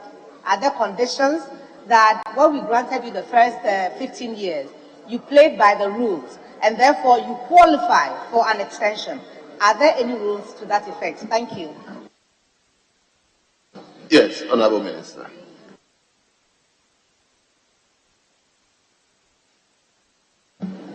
Thank you, Mr. Speaker. Mr. Speaker, just like all leases or agreements or contracts, they come with clauses and I'll say covenants.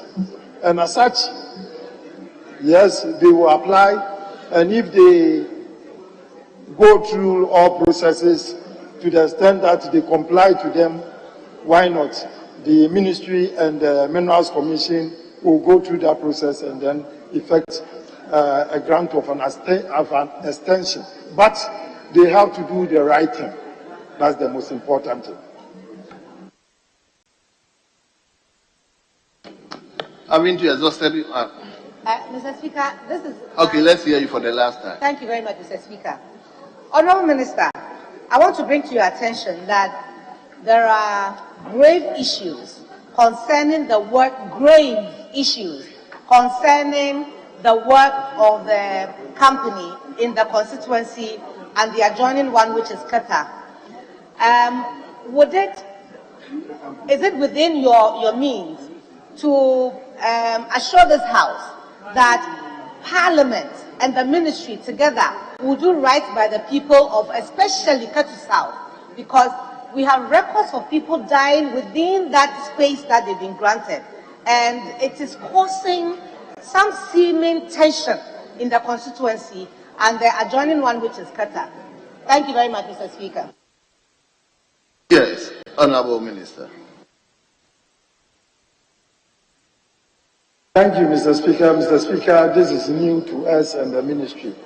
I will urge the Honourable Member to petition our Ministry with these concerns, and we will investigate them and then see how we can come to a solution to it. Thank you.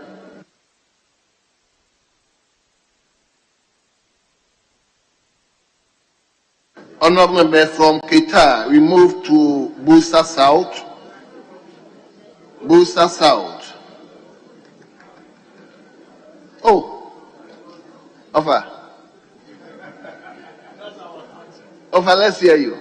Thank you very much, Mr. Speaker. Mr. Speaker, in the answer provided by the Minister, he refers to a restricted mining lease. I want to find out from the Minister what he means by a restricted mining lease, and also the process an applicant has to go through to get a restricted mining lease. Thank you very much.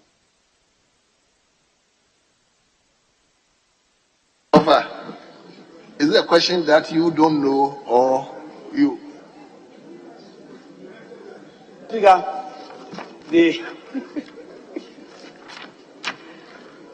question that the Minister sought to answer is to ask the Minister for Lands and Natural Resources how many acres of Keta Lagoon was granted to Kennington Industries Limited of India to use as the brine for salt production. And he answers that a restricted mining lease has been granted. And for us in the House, we don't all know that. We don't all understand the restricted mining lease. So for our elucidation, I want the Minister to explain what a restricted mining lease is, and also the process an applicant has to go through. Maybe somebody will be interested in the area to make an application, so he is guided what he has to do to be able to get the license. Thank you very much, Mr. Speaker. Over. Minister.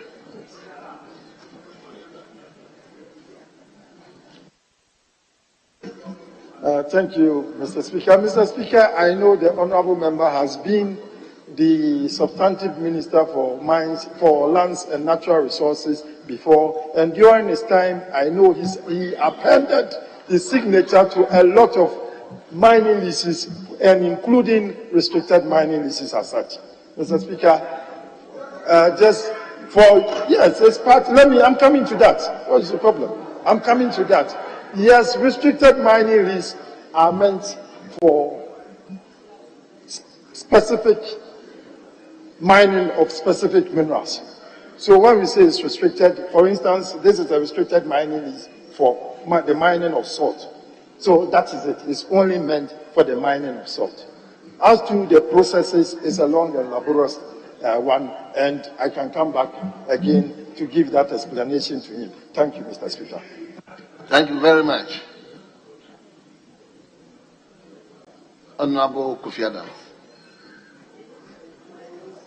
Thank you very much, Speaker. Speaker, my interest is in relation to the answer to a follow-up question about concerns that have been raised in both the K2 South and Keta, the adjoining constituencies, where even lives were being lost. The minister indicated they should bring petition because it's like news to him.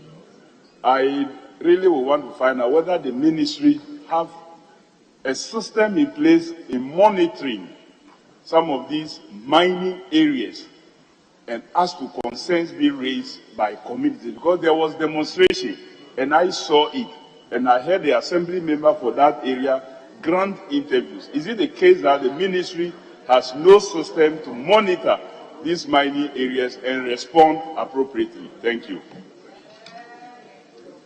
Yes, Honorable Minister. Thank you, Mr. Speaker. Mr. Speaker, I think I explained to the honourable member that, yes, it's new to us. Yes, there can be demonstrations, but we may not know.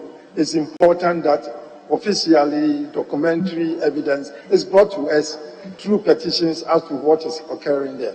So there's no harm in that. I'll urge the honourable members, the two honourable members, to kindly put their heads together and write to us, and the ministry will take it up anyway, even before you write, as soon as I get to the office, we are going to call on the Minerals Commission and ask them about it so that we can put in investigative measures in place as soon as possible. Thank you, Mr. Speaker.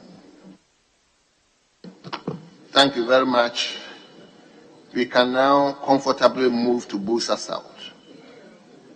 Busa South, Honorable Dr. Clement Abbas Apak. Thank you, Mr. Speaker. And Mr. Speaker, I like your choice of words. Comfortably move to Busa South.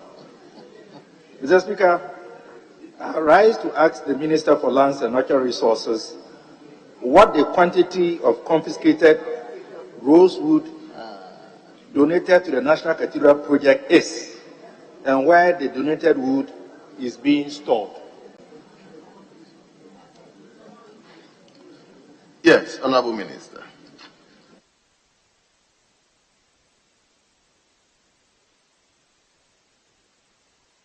Thank you, Mr. Speaker. Mr. Speaker, the ban on harvesting of rosewood began in 2012, when on 31st August 2012, the then Minister for Lands and Natural Resources, Honorable Mike Hammer, imposed a ban on the harvesting of rosewood, except for the 5 companies who were harvesting in the Bui Dam Reservoir. This ban, however, lasted for only a little over a month and was lifted on 5th October 2012. Mr. Speaker, on 15 July 2014, the ban was reimposed, but was again lifted a couple of months later. In February 2017, government, realizing the unsustainable nature of the continuous exploitation of these 3 species and minded to preserve our forest cover, reimposed the ban on the harvesting and exporting of rosewood. Since then, rosewood harvested illegally were confiscated and auctioned, and purchasers at the auction were permitted to export them. However, our intelligence revealed that some unscrupulous people harvest rosewood illegally, and when they are confiscated, they manage to participate in the lawful auction of the wood and then disingenuously turn around to export them to the international market. To curb this phenomenon, we impose a ban on the export, import, and or trading in rosewood. And to give effect to this ban, we ban the auctioning of rosewood and the issuance of Convention on International Trade in Endangered Species of Wild Fauna and Flora, CITES permits, for the purposes of exporting rosewood, whether acquired legally or otherwise. Mr. Speaker, on July 30th, 2021, I announced before this August House our intention to donate any rosewood confiscated towards the construction of the National Cathedral. Mr. Speaker, since this date, 12.5 containers containing an estimated wood volume of 250 cubic meters of rosewood have been confiscated and donated to the National Cathedral project. This includes the 5 containers impounded on 17 June 2021 at Tema Port. Mr. Speaker, for security reasons, all rosewood donated to the National Cathedral project are stored at the Forestry Commission depot in Achimota. As and when the project requires wood, they will make use of these confiscated wood. Mr. Speaker, let me assure my honorable friends, the member for Busa South, this August House, and the good people of Ghana, that our management of the natural resources of our country, including rosewood, will continue to be anchored on the highest standards of transparency, integrity, and candor for the benefit of the Ghanaian people, the owners of these resources. I thank you, Mr. Speaker.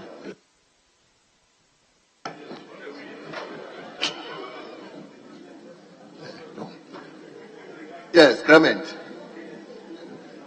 Thank you, Right Honorable Speaker. Mr. Speaker, I appreciate the Minister's response. And my follow-up questions are drawn from the content that he has just provided. Mr. Speaker, the Minister has informed the House that some 12.5 containers of confiscated rosewood have been given to the National Cathedral Project. Can the minister show us documentation confirming that the ministry has indeed handed over the said Rosewood to the National Cathedral Project? Yes, Honorable Minister.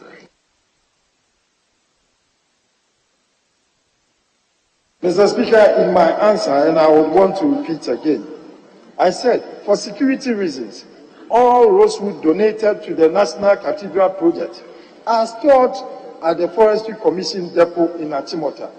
As and when the project requires wood, they will make use of this confiscated wood. Mr. Speaker, please, what it is that rosewood is a highly prized wood species. They are not meant for building construction. They are meant for the interior decorations, aesthetics, and even furniture and fixtures and fittings, and finishing of the project. At the finishing of the project, the cathedral project, Mr. Speaker, currently at this stage, they have not come to us that they need rosewood for use at the site because they have not gotten to that stage yet. We are keeping them in storage at Achimota depot, and anytime they need them, when they get there, they can come for them and we'll make them available for them. They are there. If the honorable member wants, I can go with him maybe tomorrow or any other day on a site visit for him to inspect them. Thank you, Mr. Speaker.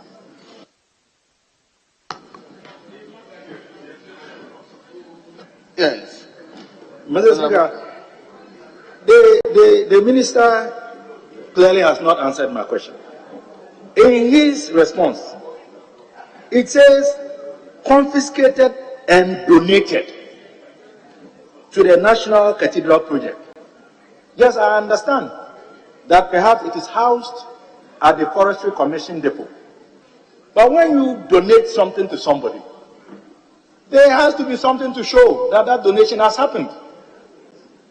So, I expect that the minister should be able to tell me that this is a correspondence between my ministry and the National Cathedral Secretariat, indicating that this quantity of rosewood confiscated has been given to them for use, so that even when they need the rosewood, they can then go to the Forestry Commission where it is stored to take custody and to use it. So you said donated. So how can you tell me that we should wait? You should know. Because if you donated, there must be some documentation. The recipient should have some documentation that you have donated this to me. In any case, my last supplementary question. Mr. Speaker, given that the National Cathedral Project, from information we have, is currently suspended, what steps has the ministry taken to process the wood and to preserve it for if and when the National Cathedral Project requires the wood for use? Yes, Honorable Minister. Thank you, Mr. Speaker. Mr. Speaker, I am not aware of the fact that the National Cathedral Project has been suspended. So as far as we at our ministry are concerned, we are still keeping the rosewood that we've confiscated in storage for the use of the cathedral anytime the project coordinators need them. Thank you.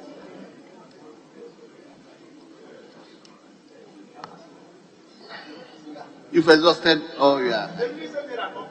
No. From Busa South, we come down to Kwadaso. Honorable Dr. Kingsley Nyako, Honorable Dr. Kingsley Nyako, you may have the floor now.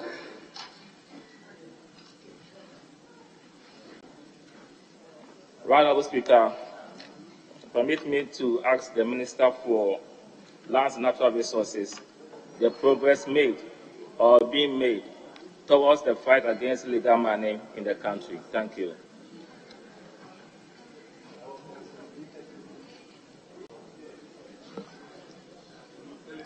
Yes. Honorable Minister.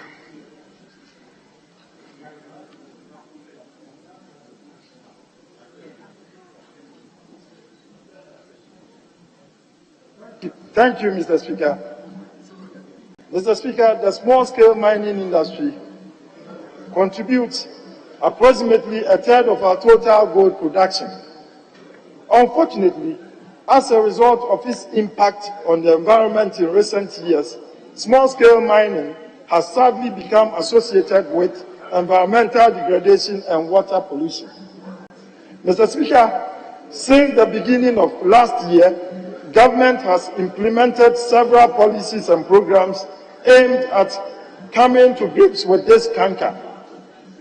We declared river bodies at red zones for mining, banned reconnaissance, prospecting or exploration in forest reserves, launched Operation Waltz 2 to raid river bodies and forest reserves of illegal mining activities, introduced speedboats and river guards to patrol and protect our river bodies, banned the manufacture, sale, and or use of the floating platform popularly referred to as chamfan, enhanced the punishment regime for persons involved in illegal mining, revamped community mining schemes, and developed an operational manual to regulate their operations.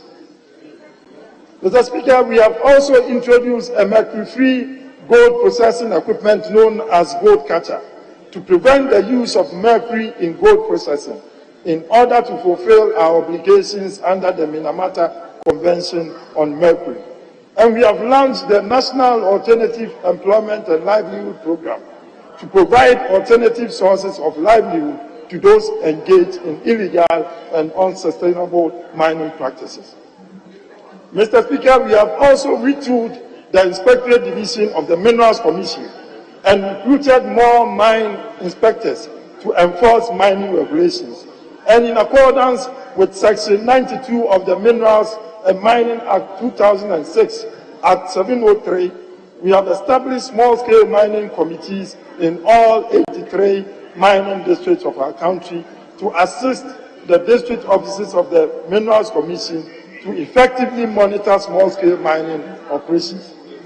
Mr. Speaker, these gamut of measures have yielded some positive results, with a surge in the number of prosecutions and convictions for persons involved in illegal mining, including the famous Aisha One. With the support of this August House, pursuant to the Minerals and Mining Amendment Act 2019, Act 995, we have enhanced the punishment regime and increased the punishment for engaging in illegal mining to a minimum of 15 years imprisonment, together with a fine of not less than 10,000 penalty units for Ghanaians and a minimum of 20 years imprisonment, together with a fine of not less than 100,000 penalty units for foreigners. It is our expectation that those found guilty will be made to face the full rigors of the law.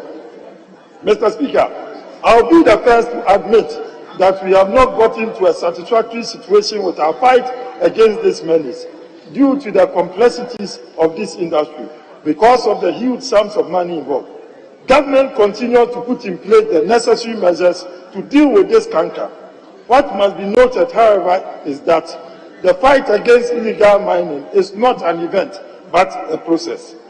After decades of distraction, the results of our policies may not be immediately obvious, but we will continue to work with all stakeholders to protect our lands and forests as well as our water bodies for current and future generations.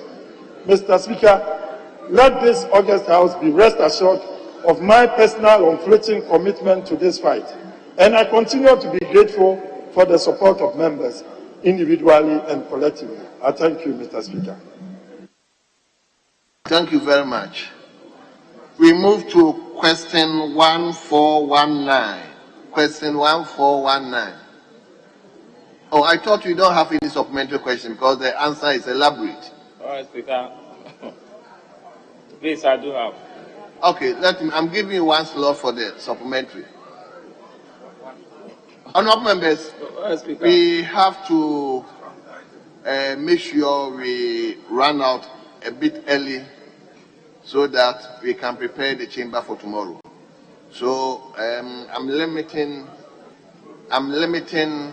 the supplementary questions. I'm limiting the supplementary questions to only one, and that is only for the owner of the question, please. So, Speaker, if that is so, then I give up. Thank you. Very well, thank you very much. So we move to question 1419. Question 1419, and it stands in the name of a member for Wa Central. Wa Central, Honorable Dr. Abdul Rashid Hassan Pepu.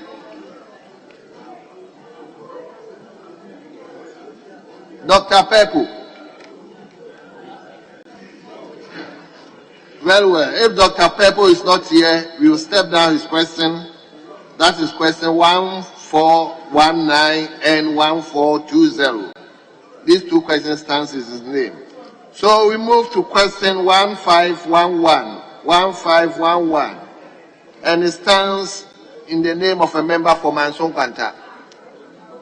Manson Kwanta, may we hear you? Thank you, Mr. Speaker. I rise to ask the Minister of Lands and Natural Resources the steps taken so far in registering artisanal miners who use local implements and tools in their mining activities. Thank you, Mr. Speaker. Yes, Honorable Minister.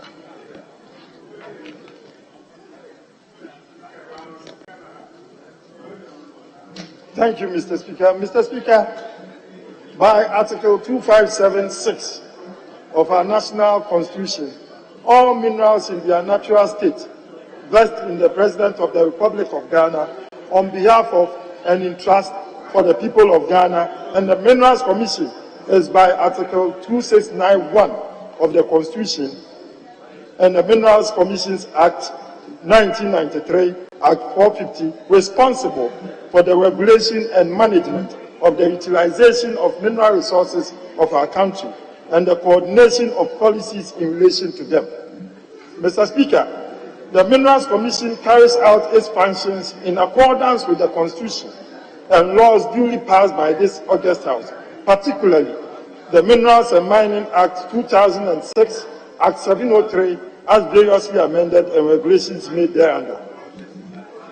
Mr. Speaker, Act 703 recognizes only two types of mining, large-scale and small-scale. Artisanal miners are therefore, for all intents and purposes, small-scale miners and are subject to the same laws and regulations for small-scale miners.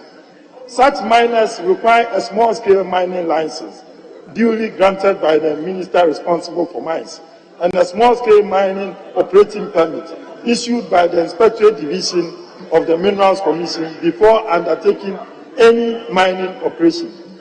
Mr. Speaker, to facilitate the easy acquisition of the license and the operating permit, excuse me, we have moved all applications online and have decentralized the processing of these applications to the regional and district offices of the Minerals Commission.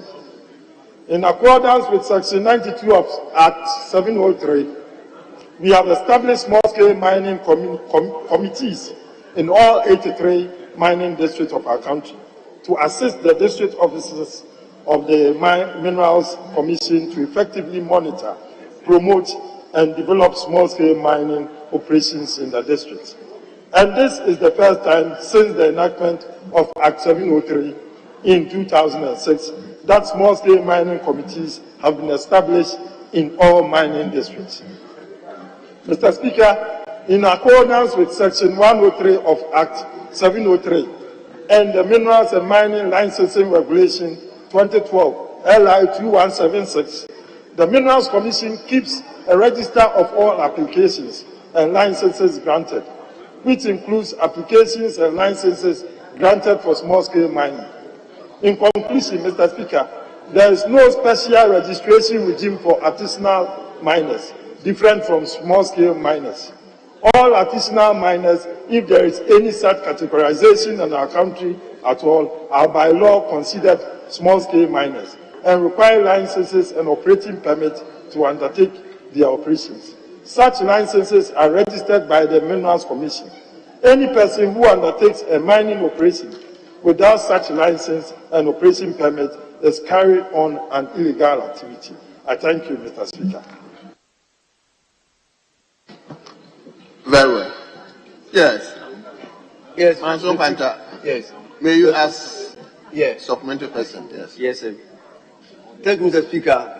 I want to know from the minister, those of us coming from the mining area, we have some places where the lands are depleted and waste, and some of them, I'm referring to as sub-miners, work in those areas, distinction from those who are working in new areas. What step can be taken to ensure these people are given some dispensation so in their operation they can reclaim the land and at least also pay something to the assembly as fees or taxes? And secondly, some of these places are not working in water bodies and forest reserves. So the military and the other security on these people can also be prevented. If I may want to know what they can take so that those people working in such depleted and waste areas can be considered. Thank you very much, Mr. Speaker. Right. Honorable Minister, did you get the question? Honorable Member for Manson Kwanta, the prelude to the main question was just be straightforward to the question, unless. Mr. Speaker, I just want to know those working in depleted and waste lands, what can be done for those people outside those who are working in new areas and not in water bodies and forest reserves? So there's a difference between those working on work mines, that is waste areas and depleted areas, and they are doing some sort of secondary mining there. So those people are not given any new sites to work on. Yes, Minister, you may respond to him. Thank you, Mr. Speaker. Mr. Speaker, I think I'll invite the Honourable Member to our ministry, work together with the Minerals Commission workers so that we can sit down with him and then get to the bottom of what he's suggesting and what he wants the ministry to do for him. Thank you, Mr. Speaker.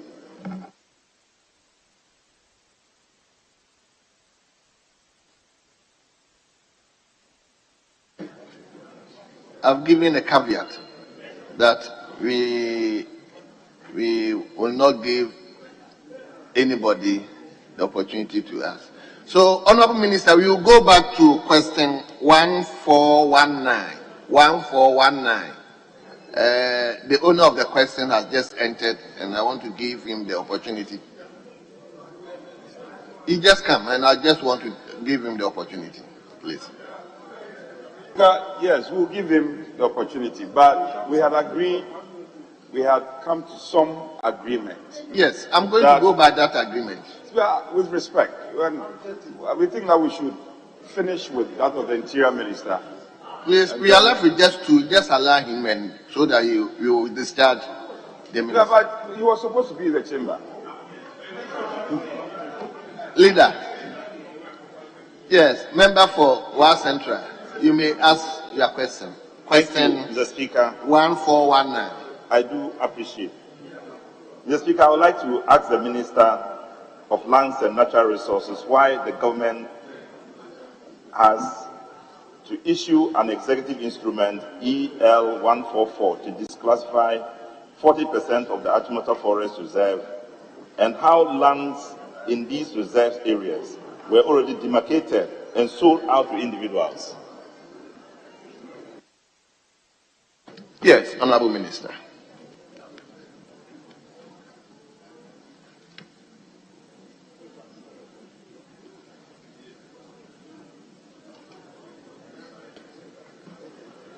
Thank you, Mr. Speaker. Mr. Speaker, the Achimota forest, originally measuring approximately 1,185 acres, was acquired by government in 1927 and constituted a forest reserve in 1930 by Order 31 of 1930 for the purposes of fuel wood plantation for the Achimota School.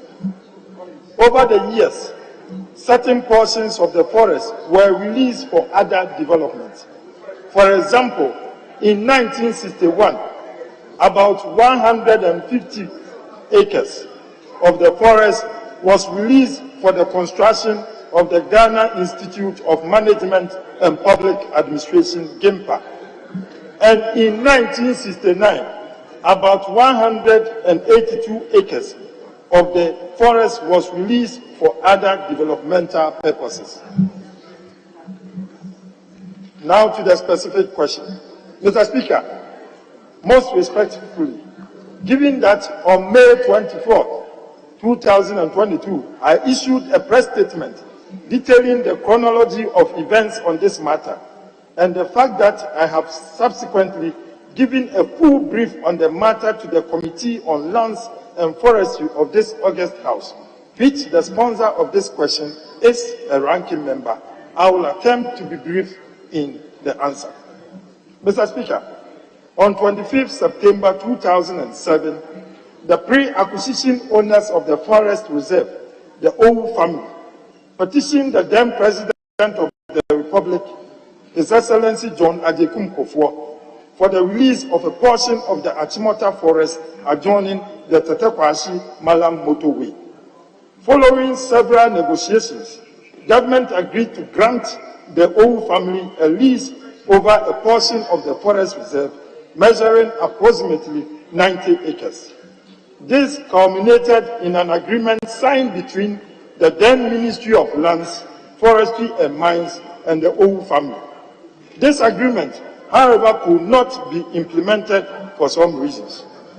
On 5 June 2009, the family submitted another petition to the then President of the Republic, His Excellency John Evans Atta Mills.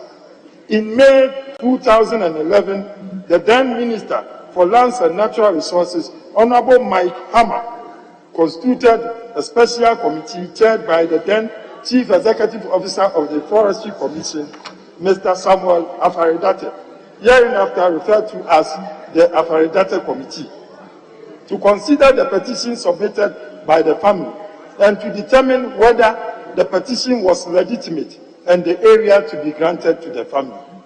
The committee, after its deliberations, concluded that the request, and I quote, the request for the release of a portion of land of the Achimota forest is legitimate and reasonable for consideration. The committee recommended that a portion for the forest reserve, described as the peripheral portions, be released to the Owu family, and that, I quote again, steps should be taken to de-reserve the granted portions after the grant. Steps should be taken to de-reserve the granted portions after the grant. Following another petition on 12 March 2013 to the then President of the Republic, His Excellency John Dramani Mahama, the then Minister for Lands and Natural Resources, Honorable Inusa Fuseni, constituted another committee chaired by the then Deputy Minister, Honorable Barbara Sewa Asamoah, which endorsed the recommendations of the Afaridate Committee and added that the request of the family, this is also in quotes, should be expedited for the smooth takeoff of the Eco Park project. Based on the above, Honorable Inusa Fuseni sought executive approval to implement the recommendations of the committee, and on 5 September 2013, President John Dramani Mahama gave executive approval for the release of the land to the Owu family. With the approval of the then minister, the Forestry Commission executed 3 leases in favor of the family, covering approximately 148.411 acres of the forest reserve. This size was, however, increased over the years through deeds of variations executed in 2014 and 2020 for various reasons. So in fact, and in law, this portion of the forest reserve was granted to the Owu family in 2013. That is, the 148 had already been granted to the Owu family in 2013. However, the family had not been able to develop the land because the land, by law, remained a forest reserve.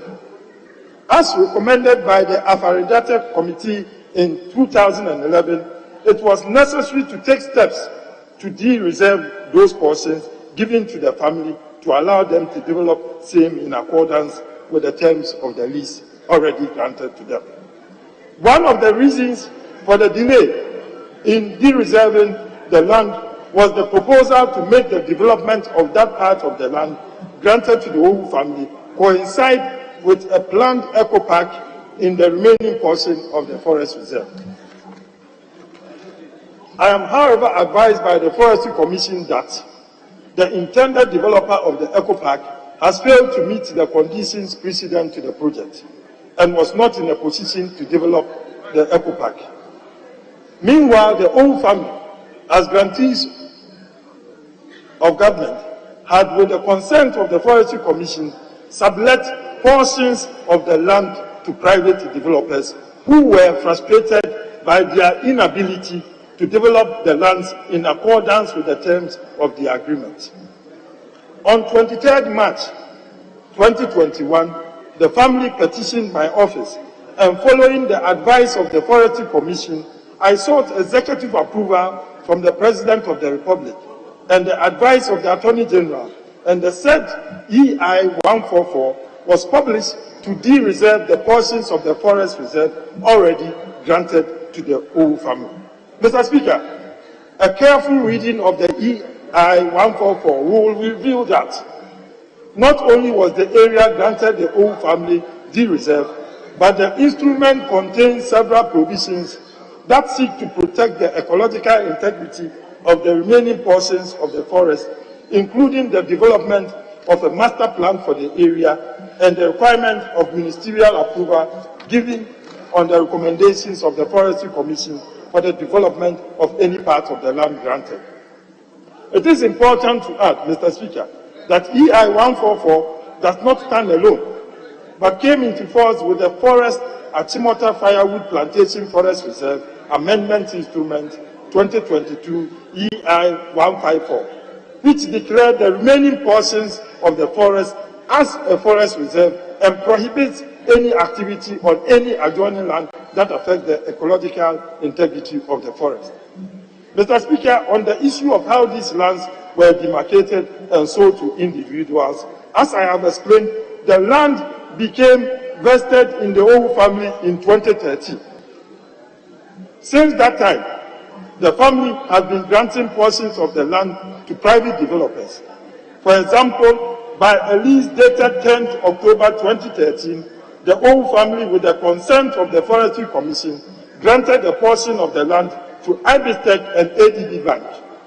And by a deed of assignment dated 22nd August 2014, IBISTEC and ADB Bank in turn assigned a portion of their land to Ladder Innovation and Creativity Company Limited.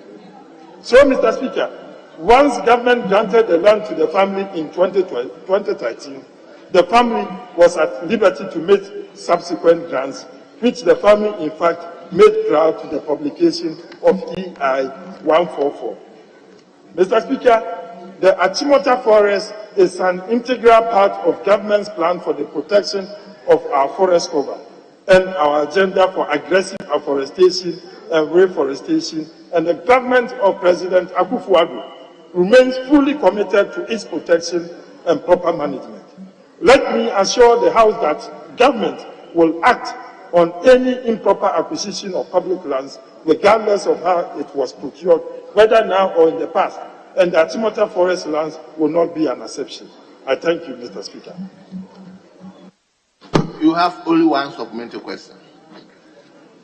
Thank you, Mr. Speaker. I do appreciate and I thank the Minister for such an extensive response, but it does appear to me government is absolving itself from blame of the sale of lands to individuals. And the impression I'm getting is that it's the old family that is selling lands or releasing lands to individuals, not government. Is that the impression that you have not, from the ministry's point of view, released land to any individual? Yes, Honourable Minister. Yes, Mr. Speaker, and I would want to assure the honourable member that the government of President Nana Addo Dankwa Akufo-Addo has not sold any portions of Achimota Forest to any individual or company or whatever. Thank you. Very well. So we move to question 1420, and it stands in the same member, Wa Central. Thank you. Honourable may take that substantive question. Thank you, Mr. Speaker. Mr. Speaker, I would like to ask the Minister for Lands and Natural Resources what warrants the increasing sale of government lands in the Upper West region, Greater Accra, Ashanti, Northern and Volta regions. Yes, Honourable.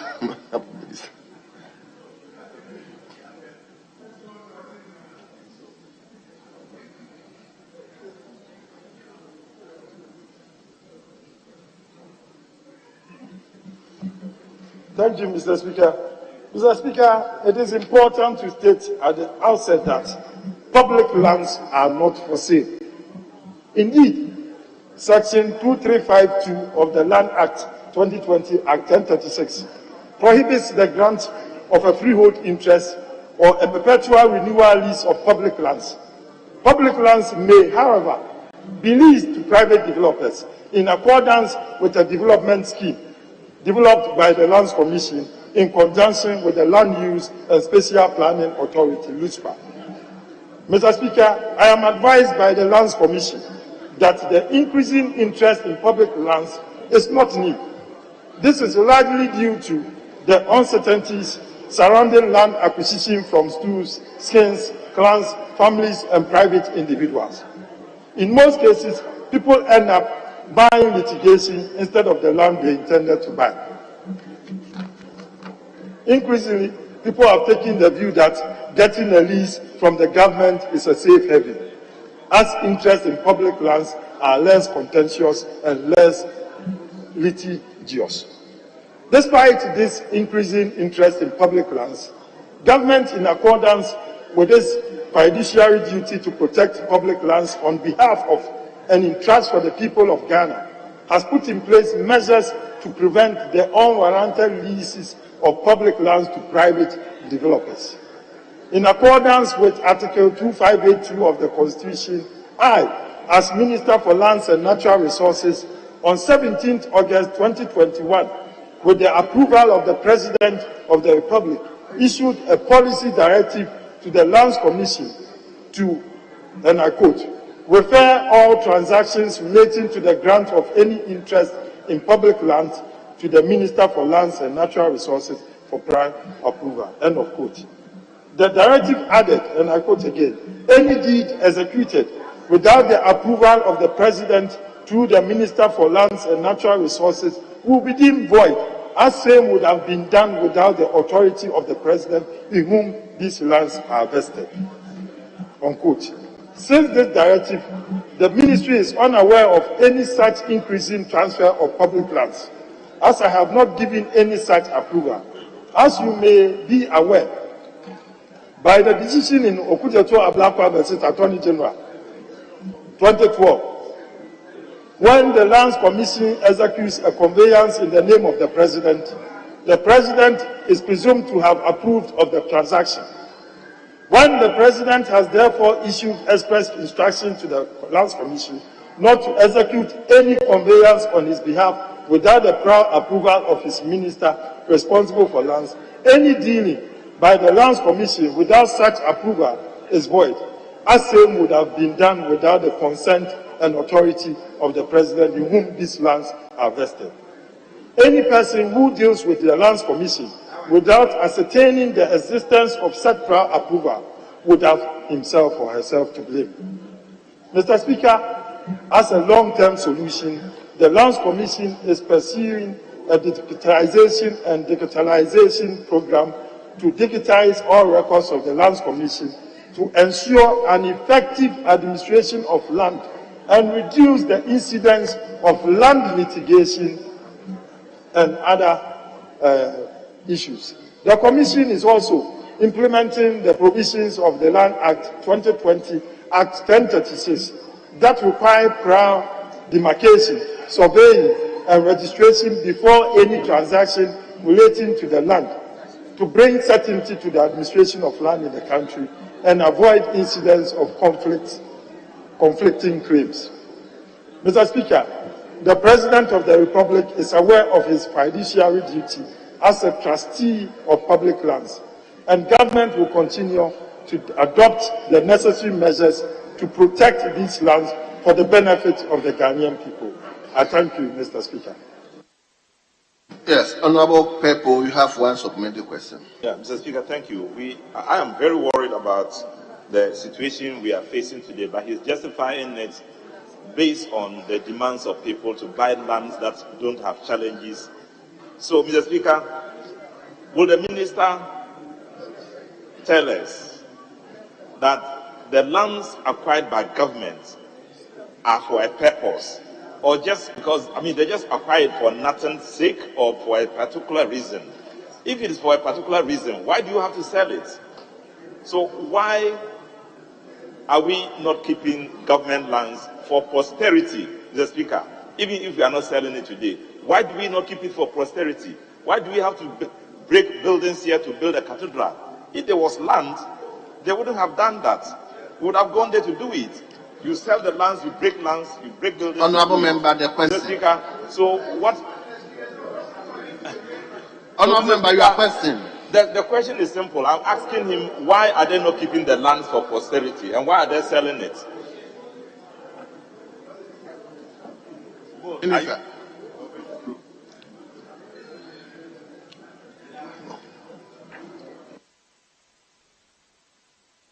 Thank you, Mr. Speaker. Mr. Speaker, I mentioned in my answer that public lands are not for sale, and no one is selling public lands. And I want to assure the honourable member that the government, and for that matter, the Ministry of Lands and Natural Resources, will continue to protect and preserve all public lands that is in our preserving authority, and which we are doing so for the ranking member and the entire people of Ghana. Mr. Speaker, the issue of the National Cathedral is also another public use. It is a public use. It is not, the cathedral is not for any person. It is for the people of the Republic of Ghana. So if the land is being used for a national cathedral, I think it's also in the right direction. Thank you. Thank you very much, Honorable Deputy Minister. On behalf of the House, let me thank you for attending upon the House to answer so many questions on behalf of your minister. We are grateful to you, and you are hereby discharged. Let me now invite the Minister for Interior.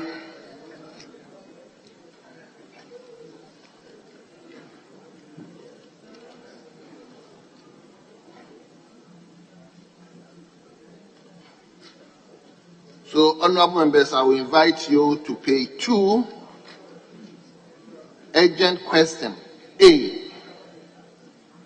The question stands in the name of a member for Wa West. Wa West. Honorable Peter Table. I hope I mentioned your name well. So you may ask your question now. Thank you very much, Mr. Speaker. The right pronunciation of my surname is Togo. So my full name is Peter Lanchene Togo. Mr. Speaker, thank you for the opportunity to ask the Minister of Interior the question. What the current state of the investigation into the 2022 serial killings in Wa is? Thank you very much. Yes, Honorable Minister. Thank you, Right Honorable Speaker.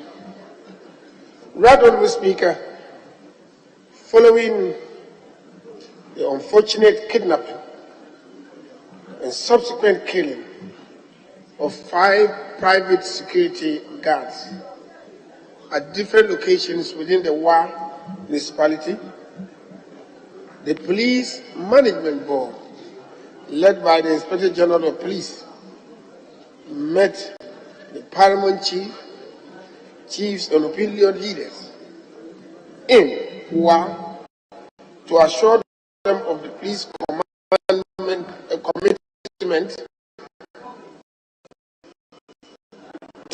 to delve into the mystery surrounding the serial killings and arrest the perpetrators to face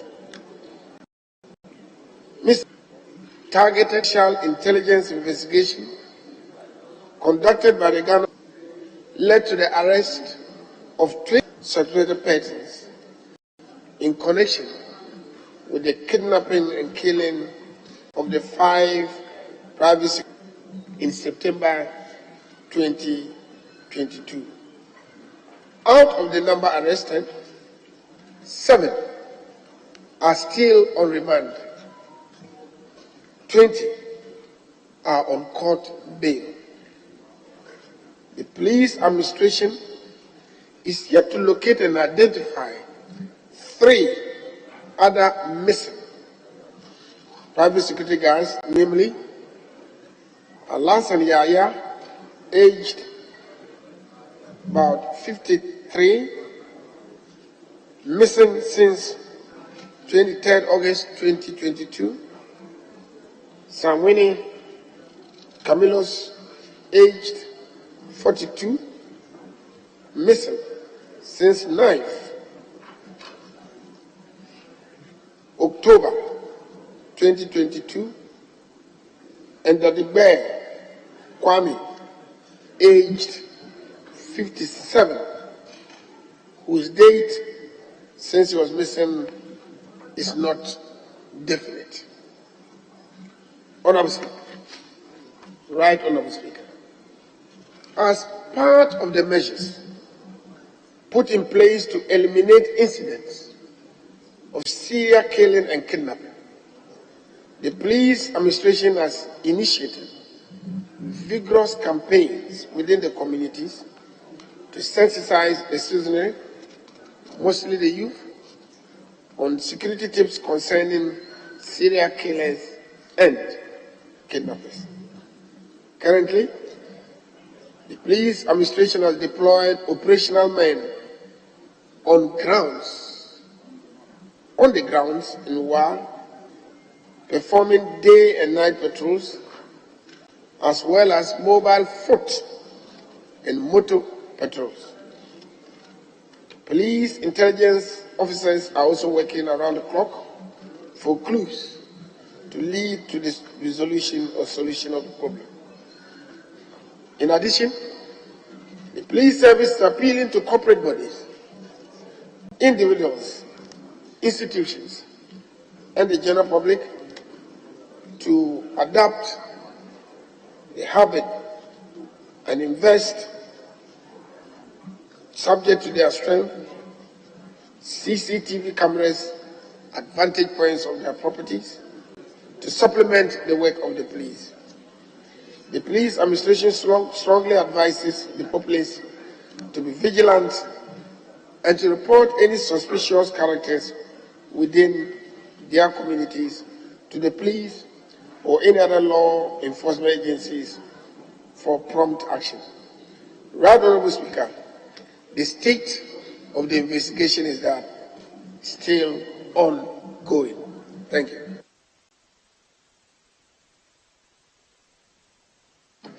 Very well. Yes, Honorable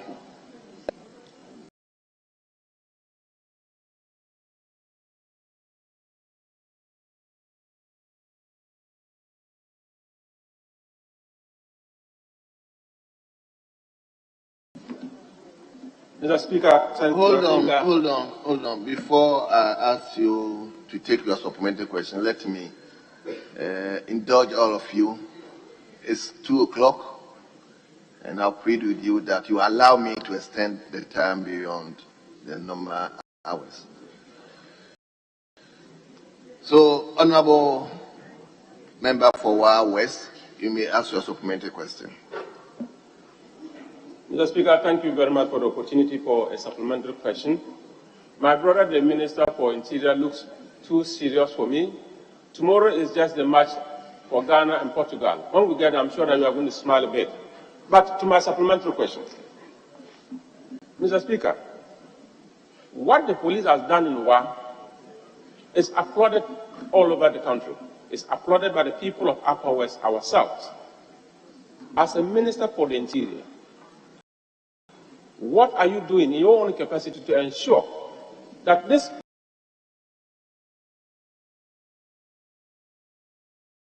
particular crime, as it emerged, will not re-emerge anywhere in this country?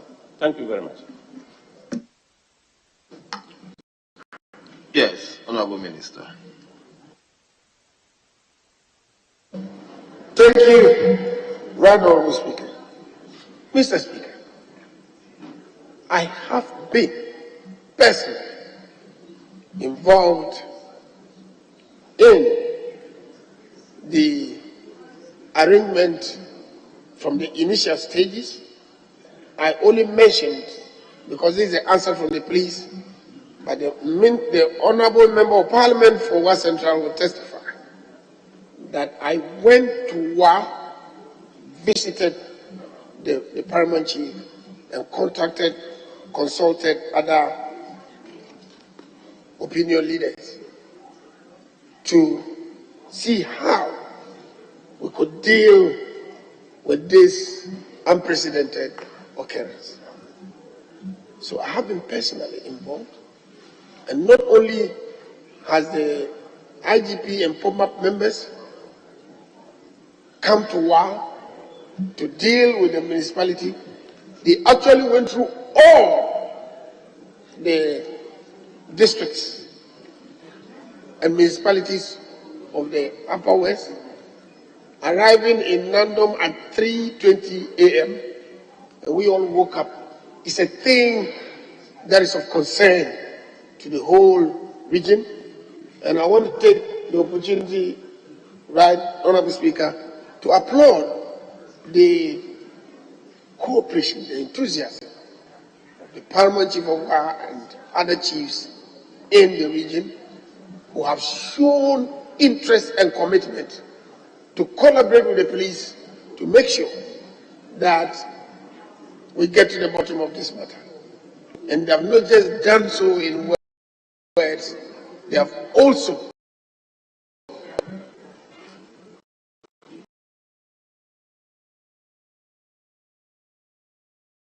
gone out, and I want to say, arrests were effected and achieved because of the active collaboration and involvement of the citizenry in those areas. So it's a matter that we all want to see the end of, and I believe that the deployment that has been carried out in Wa is also special, because the police service want to make sure that events recur anywhere, they would have probably missed. As far as the other parts of Ghana are concerned, the Honorable Member is a very knowledgeable police officer, and does know that one of the challenges we have was that most of our country was not covered by police infrastructure and personnel. This is a thing that we've worked with the Parliamentary Committee on Defense and Interior. It was 43%, and we are progressively rolling it out to cover all those spaces. Going up north, if we pass, for instance, on the Upper West Road from Wenchi, you met no police installation, no police patrols there. But recently we've seen a series of presentations and donations and by also the government and formation of 4 police units, which this House, through the committee and the special discussions, consultations we had in Akufo-Addo, approved. While we are waiting for the fortified equipment to come, we've decided that vehicles plus now, pickups and other vehicles, and we have a number of motorbikes that then work to link up with those establishments. As I speak to you now, I told you the last time that some of the places, including Sisala West and Sisala East, because there was a question at that time, are going to be covered. The whole country is going to be covered. And before the end of the year, you would hear of more vehicles that we are deploying. And I want to tell you that these deployments are helping a lot in reducing crime generally and armed robberies.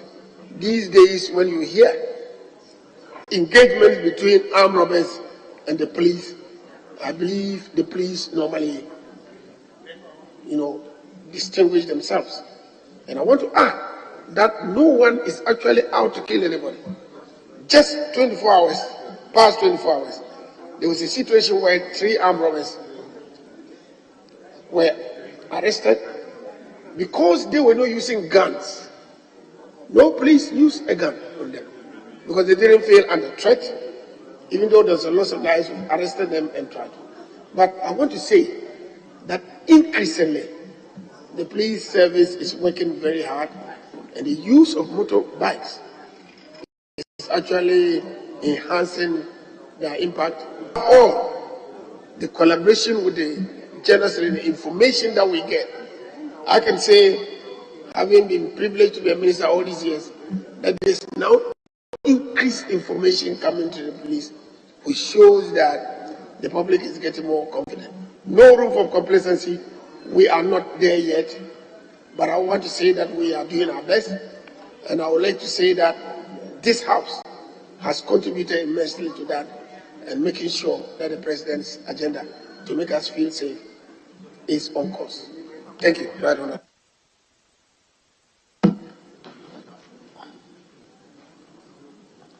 Honorable.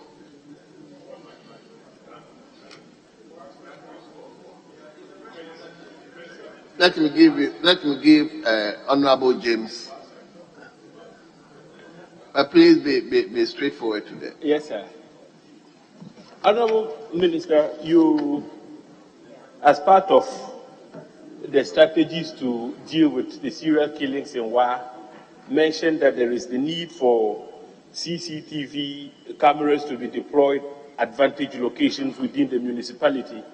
I'd like to ask what the impact of the Alpha project has been on the fight against crime, particularly in Wa, given that this is a project which resulted in the deployment of quite a number of CCTV cameras, especially in the regional capitals. I've been to Wa, and I know when you go to Wa, at vantage locations, you find CCTV cameras dotted around. What has been the impact on the fight against crime? Yes, Honorable Minister. Right, Honorable Speaker, the impact of that program, of those cameras that have been set up in the Alpha program, has been immense.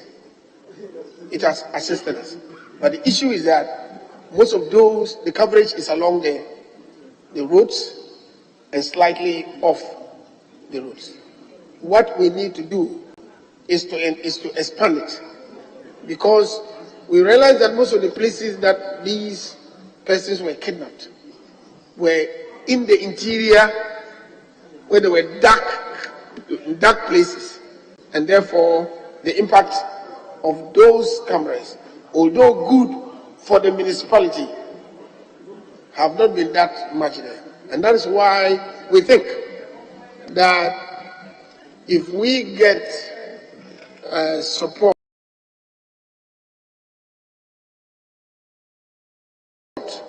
And one of the things I believe we might have mentioned and which we will mention has to do with even our operatives having portable, using our phones and rest of them to help us to get. But yes, the impact has been quite great, and we look forward to another phase to enhance the scope of that.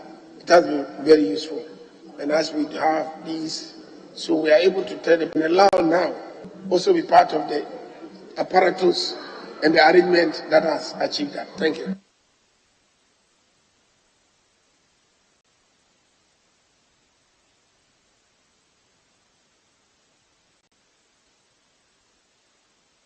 I'll give the last lot to our central. All right. Thank you, Mr. Speaker. Mr. Speaker, it is indeed true that the minister, along with the IGP, took the matter very seriously and were present themselves to investigate and to find out exactly what to be done. But I want to find out from him, all the people arrested, whether there have been any specific finding that any one of them is actually involved and is going through prosecution. Because when I went there and I asked the police, they told me these are suspected people. They haven't yet firmly grasped anybody. For such a length of time, can you confirm that anybody is caught and can be prosecuted to satisfy the justice that we are seeking for the people who are murdered? Yes, Honorable Minister. Thank you, Honorable Speaker. Honorable Speaker, I can appreciate the weight on the West Central MP who once expedited the action. Let us share with that. But what we are being careful about is we've gotten suspects that have connections. But we want to find out. We believe or we suspect that there must be a larger group and, if you like, maybe bigger fish in these whole matters. Is it a matter of a gang that's dealing in human parts because they took some of those parts? Is it just people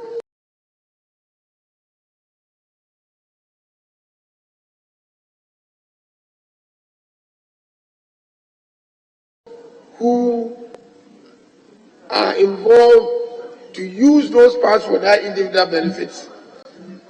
It's ongoing. But as you know, the investigations must end up with assessment of the statements that we've got and advice from the Attorney General to enable us to take that next step.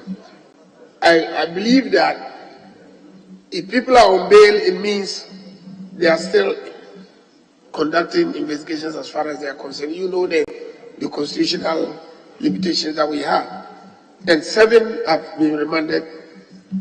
It may have to be that there's something more important that we need to find out. What we shouldn't forget is that we do not want to finish it quickly. We want to finish it effectively. And our prayer is that we'll be able to do so at the end of it all. So thank you. Very well. Oh, leader. Mr. Speaker, just a very simple question. Mr. Speaker, thank you very much. I want to find out from the minister, the investigation so far, does it reveal why the people targeted are the private security personnel? All the 5 people you mentioned were all private security people. Why are they killing only those people? Is that investigation pointing to a reason why they are the people that they are targeting? Yes, Honorable Minister. Thank you very much. I will tell you the hypothesis. Most of those people who are private security were isolated. You go deep into parts of Wa, which is dark, and you have one watchman there. So it's easy for a group to go and just pick them. They are not operating in crowded areas where, others will be around to see. So it looks like they were actually isolating and taking advantage of the fact that those who were more vulnerable. But one thing that's encouraging is that the locals have now come up with their own methods, and they have actually helped us even to discover some of the corruption so far. But what goes through them is that those areas are, outskirts. They are not near anywhere. The lighting system there, are not good. So I think that they were vulnerable by reason of location.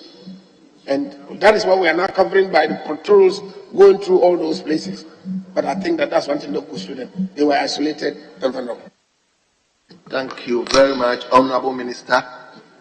On behalf of the House, let me thank you for attending upon the House to answer an urgent question, which is so crucial.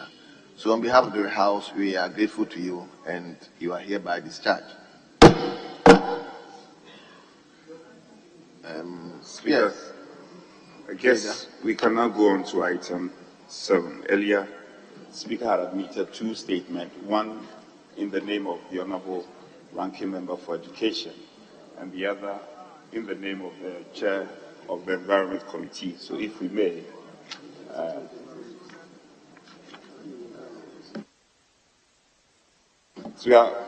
if you may start from the Chair of the Environment. Well. So let me invite Honorable Dr. Emmanuel Mafo, the Chair of Environment, Science and Technology Committee, on a statement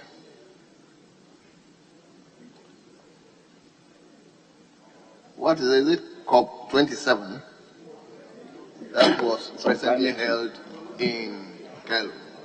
So, Honorable, you may take the floor and read your statement.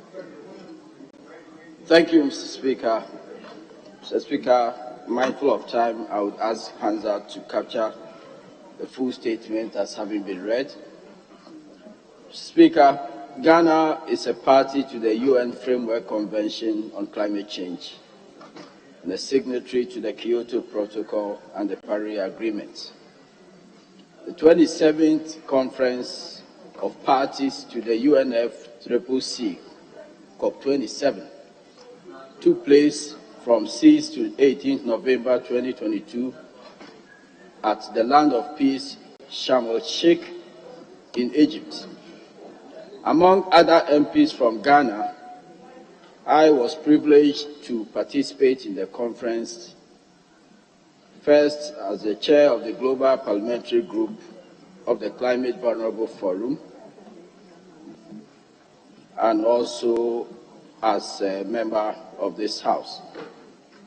The Climate Vulnerable Forum is comprised of 58 member states representing the Global South, and it is the foremost international cooperation body for nations most threatened by the climate emergency. The Global Parliamentary Group is a network of parliamentarians across the CBF member states working to share valuable experiences and good practices on legislative measures in support of ambitious and urgent climate action to safeguard communities and progress towards the CBS goal. The Speaker, COP27 was labeled as the implementation COP, where expectations for concrete actions towards achieving the overall goal of limiting global warming to the 1.5 degrees centigrade goal were to be negotiated and sealed. The COP27 had 5 broad objectives. First, finance how the $100 billion per year commitment by 2020 was to be realized and advocate for it to be split equally between mitigation and adaptation. Second goal was to align emission cuts to the 1.5 degrees limits. Third was to provide crisis support for vulnerable countries, including Ghana. Fourth was to fulfill the Glasgow promises on transport, energy, methane, finance, and deforestation, and finally to set the foundation for global stocktaking by establishing a clear, transparent, and honest global assessment process for the first assessment in 2023. Whilst I believe that the UNFCCC and the Ghana CVF Presidency Secretariats may provide a comprehensive report on Ghana's participation in the COP27 and major outcomes relevant to Ghana in due course, I'd like to focus my statement specifically on my participation and, by extension, the participation of other Ghanaian parliamentarians. Mr. Speaker, I'm happy to report that for the first time, a presentation from Parliament under the theme, "The Role of Parliament in the Implementation of National Climate Policy," was put on the agenda.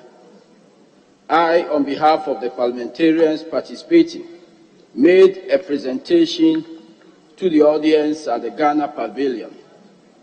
Indeed, if national climate policies can effectively be implemented, we need parliaments to step up our legislative budget and oversight roles, particularly in ensuring that sectoral budgets and programs reflect the national policy commitments. Central to this is the need to continue to build the capacity of members of parliament to enable them to catch up with the ever-speeding issues in the climate change space. In this regard, developing templates for monitoring climate policy budget program action across climate sectors such as forestry, energy, transport, works, housing, education, local government, and the environment are key. Related to strengthening parliaments is the need to have a climate change caucus, bringing motivated MPs from across all relevant committees together.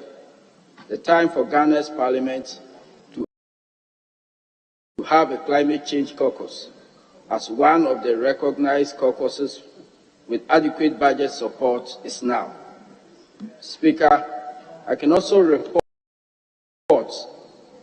that as chairman of the Global Parliamentary Group of the CVF, I led a delegation of parliamentarians across the fraternity to have a number of bilateral talks during the COP27. Paramount of this was the meeting with the delegation of the United States Congress, ably led by Speaker Nancy Pelosi. During that meeting, we made a strong case for the U.S. to support the development of climate prosperity plans, which is an ambitious investment strategy to turn climate vulnerabilities into opportunities for green job creation, energy transition, and resilient infrastructure. The CVF Global Parliamentary Group is working on providing a blueprint to its members keen on developing climate prosperity plans to permeate climate prosperity plans in their functions of oversight, budget making, lawmaking, and representation. We also made a strong case for debt for climate swaps, a position that I'm delighted that the Ghana presidency of the CVF, led by His Excellency Nana Addo Dankwa Akufo-Addo, also advocated strongly during the head of state session at the COP27. The specific proposal on the table is to invite bilateral debt for climate negotiations with developed countries to write off specific debts and request payments to be used by the indebted climate vulnerable country to finance specific negotiated country-specific climate adaptation projects. Mr. Speaker, a recent report published by the CVF observes that almost all vulnerable countries have a high public debt to GDP ratios, and that their fiscal space to accommodate climate investment is highly constricted. Mr. Speaker, the Interparliamentary Union organized a side meeting for parliamentarians on climate change during the COP27. And again, I led both the Ghanaian parliamentarians and the CVF Global Parliamentary Group to participate. I announced at the CVF meeting, at the IPU meeting, that the CBF Global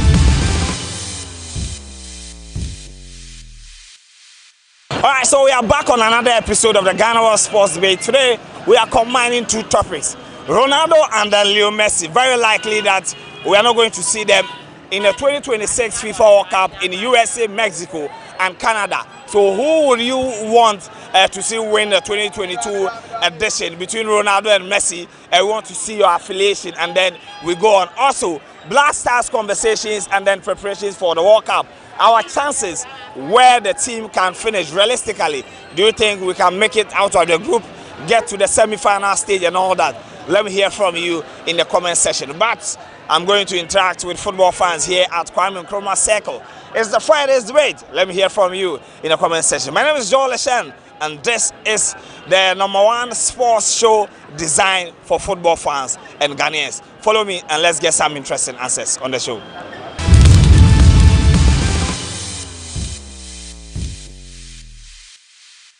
'22 World Cup, final one I Ronaldo and Messi. So I'm World Cup. Why now person we the career with the World Cup trophy? I want say Messi now say we the career with the trophy. And did I just say we are Messi fan? Yeah, actually me zero, but we wish Messi well. We wish Messi well. Yeah. But we Argentina team they club now they call World Cup. Now they compare France, Germany, Brazil, any other countries now can now be to me. Yeah, sure, because for the key players we are more powerful. But say Di Maria more and others. They are very strong. They have very strong team. Alright, any team you know, what predicts Argentina and just in a bit of Messi Belgium World Cup no. Black Stars into stage be no bedu. Oh, Black Stars because as compared to our players, I want other European players in India. You know, baby.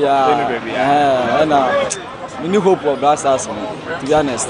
All right, so he doesn't have any hope in the Black Stars going forward in the Qatar World Cup, but he's hoping that the Argentine national team will win the World Cup so that Lionel Messi will end his World Cup campaign with a trophy, so that the debate as to whether he's the greatest of all time can continue. Any kind of Leo Messi, any Ronaldo, when our fans in the power.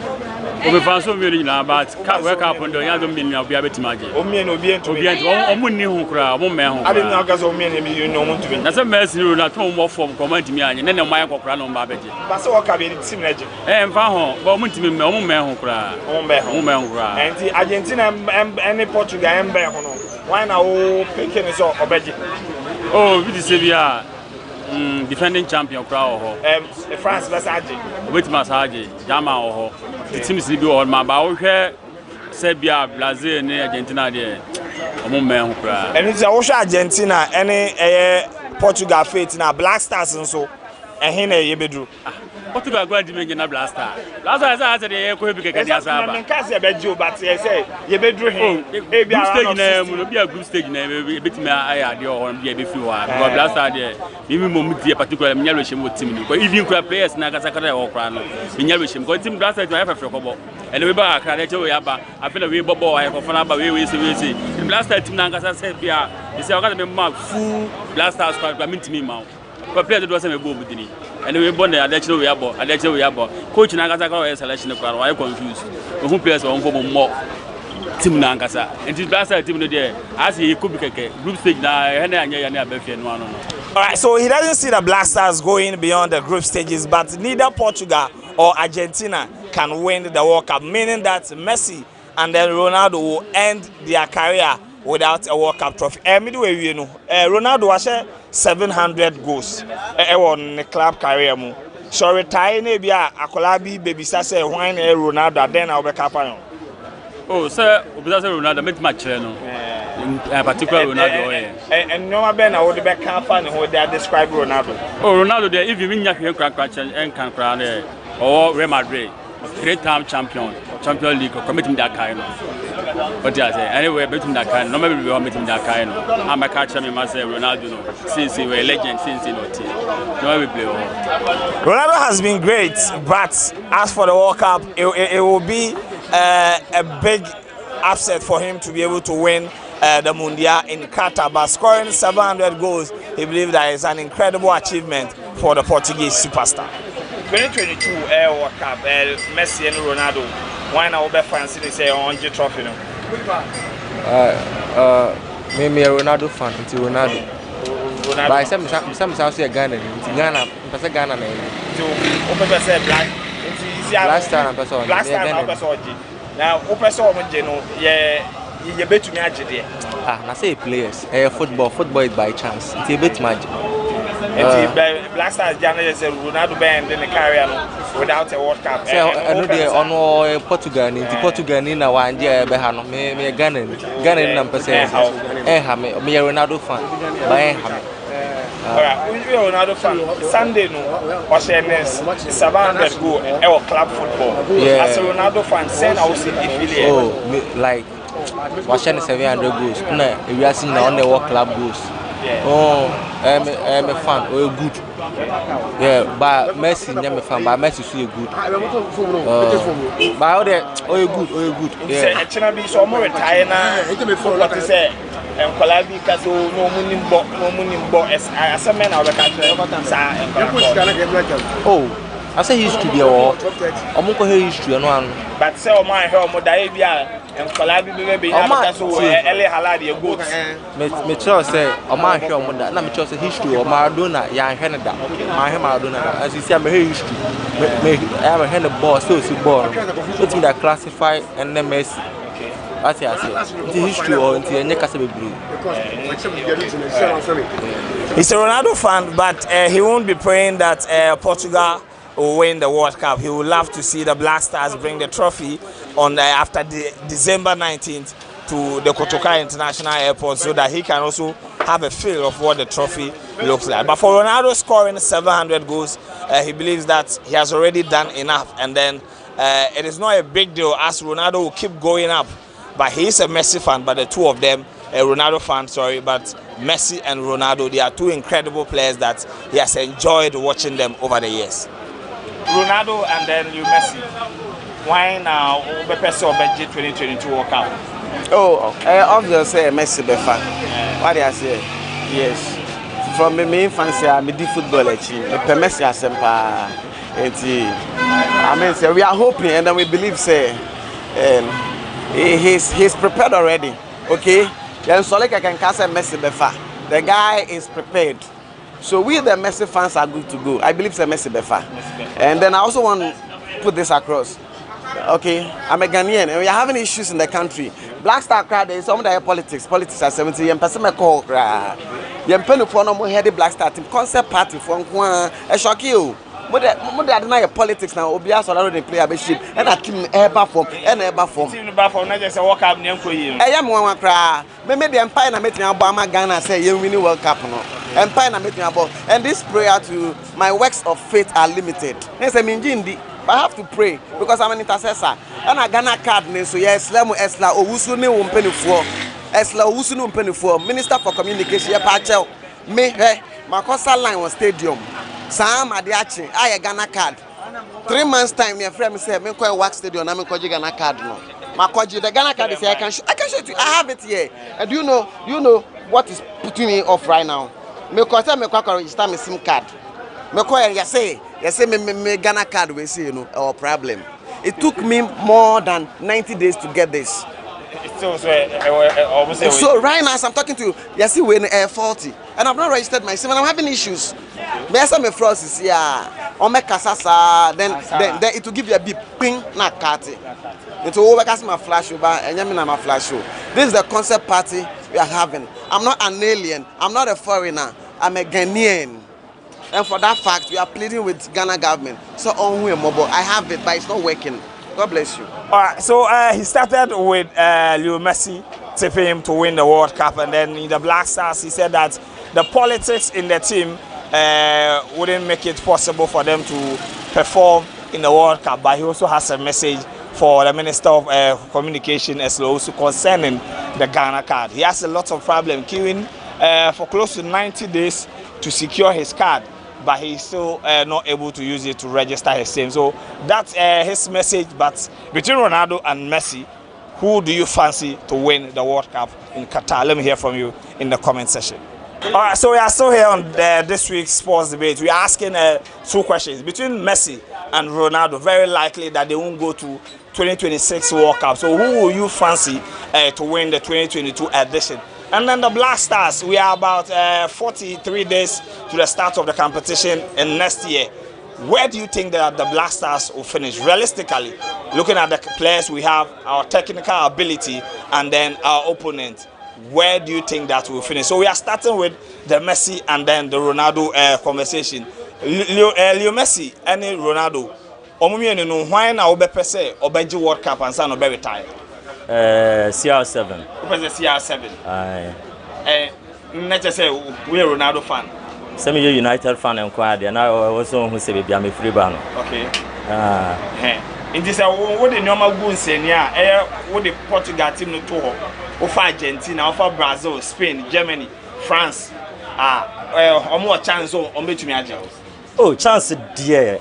This tournament there, we can chat not to Brazil. Brazil. Because France for J and 20 years, and on BGB. Brazil J 2002. 20 years. To share the kind of place see on so dear. Be beer to am some bed on Befa say ye Brazil fever, nothing be befa dear and can me say Ronaldo ebe fans and or there. The carrier baby. All right, so he is tipping Brazil because according to him, history and everything favors the record winners of the World Cup. The last time they won it was in 2000, and then France won it before them. So France winning in 2018 means that Brazil are likely to win their 6th World Cup. But if Brazil are not able to win, he's going for his favorite, that is Portugal, to win the World Cup. Now, Black Stars, so your chances to say. Oh, Black Stars, yeah. What share your players in we are position better you do. Black Stars, dear, your position you do ya anytime as senior players no honor. Because they say team dan kasano, near fresh say Otuado be team ni yamayen. But all I saw by you know, your share players be or what want me bench your ma. Almost the same. As some both sign yeah selection if you train at the mano.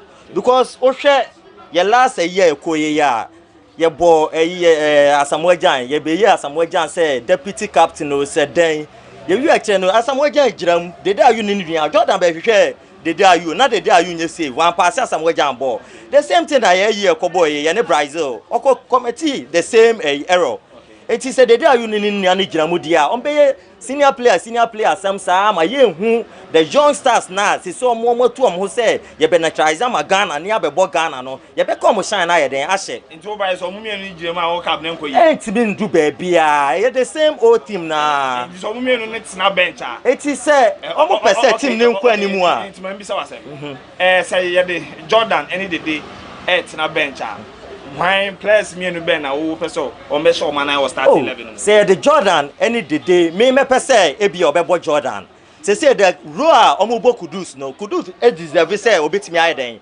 abo Jordan you know obo no yes I want midfielder say wo ho bebre ye were young stars on my bar omo sacrifice am e wo back ho enti dey tin e kire say anytime bi aye be body dey ni nua na errors na ye den e repeat ne ho saa ye were players the senior players be to say Akufo-Addo Yusuf Chief Samone yi back pass keke John boy wo question ho 3 times still na ye push no ko animu oh enti ye were players do ya say Asamoah Gyan Kanu Tamakanu echo injury how many years na otena fie obaye the spirit di Nigeria team na chi e ma omo ye den omo sign involve na scrap na Asamoah Gyan so betimi abo a one goal project they be World Cup say ya ni Asamoah Gyan ye den e me she go ni lucky po and a player Ben Adun Sabisine Bose on Shogonian Lucky Pool. Now we are Yakasa and Brazil Kusha first half, almost 3 second half. Yet to be Obiam and Shogunti Ayade. Ayade any dear way. Okay, and it is on me and number position Ben or Ususa Blasters with me. Oh, no number body. Maybe to say Abia. The first time African team able to me moving from the previous stage, you know, about this year. Alright, so he believes that the Black Stars can become the first African country to play in the semi-finals of the World Cup, but they can only do it if the Ayub brothers are not in the starting 11, because to him, they play for themselves and they don't play for the team. Let me hear from you in the comment section. Where do you think that the Black Stars will finish? And then, between Ronaldo and then Leo Messi, who will you fancy to win the World Cup? Because it's very likely that we are not going to see them in the 2026 World Cup, which will be co-hosted by Mexico, Canada, and then the United States of America. I have another gentleman here, Bosu Messi and Ronaldo. Why now we be say obeje World Cup no? Metie fo nyina. Metie fo nso medamase. Se motie floji. Se de bi nua ne kan no CR7. 1% kuboje.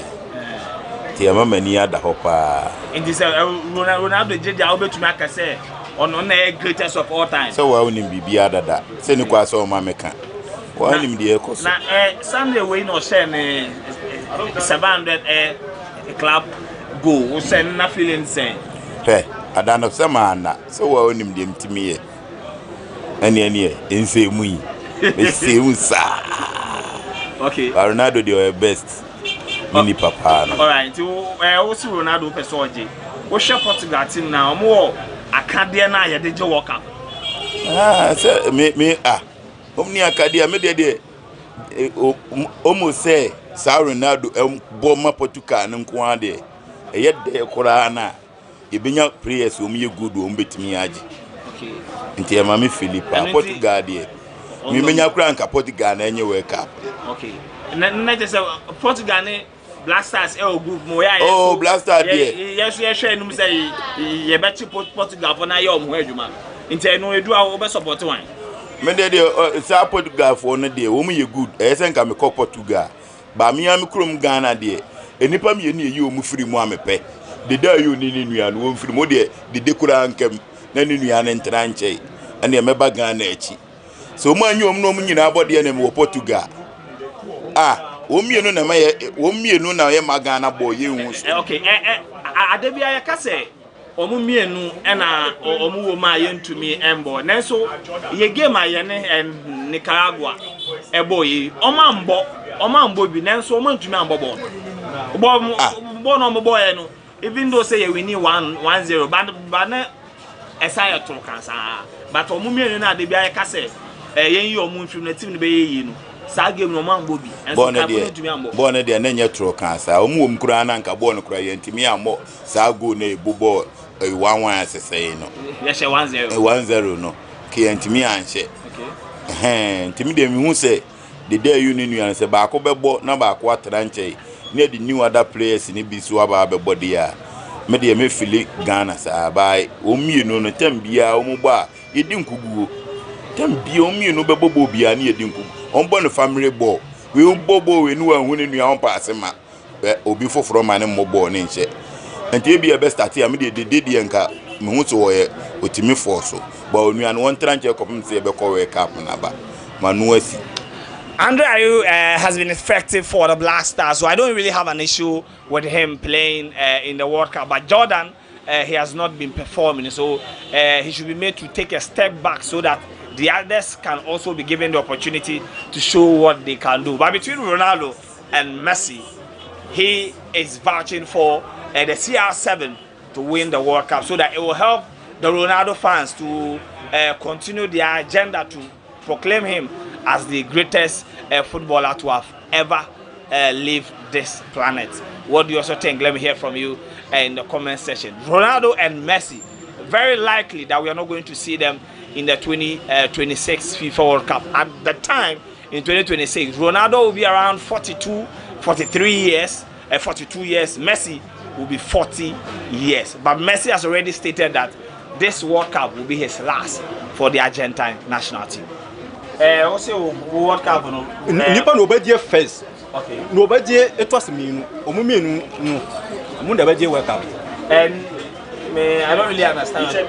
So Ghana yende World Cup da. Yeah. Okay. So all part just say omo maji bi dada na. Nature say World Cup no Brazil na aje kese pa. Waje 5. Onka kura. E na omo maji 4-4 so Italy ni no omo die 1-1 Italy unqualified. So part is omo maji 1-1 no. E na Besadi ana nipa no obedie first time. Okay, nature say England aje 1. Spain aje 1. France is our G2. France was G2. Do buy say World Cup we are Bono. It's between England and Spain. And I say newcomer. Imagine that I do be no. Barcelona they do World Cup over pra. Ronaldo be pra. And the game normally last time we be anka on pra. Almost again. Oh yeah, me fine. Me ya just a fan. Okay. But edu Ghana ni Portugal. On kan. Alright, and the Black Stars so oba pref EPL. EPL no be pre no dey. Okay, and the Black Stars so your chances to say your chance yentimi kasa. Kay minu no trenchen dia. Dede ayu no nua, omu trenchen dia. E betima ko fa ye go. But Oman trenchen. Oman trenchen ha 1 point kura yenya. 1 point kura yenya. Yenya.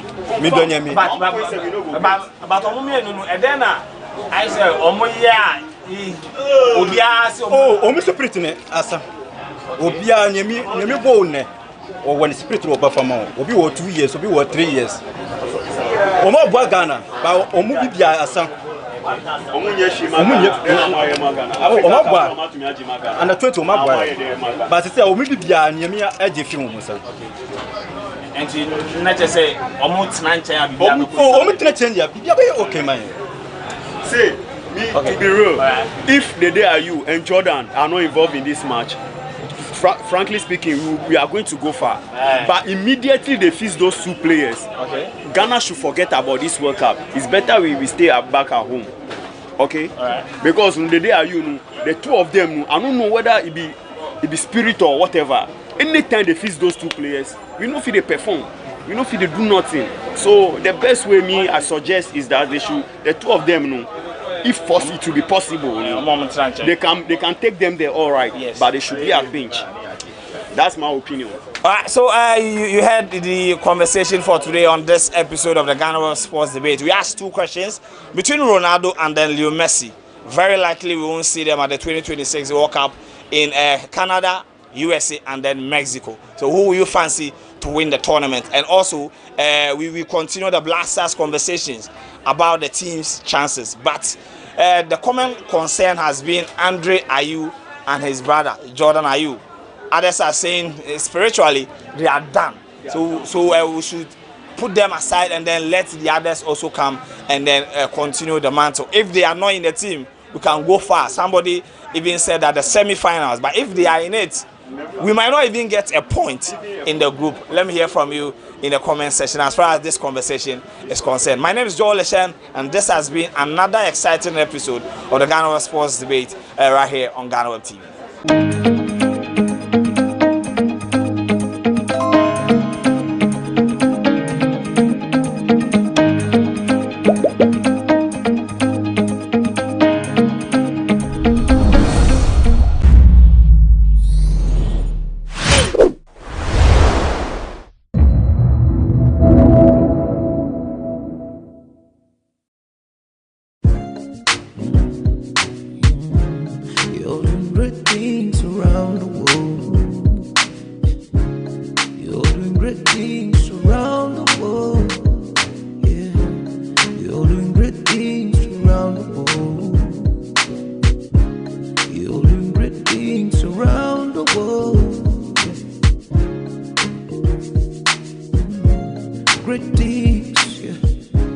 Welcome to another episode of Diaspora Link, exclusively on GhanaWeb TV. I'm your host, Diallo Sumbri. We have another wonderful episode to you today with someone from Toronto, Canada, who's a literacy specialist. It's my hope that we get her to move to Ghana or one of these African countries and bring her talents and skills with her, because we will need that on the continent as we double in population size as the youngest continent in the world. Let's dive into this interview with Kamisha Cox.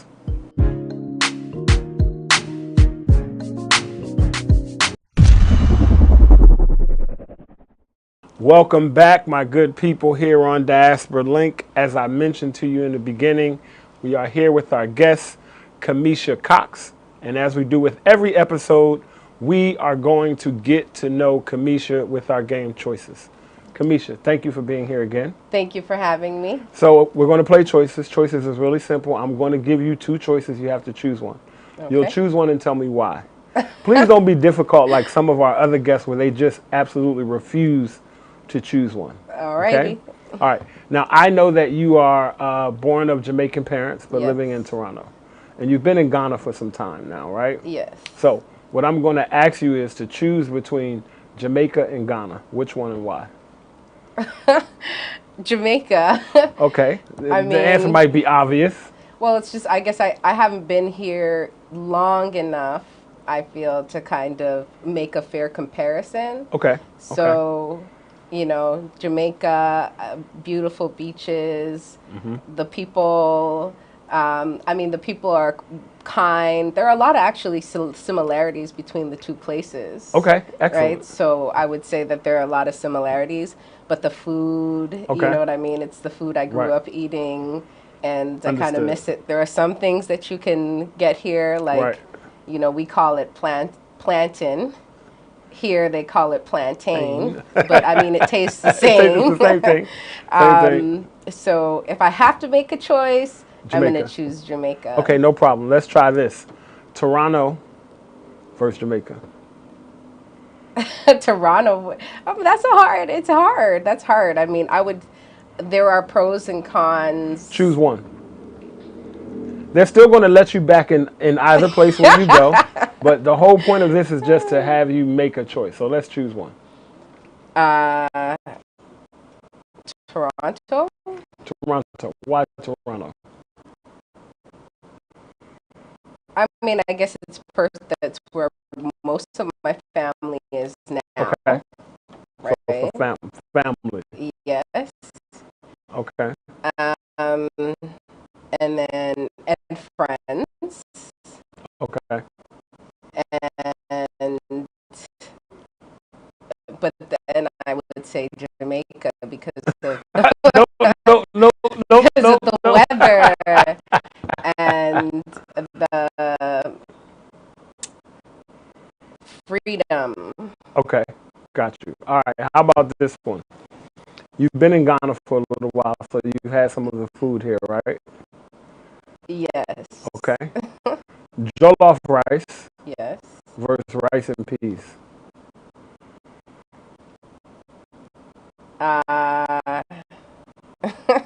They're so different. I would say, okay. Jeez. See, ladies and gentlemen, this is what happens when we like to stub our guests a little bit, and they always have an excuse or a reason or something that says why they absolutely can't give us a choice, but we're going to force her to give us a choice. Oh, God. Jollof versus rice and peas. Just pick Jollof or rice and peas. So if I'm serving you dinner and I'm like, we have jollof or rice and peas on the menu, which one? Which do you choose? Okay, so if it's for standalone, like you're eating this by itself. Here we go. Okay. Which one? Then I'll choose jollof. Okay, done. We're not going to let you give us no more explanation. Oh man, but I need to give the other explanation. If I'm eating the rice with some kind of meat dish, you choose rice and peas. I'm going to choose rice and peas. All right. I'll take that. Yeah. All right, now This is another question. As a woman in business, right, and someone who travels around, do you prefer? Wait a minute, because let me think about this, because your last few answers. Here you go. How about this? American football versus soccer. Oh boy, I'm I'm not really a fan of either, to be honest. So if I was giving you tickets to the Super Bowl or the World Cup, which one do you want? I would probably say that's really hard. You see, the World Cup is more international. Okay, so which one? So I'll go with the World Cup. World Cup. Yes. Okay. Ladies and gentlemen, she's completed the choices, even though it was a little bit difficult. And as you know, we believe that our choices do not have to push us further apart, but they can bring us closer together. And that's why we do choices, to see that we all will choose different things, but it doesn't mean that we can't work together. It doesn't mean that we can't unify because we have different choices. Okay, so now we're going to move on to our next one called Top 5. Kamisha. Oh my goodness. You like, I don't know what this guy got up his sleeve. Don't worry. Okay, Top 5 is simple. I'm going to give you 5 categories and you have to choose one. Okay. Okay? All right, and I'll help you out along the way and explain. All right. All right, 1. Your favorite book. Now, it doesn't have to be your favorite, but if you could think of one book that you wanted other people to read that made a difference in your life, what would that book be? Oh, man. And as a person whose business is the professional business of reading and teaching reading. A difference in my life. I would say, there are so many books. The book that I'm listening to right now is Whatever It Takes. Whatever It Takes. By Jeffrey Canada. By Jeffrey Canada. And it's about an educator who decides that he wants to make a real difference in his community. And he basically creates a cradle-to-career pathway for children and families in Harlem, in a particular community in Harlem. And I for the work that I do, that's inspirational. It's, I think it's work to kind of model what the change that I'm trying to make, particularly in the community that I grew up in, but also in other communities across the city of Toronto, the country, and internationally. I think it's a model. So Whatever It Takes. Whatever It Takes. Got it. All right. Favorite food. Now, it could be a kind of food, like Jamaican food, or it could be a specific dish, like ackee and saltfish. It could be, which one? Favorite dish. Or kind of food. Or kind of food. I really I'm always going to say Jamaican food. I love Jamaican food. If I had to choose something outside of Jamaican food, then I would say Ethiopian food. I really What's your favorite Ethiopian dish? I actually like all of the veggie options. Yes. Yeah, so I get the veggie platter. I'm thinking about going to Simmerit this week here in Accra. So I actually haven't been to that one. Make sure you go. Yes. Make sure you go. Simmerit, we're going to send you the invoice for that plug, so don't worry about that. All right. Favorite place to vacation. This could be a place that you've already been or a place that you want to go. All right. I would say Zanzibar. Zanzibar. Yes. Okay. I went to Zanzibar in 2019, and it's just It's breathtaking. It's beautiful. Okay, stop right there because I haven't been. I don't want to know nothing else other than breath. All I need is breathtaking and beautiful enough to book my ticket. Okay, favorite musical artist or genre if you had to choose one. So if you choose a musical artist, it could be across all musical genres. Right. Or genre. Which one? I would say my favorite artist of all time, Lauryn Hill. Lauryn Hill. Lauryn Hill. Listen, I still listen to Zion on repeat. They hate me for it because I'll put Zion on and it's going on. So Miseducation of Lauryn Hill, that's like... Yes, but Unplugged also. And I would say that her true fans like the Unplugged album because I've heard people say... I love all of them. I've heard a lot of people that love Lauryn Hill try and, diss the Unplugged. We ain't worried about them people. Right. We not worried about them. Last one, favorite sport. If you had to choose a favorite sport of all sports, which one would it be? Can I say badminton? No. Yes, you can. That's the one that I can play. No, I would say in terms of watching sports, basketball. Basketball. Yeah. Perfect. All right. Our top 5 helps us learn more about our guests before we dive into the interview.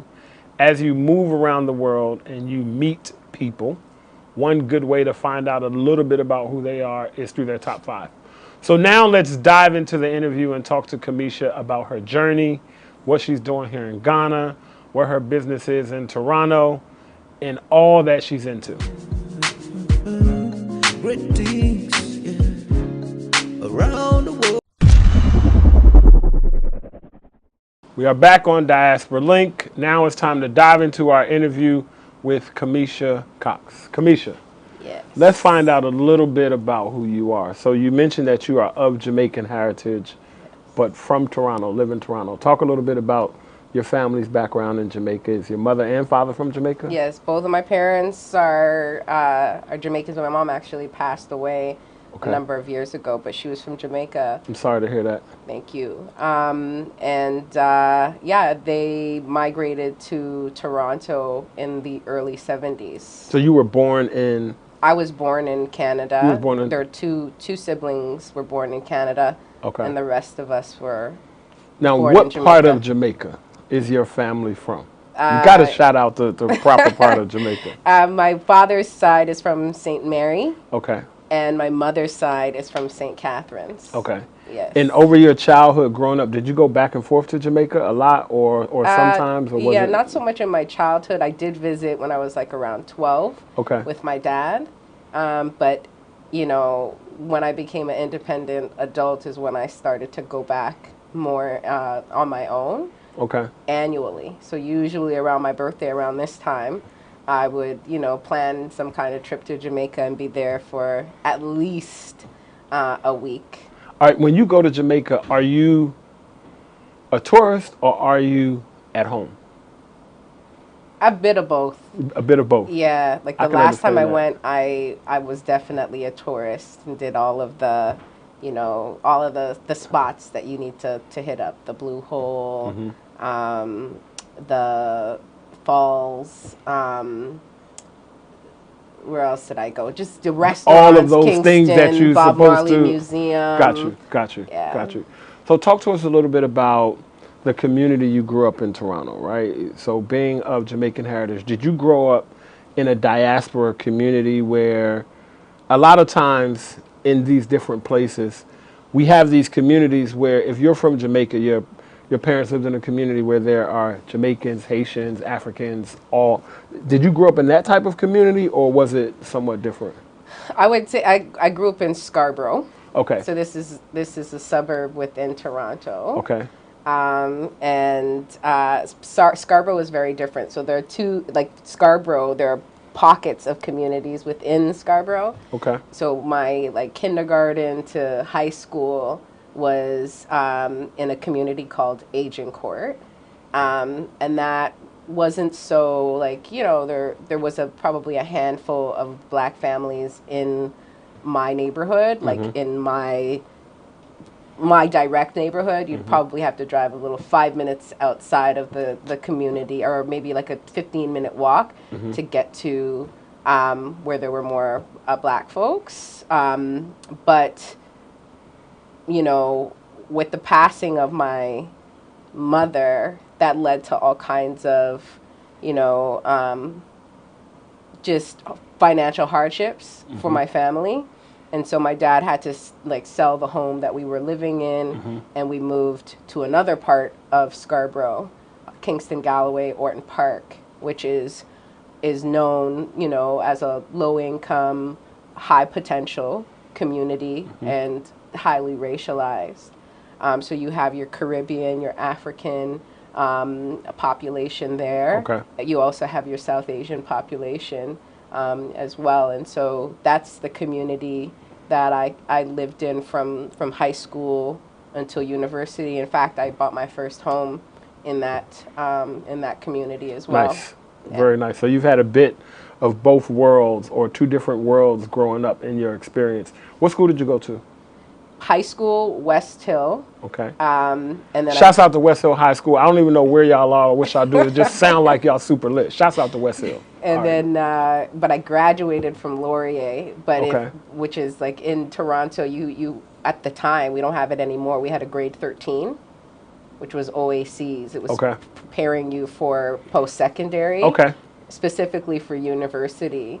So my year was actually the last year of OACs. So I did up until grade 12 at West Hill, and then I transferred to Laurier to do my OACs, and then I went on to Laurier, we ain't hating on y'all, but y'all only got 1 year of commission. Y'all didn't get the whole high school, so but we're gonna give y'all a small shout out. Yes, exactly. Yeah. And then what college did you go to?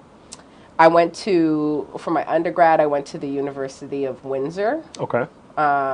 Shout out to the University of Windsor. A lot of the skills that I have now were built on that campus. When it comes to advocacy, you know, black students really had a challenging time on that campus. And that's really where I began to develop my advocacy skills.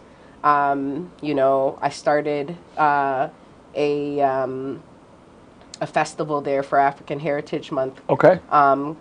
Called the African Diaspora Festival. We call Shouts out to you. Yes, yeah. We call it Afrofest for short. It's actually still running to this day. Excellent. Yeah, it was about bringing black professors to the campus, black film, black art, and really celebrating the talents of black students on campus. And really, we had to fight to get that festival institutionalized. So on campuses, you'll have a lot of clubs, but clubs don't have access to funding.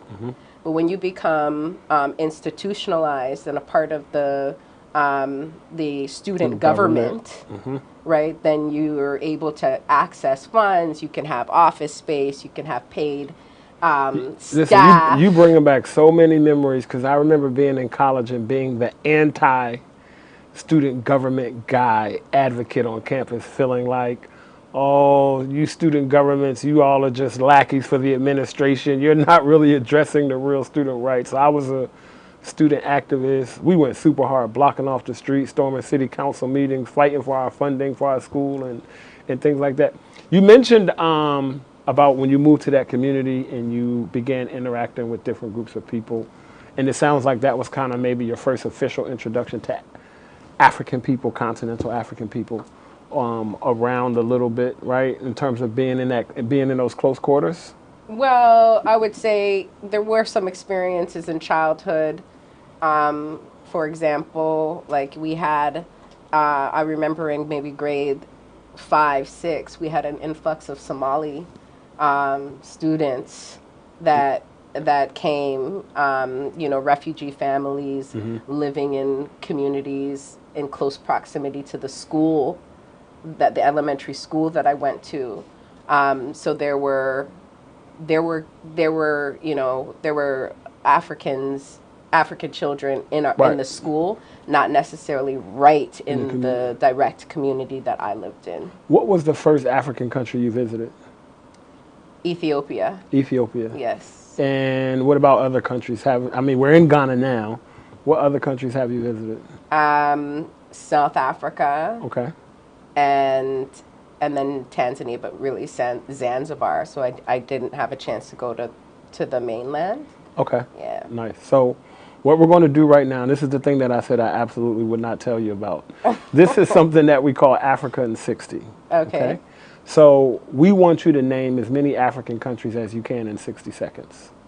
This is not a pass-fail, right? Don't get too nervous. And I'll tell you why we do this after you do it. But we're going to start right now, okay? All right. All right, so, because I got a timer set. All right, I have a timer set in 3, 2, 1, go.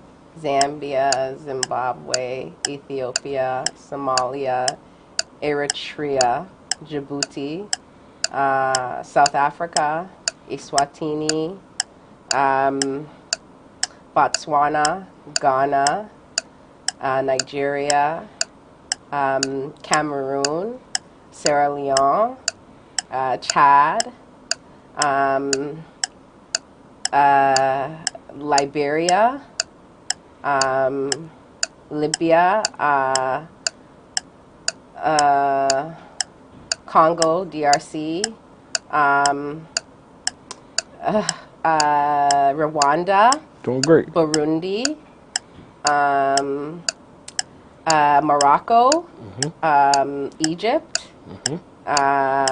Sudan. Did I say? I did say Zambia. You said Zambia. Oh gosh. On the southwestern coast of Africa, there are some countries. I'm drawing blanks now. Don't worry, keep going. Oh gosh, my goodness. And then the timer is also making me really nervous. Don't look at the timer. Seychelles. Okay. And Mozambique. Okay. All right, great. You did a great job. You did a great job. I can see the teacher in you. Did you imagine the map? Parts of it. Then go by section? I was looking at the alphabet. I was looking at parts of the map. Yeah. So Africa in 60 is a game that we play to emphasize for the rest of the world just how large and diverse the African continent is. There are many people who still don't understand exactly how large, diverse, and massive the continent of Africa is. We're in Ghana. Ghana is one country on the continent of Africa. Africa is not a country. Thank you for playing. Thank you. Okay, so we're going to take a small break, and we're going to be right back and dive more into Kamisha's career, what she's doing, how she's impacting communities in Toronto, around the world, and what's coming up for her in Ghana.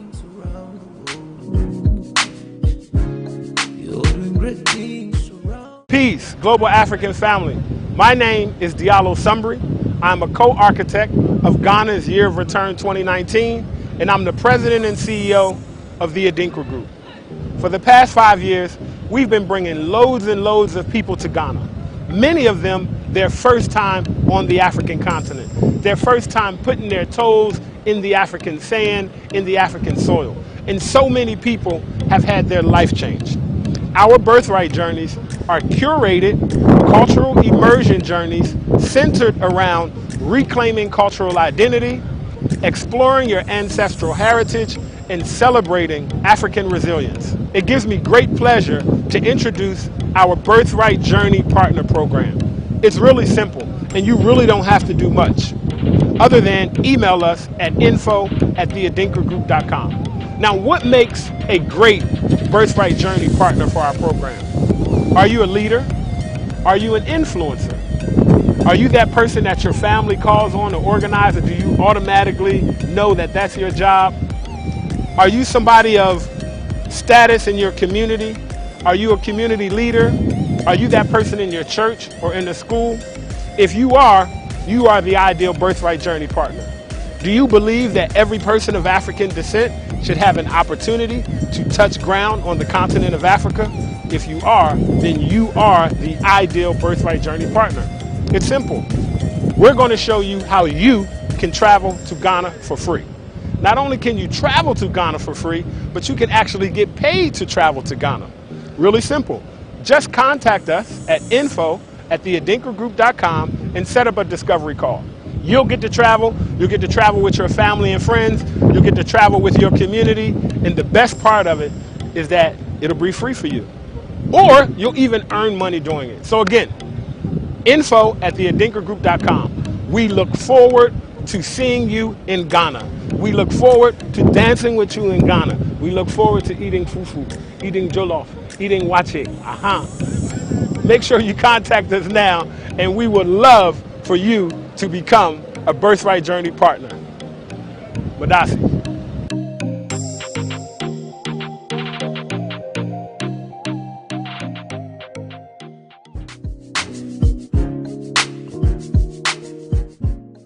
We are back on Diaspora Link with Kamisha Cox. So Kamisha, thank you again for playing Africa in 60. That was really fun. It was really hard. It was hard? Good, good. You teachers deserve hard assignments for those of us students in the world. So you mentioned that you went to the University of Windsor. Shouts out to them in your undergrad. And where did you go to grad school? Yes. So I actually did, also I did Teachers College. Okay. At the University of Windsor. Okay. And then I did my master's in education at the University of Toronto. Okay. And then I did a postgraduate in social innovation at the University of Waterloo. Very nice. So let's talk about your transition from college education into career, because a lot of us go to college, but we all don't go into the industry of education. And you're in the industry of education.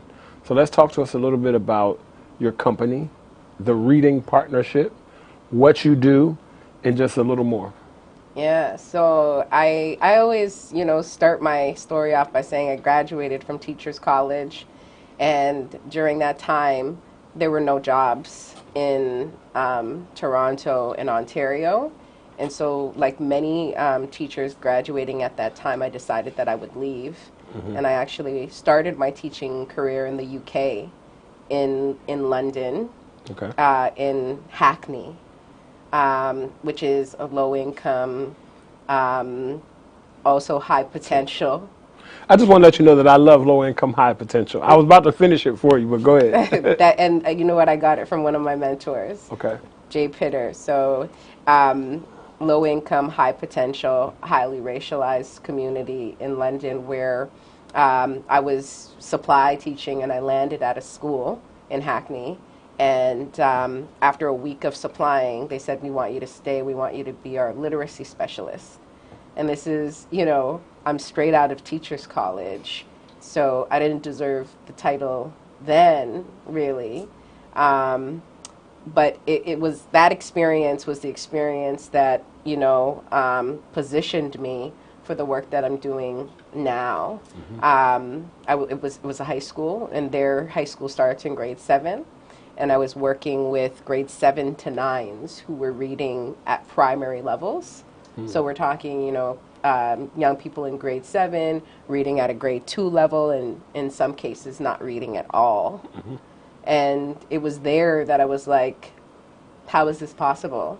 That we have, students who make it to grade 7 without having the skills that they need to really succeed in school and in life. Mm-hmm. And we're talking about young people without exceptionalities, without learning, disabilities. These are kids who clearly just have gaps in their learning, mm-hmm. and no one, and there was no intervention in place, right? And so here they are in grade 7, working towards graduating from secondary school without the skills to actually be successful. And, where are their parents? And their parents, were blindly trusting the system, right, to deliver on its obligation mm-hmm. to provide an education to their children. And it was there that I started to think about, why wait? Why, why develop interventions for kids in grade 7 when you can do that for kids in kindergarten or grade 1. And we need to find ways to empower parents so that they have the skills and the knowledge to support their kids, mm-hmm. so that when schools are failing them, right? Parents at home. The parents at home at least can step in or be able to recognize or understand that, hey, there's a problem, you know? So I left London after a year of working to actually start my master's. And I graduated from my master's and I started to look for work again, and it was still pretty tight. And I remember that summer that I started applying for jobs and interviewing, and just nothing worked out for me. And I decided, okay, fine, I'm going to go to Korea. You don't even need a teaching degree to be in Korea. And I applied, and I did the interview, and Korea said no. Like the agency that I was interviewing with, because I was really puzzled, like after my experience, my education, like, you know, I would be the perfect hire. And the lady that interviewed me couldn't even really tell me why it was a no. And, you know, I think that there was a purpose in all of the no's that I received, because that pushed me into, you know, talking to a mentor who said, you know, what about that you know, program that you said that you wanted to start, you know, empowering parents to teach their children to read. There's an opportunity, you know, right now with United Way for residents to come forward with ideas that they have to address challenges in their communities. You can apply and perhaps get something started. Let me just stop you right there. It's amazing how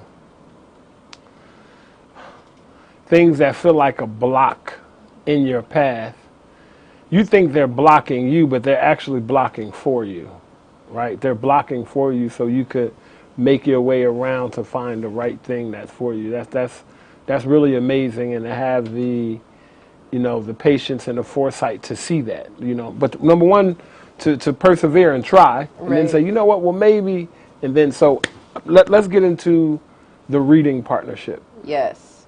So yeah, I mean, I followed my mentor's advice. I applied for funding to start the Reading Partnership for Parents program, a program that would teach parents that would teach parents how to teach their children 4 to 6 in age to read.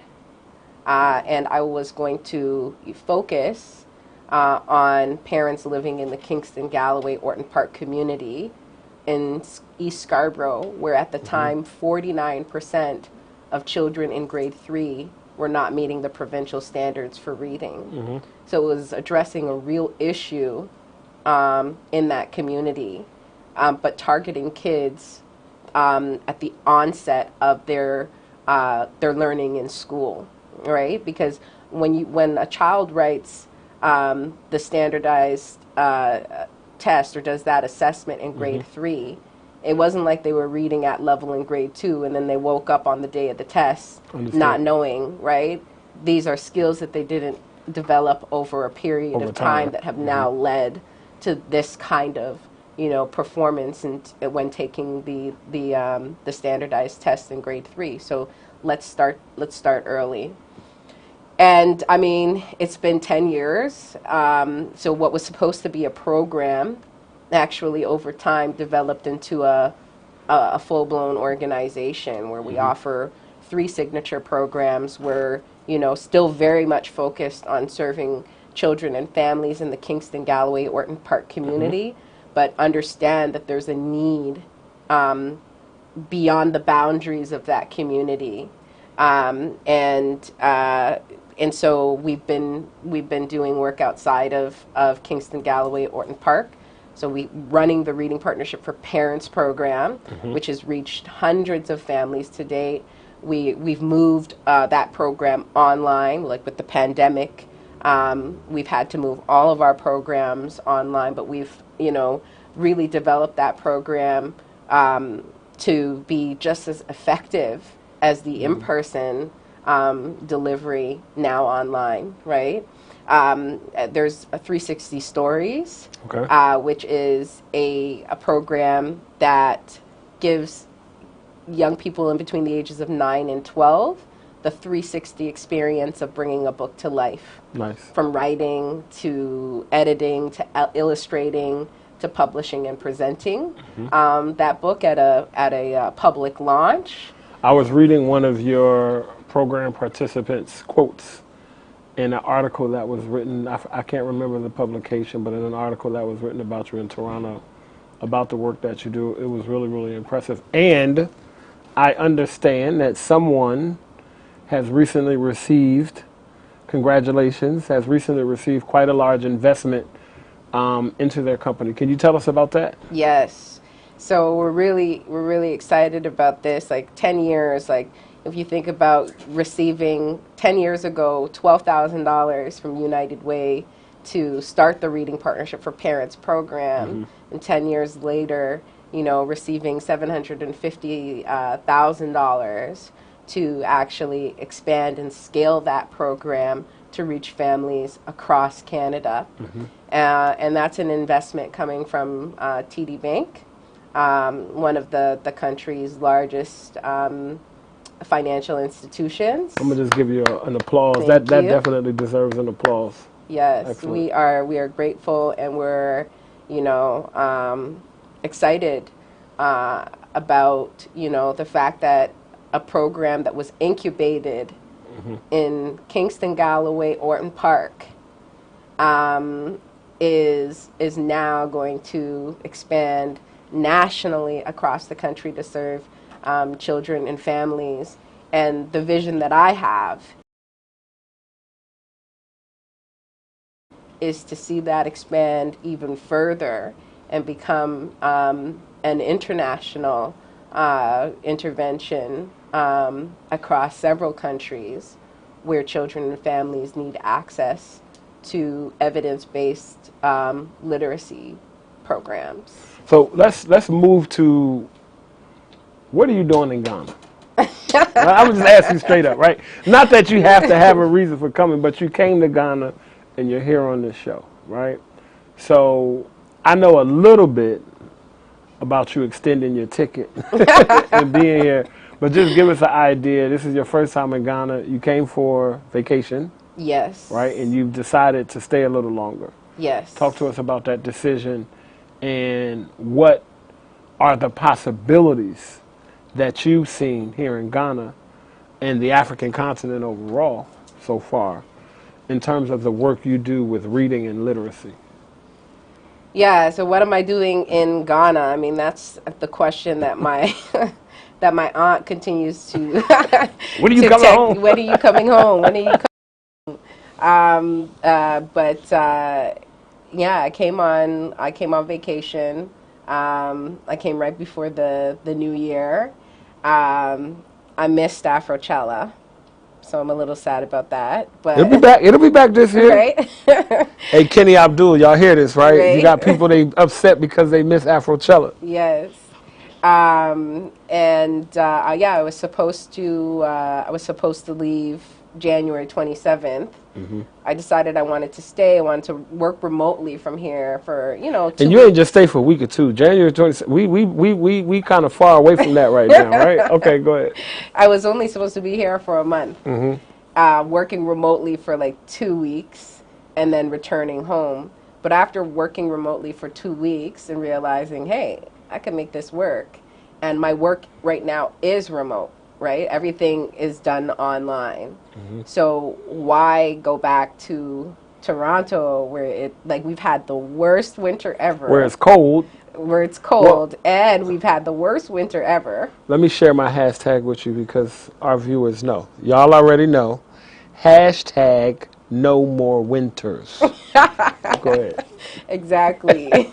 So I just decided that, you know, okay, no, I'm not going to go back. I'll extend a little bit because I can manage my workload from here, and I feel like I'm getting a better work-life balance, right? Because 9 a.m. in Toronto is 2 p.m. here. You got it. So, you know, in the morning I can wake up, I can exercise, I can make breakfast, I can actually prepare my meals for the day, right? I could do everything that I need to do for myself and then jump online at 2 o'clock. And then, yeah, on some days, I might be working into the night.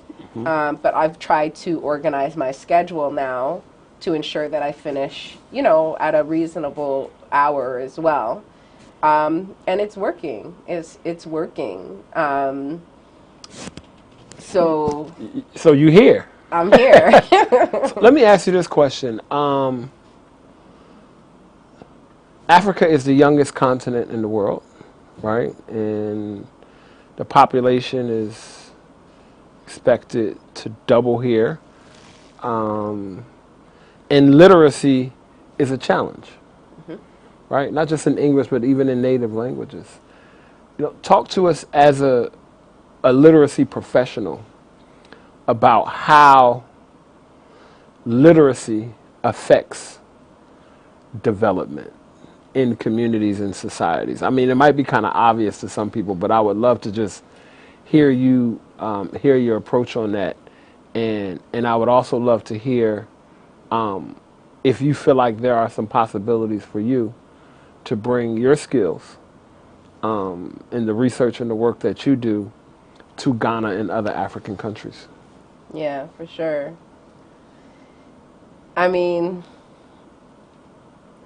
like I said when I was talking about the work that I was doing in the UK and working with, you know, high school students who didn't have the skills to succeed in school and in life. And that's it. You need literacy skills to be able to succeed in school and then transition that into whatever it is that you choose to do for, you know, whether it be post-secondary, college, university, the trades, all of these things. You need strong literacy skills to become gainfully employed, right?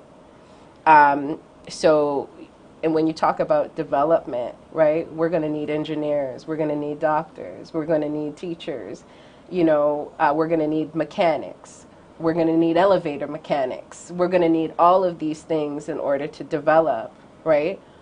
Are we planning on empowering the children and youth here to become those doctors and engineers and lawyers and all of the things that we're going to need to help the country develop? Or do we plan on relying on, you know, those human resources from outside? And if we intend to use our own people, then we need to make sure that we're setting them up for success. And that doesn't begin in university. It begins really from the womb, right? But it begins in the early years, right? So children in kindergarten, going to grade 1, need to have the skills that they need for grade 2, right? Like, we need to make sure that they have those skills. In grade 3, we say that, you know, from kindergarten to grade 1, you're learning to read. Sorry, from kindergarten to grade 3, you're learning to read. From grade 3 onwards, you're reading to learn, right? When you get to college and university, you're reading to learn, right? And so we need to make sure that our young people have the skills that they need to read to learn and to succeed in school and in life. Our time is running short. I'm really enjoying this conversation, but I would like, before we go, to have you offer some advice for people who may be watching. You came to Ghana on vacation, and you found that it works for you here so far. And there are so many people who, when they think about teleworking and working virtually, they don't choose the African continent. They're going to Bali, they're going to Caribbean, they're going to other places and things like that. I would love for you to just share a piece of advice with our viewers for people who may be considering moving or relocating, even if not permanently, temporarily, to work virtually in the telework. You know, just give us some advice with regards to the experience that you've had thus far here in Ghana and how you're making it work? Yeah, I would say definitely you need to be open-minded. I would say that where I am in terms of my exploration is at the very, like I'm at the very beginning. I'm like, you know, I'm 2 months in. My current like living arrangements and stuff like that, I don't think it's sustainable, you know, for the long term, you know.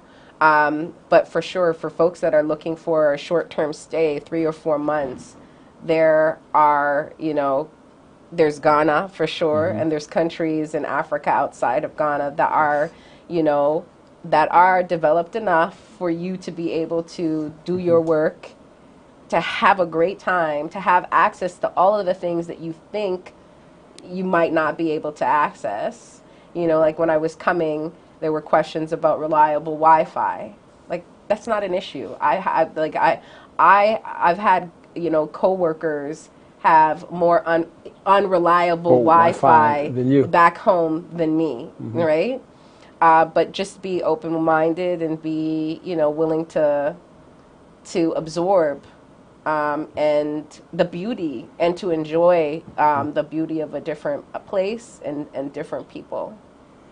Kamisha, I want to thank you for joining us, and I want to just say an open prayer for you right here on camera, and I pray that you find some peace here. I pray that you find some new inspiration, and whether it be Ghana or another African country, I pray that in your business and in your trajectory and your push, that we have you as a soldier and a warrior for literacy on our side here in the African continent, because I believe that people like you, the work that you do, the passion that you exhibit in the work that you do is very necessary in developing the African continent.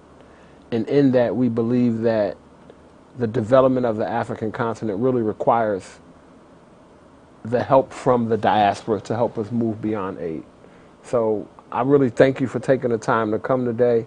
I don't even know you that well, but I'm really proud of you. And I hope that any of our viewers, people here in Ghana or other African countries who are interested in creating literacy programs and reading to learn, you can reach out to us and we'll make sure to put you in touch with Kamisha and her program, The Reading Partnership. Thank you so much. Thank you so much for having me. We'll see you next time on Diaspora Link. Thank you again. You're doing great things around the world. Thank you so much for tuning in to another episode of Diaspora Link with me, your host, Diallo Sumbri, exclusively here on GhanaWeb TV. Make sure you click subscribe to follow up for the next episodes. We'll leave you today, as we do with all of our episodes, with some proverbial wisdom. Today's proverb is, if you want to know the end, look to the beginning. Thank you again. We'll see you next week.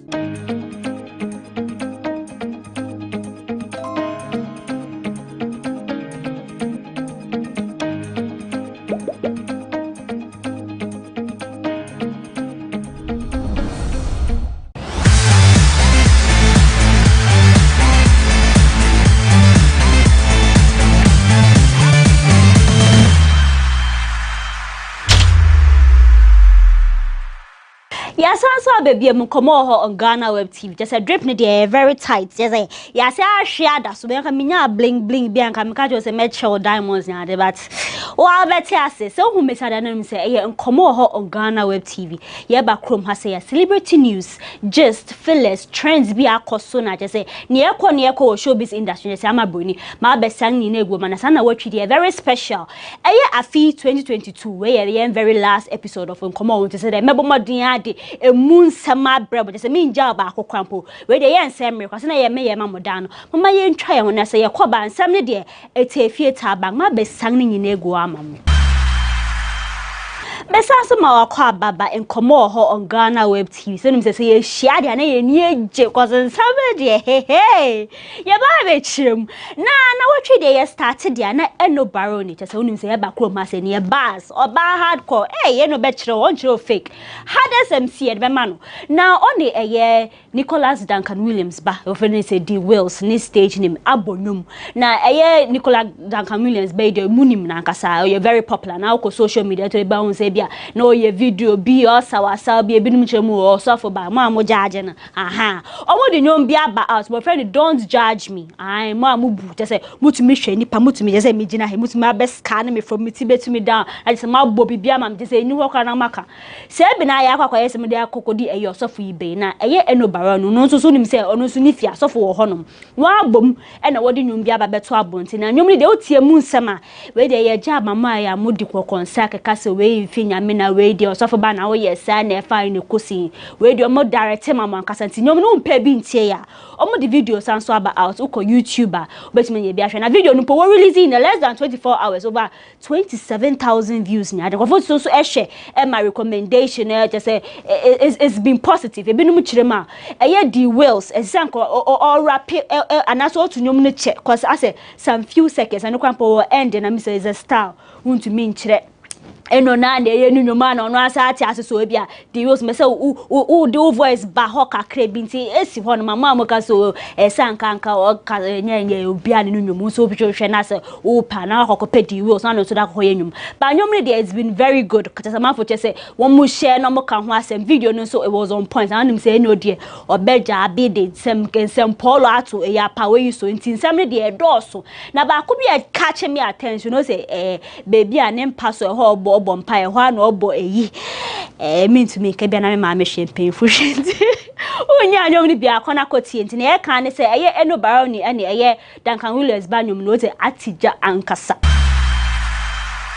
Yanto aswe Black Stars unim say city ya qualified as a Qatar World Cup 2022 ye bobi je say mafu kire menye ba me dem pese mi gina ha say san so kabiem say World Cup no e be kwa kogenti anya ni etumi bia monti ase ase mo ne ye nya adwen mo ntwe na we wait and see na eye nyom yi na che say GFA e de eye official song ababeto memfu kire man nyom no ente say first nyom na eti na me say mo no ba nyom ho ye bia tie de wan kasa ye say rate abe rate ni say na event yasi omo eye launches eye official song for the Black Stars no na eye Moisha Budon ekopie hobi ayen sister Moisha moi na to say she was looking so radiant wa shane eye shirt dress bi na won say eye shorts ka kraban fuche ma bonege na me say mo no na bi say be ye bia mo be kasa but she was looking nice or shane black braids na she was looking good na eye blogger GH have a treben no bisa no so mo ye hu wa chene I don't know so but then who akwakote kakra but she's coming back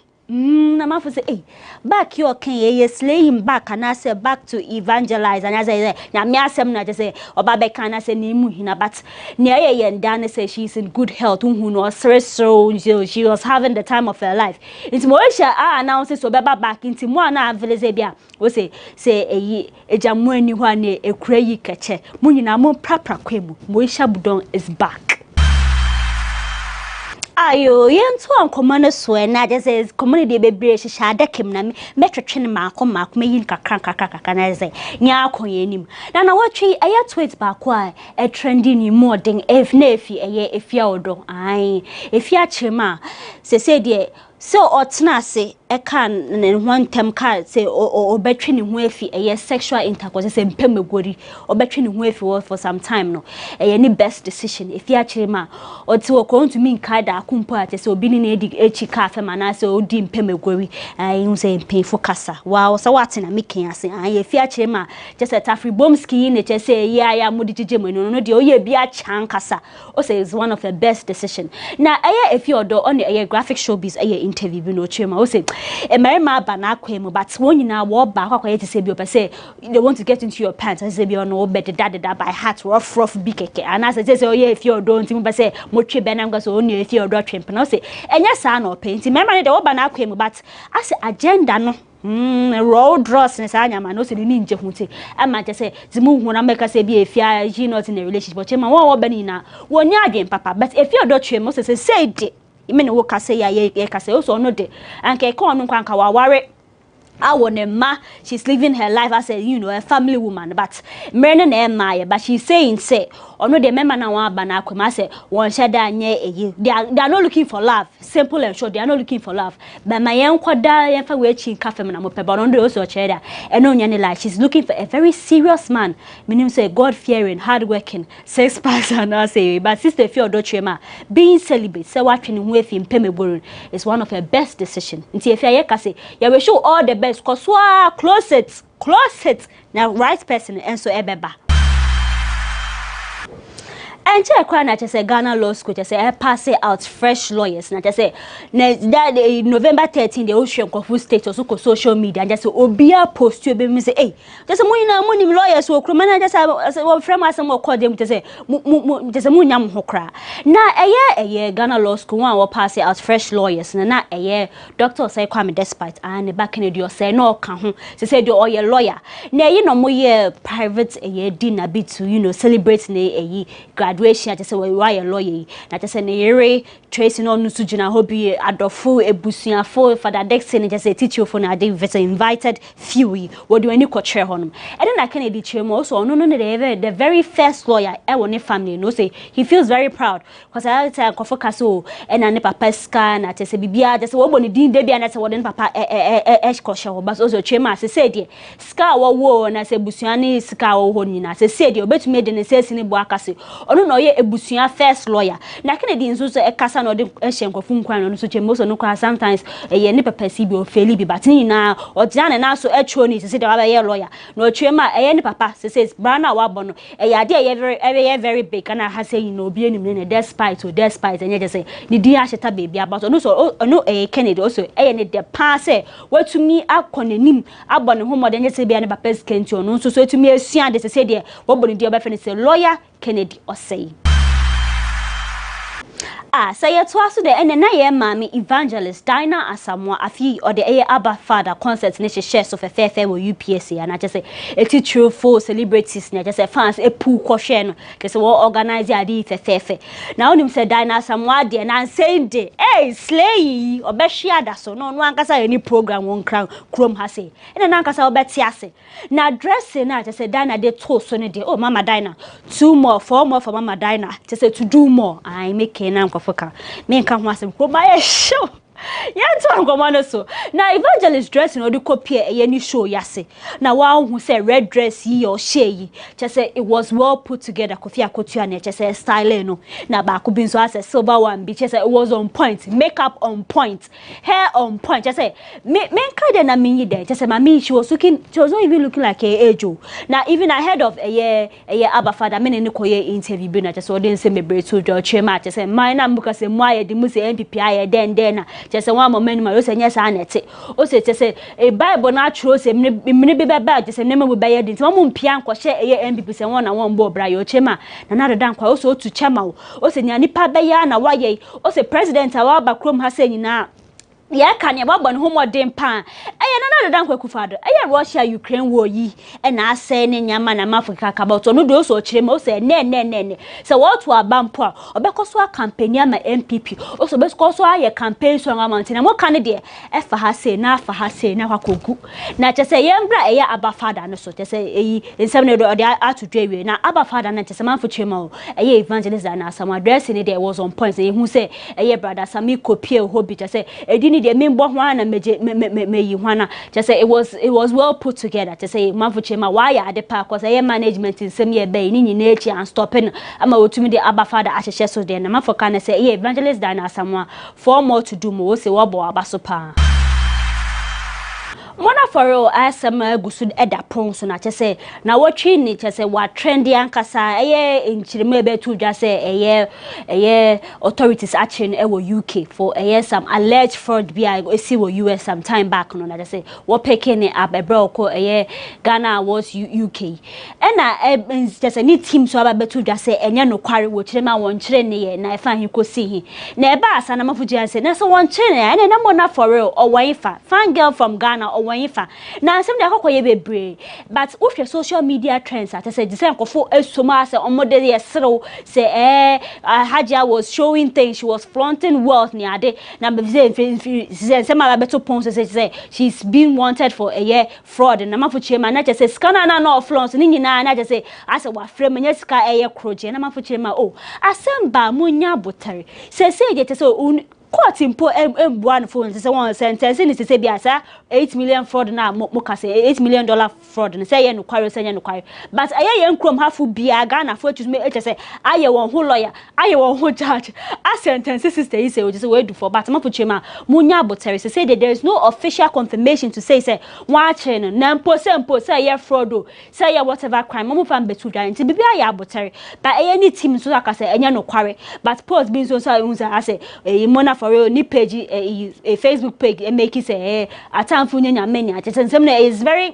scant me to me for information in and put it together but they say there's Hajia for real no amafu chema watching no amafu so ne campuses won chile but they say there on one kasa embe out embe fa official statement embe to justice be say ni say na but they say there na amafu ye kan say munya botare so oye wan watching no authority say ebe kan ye so the mun chemu nyina ba betuja but obi ba kwa we di Hajia for real chipa wa bompire man say yakopon hwetwa nje na adam for your friend Shatawale na no Shatawale nje any Mona they go way back any music video kwa Mona feature mu ni ade na asem ikoba ya mafoto edibi sere ade say wo sere Hajia for real Shatawale nkwa de also bompire man Mona for real say yakopon uniform there's a couple of celebrities and so they've just sympathized with them work say Mona for real whatever you are going to hope say yakopon ebedi wa for fi na say we to me film but say there mo amoye Mona for real fans any adofo mo de na mama mpa ba munye de cause say dey asem ne dey ase ye she dey hu ni tin ne fem but say dey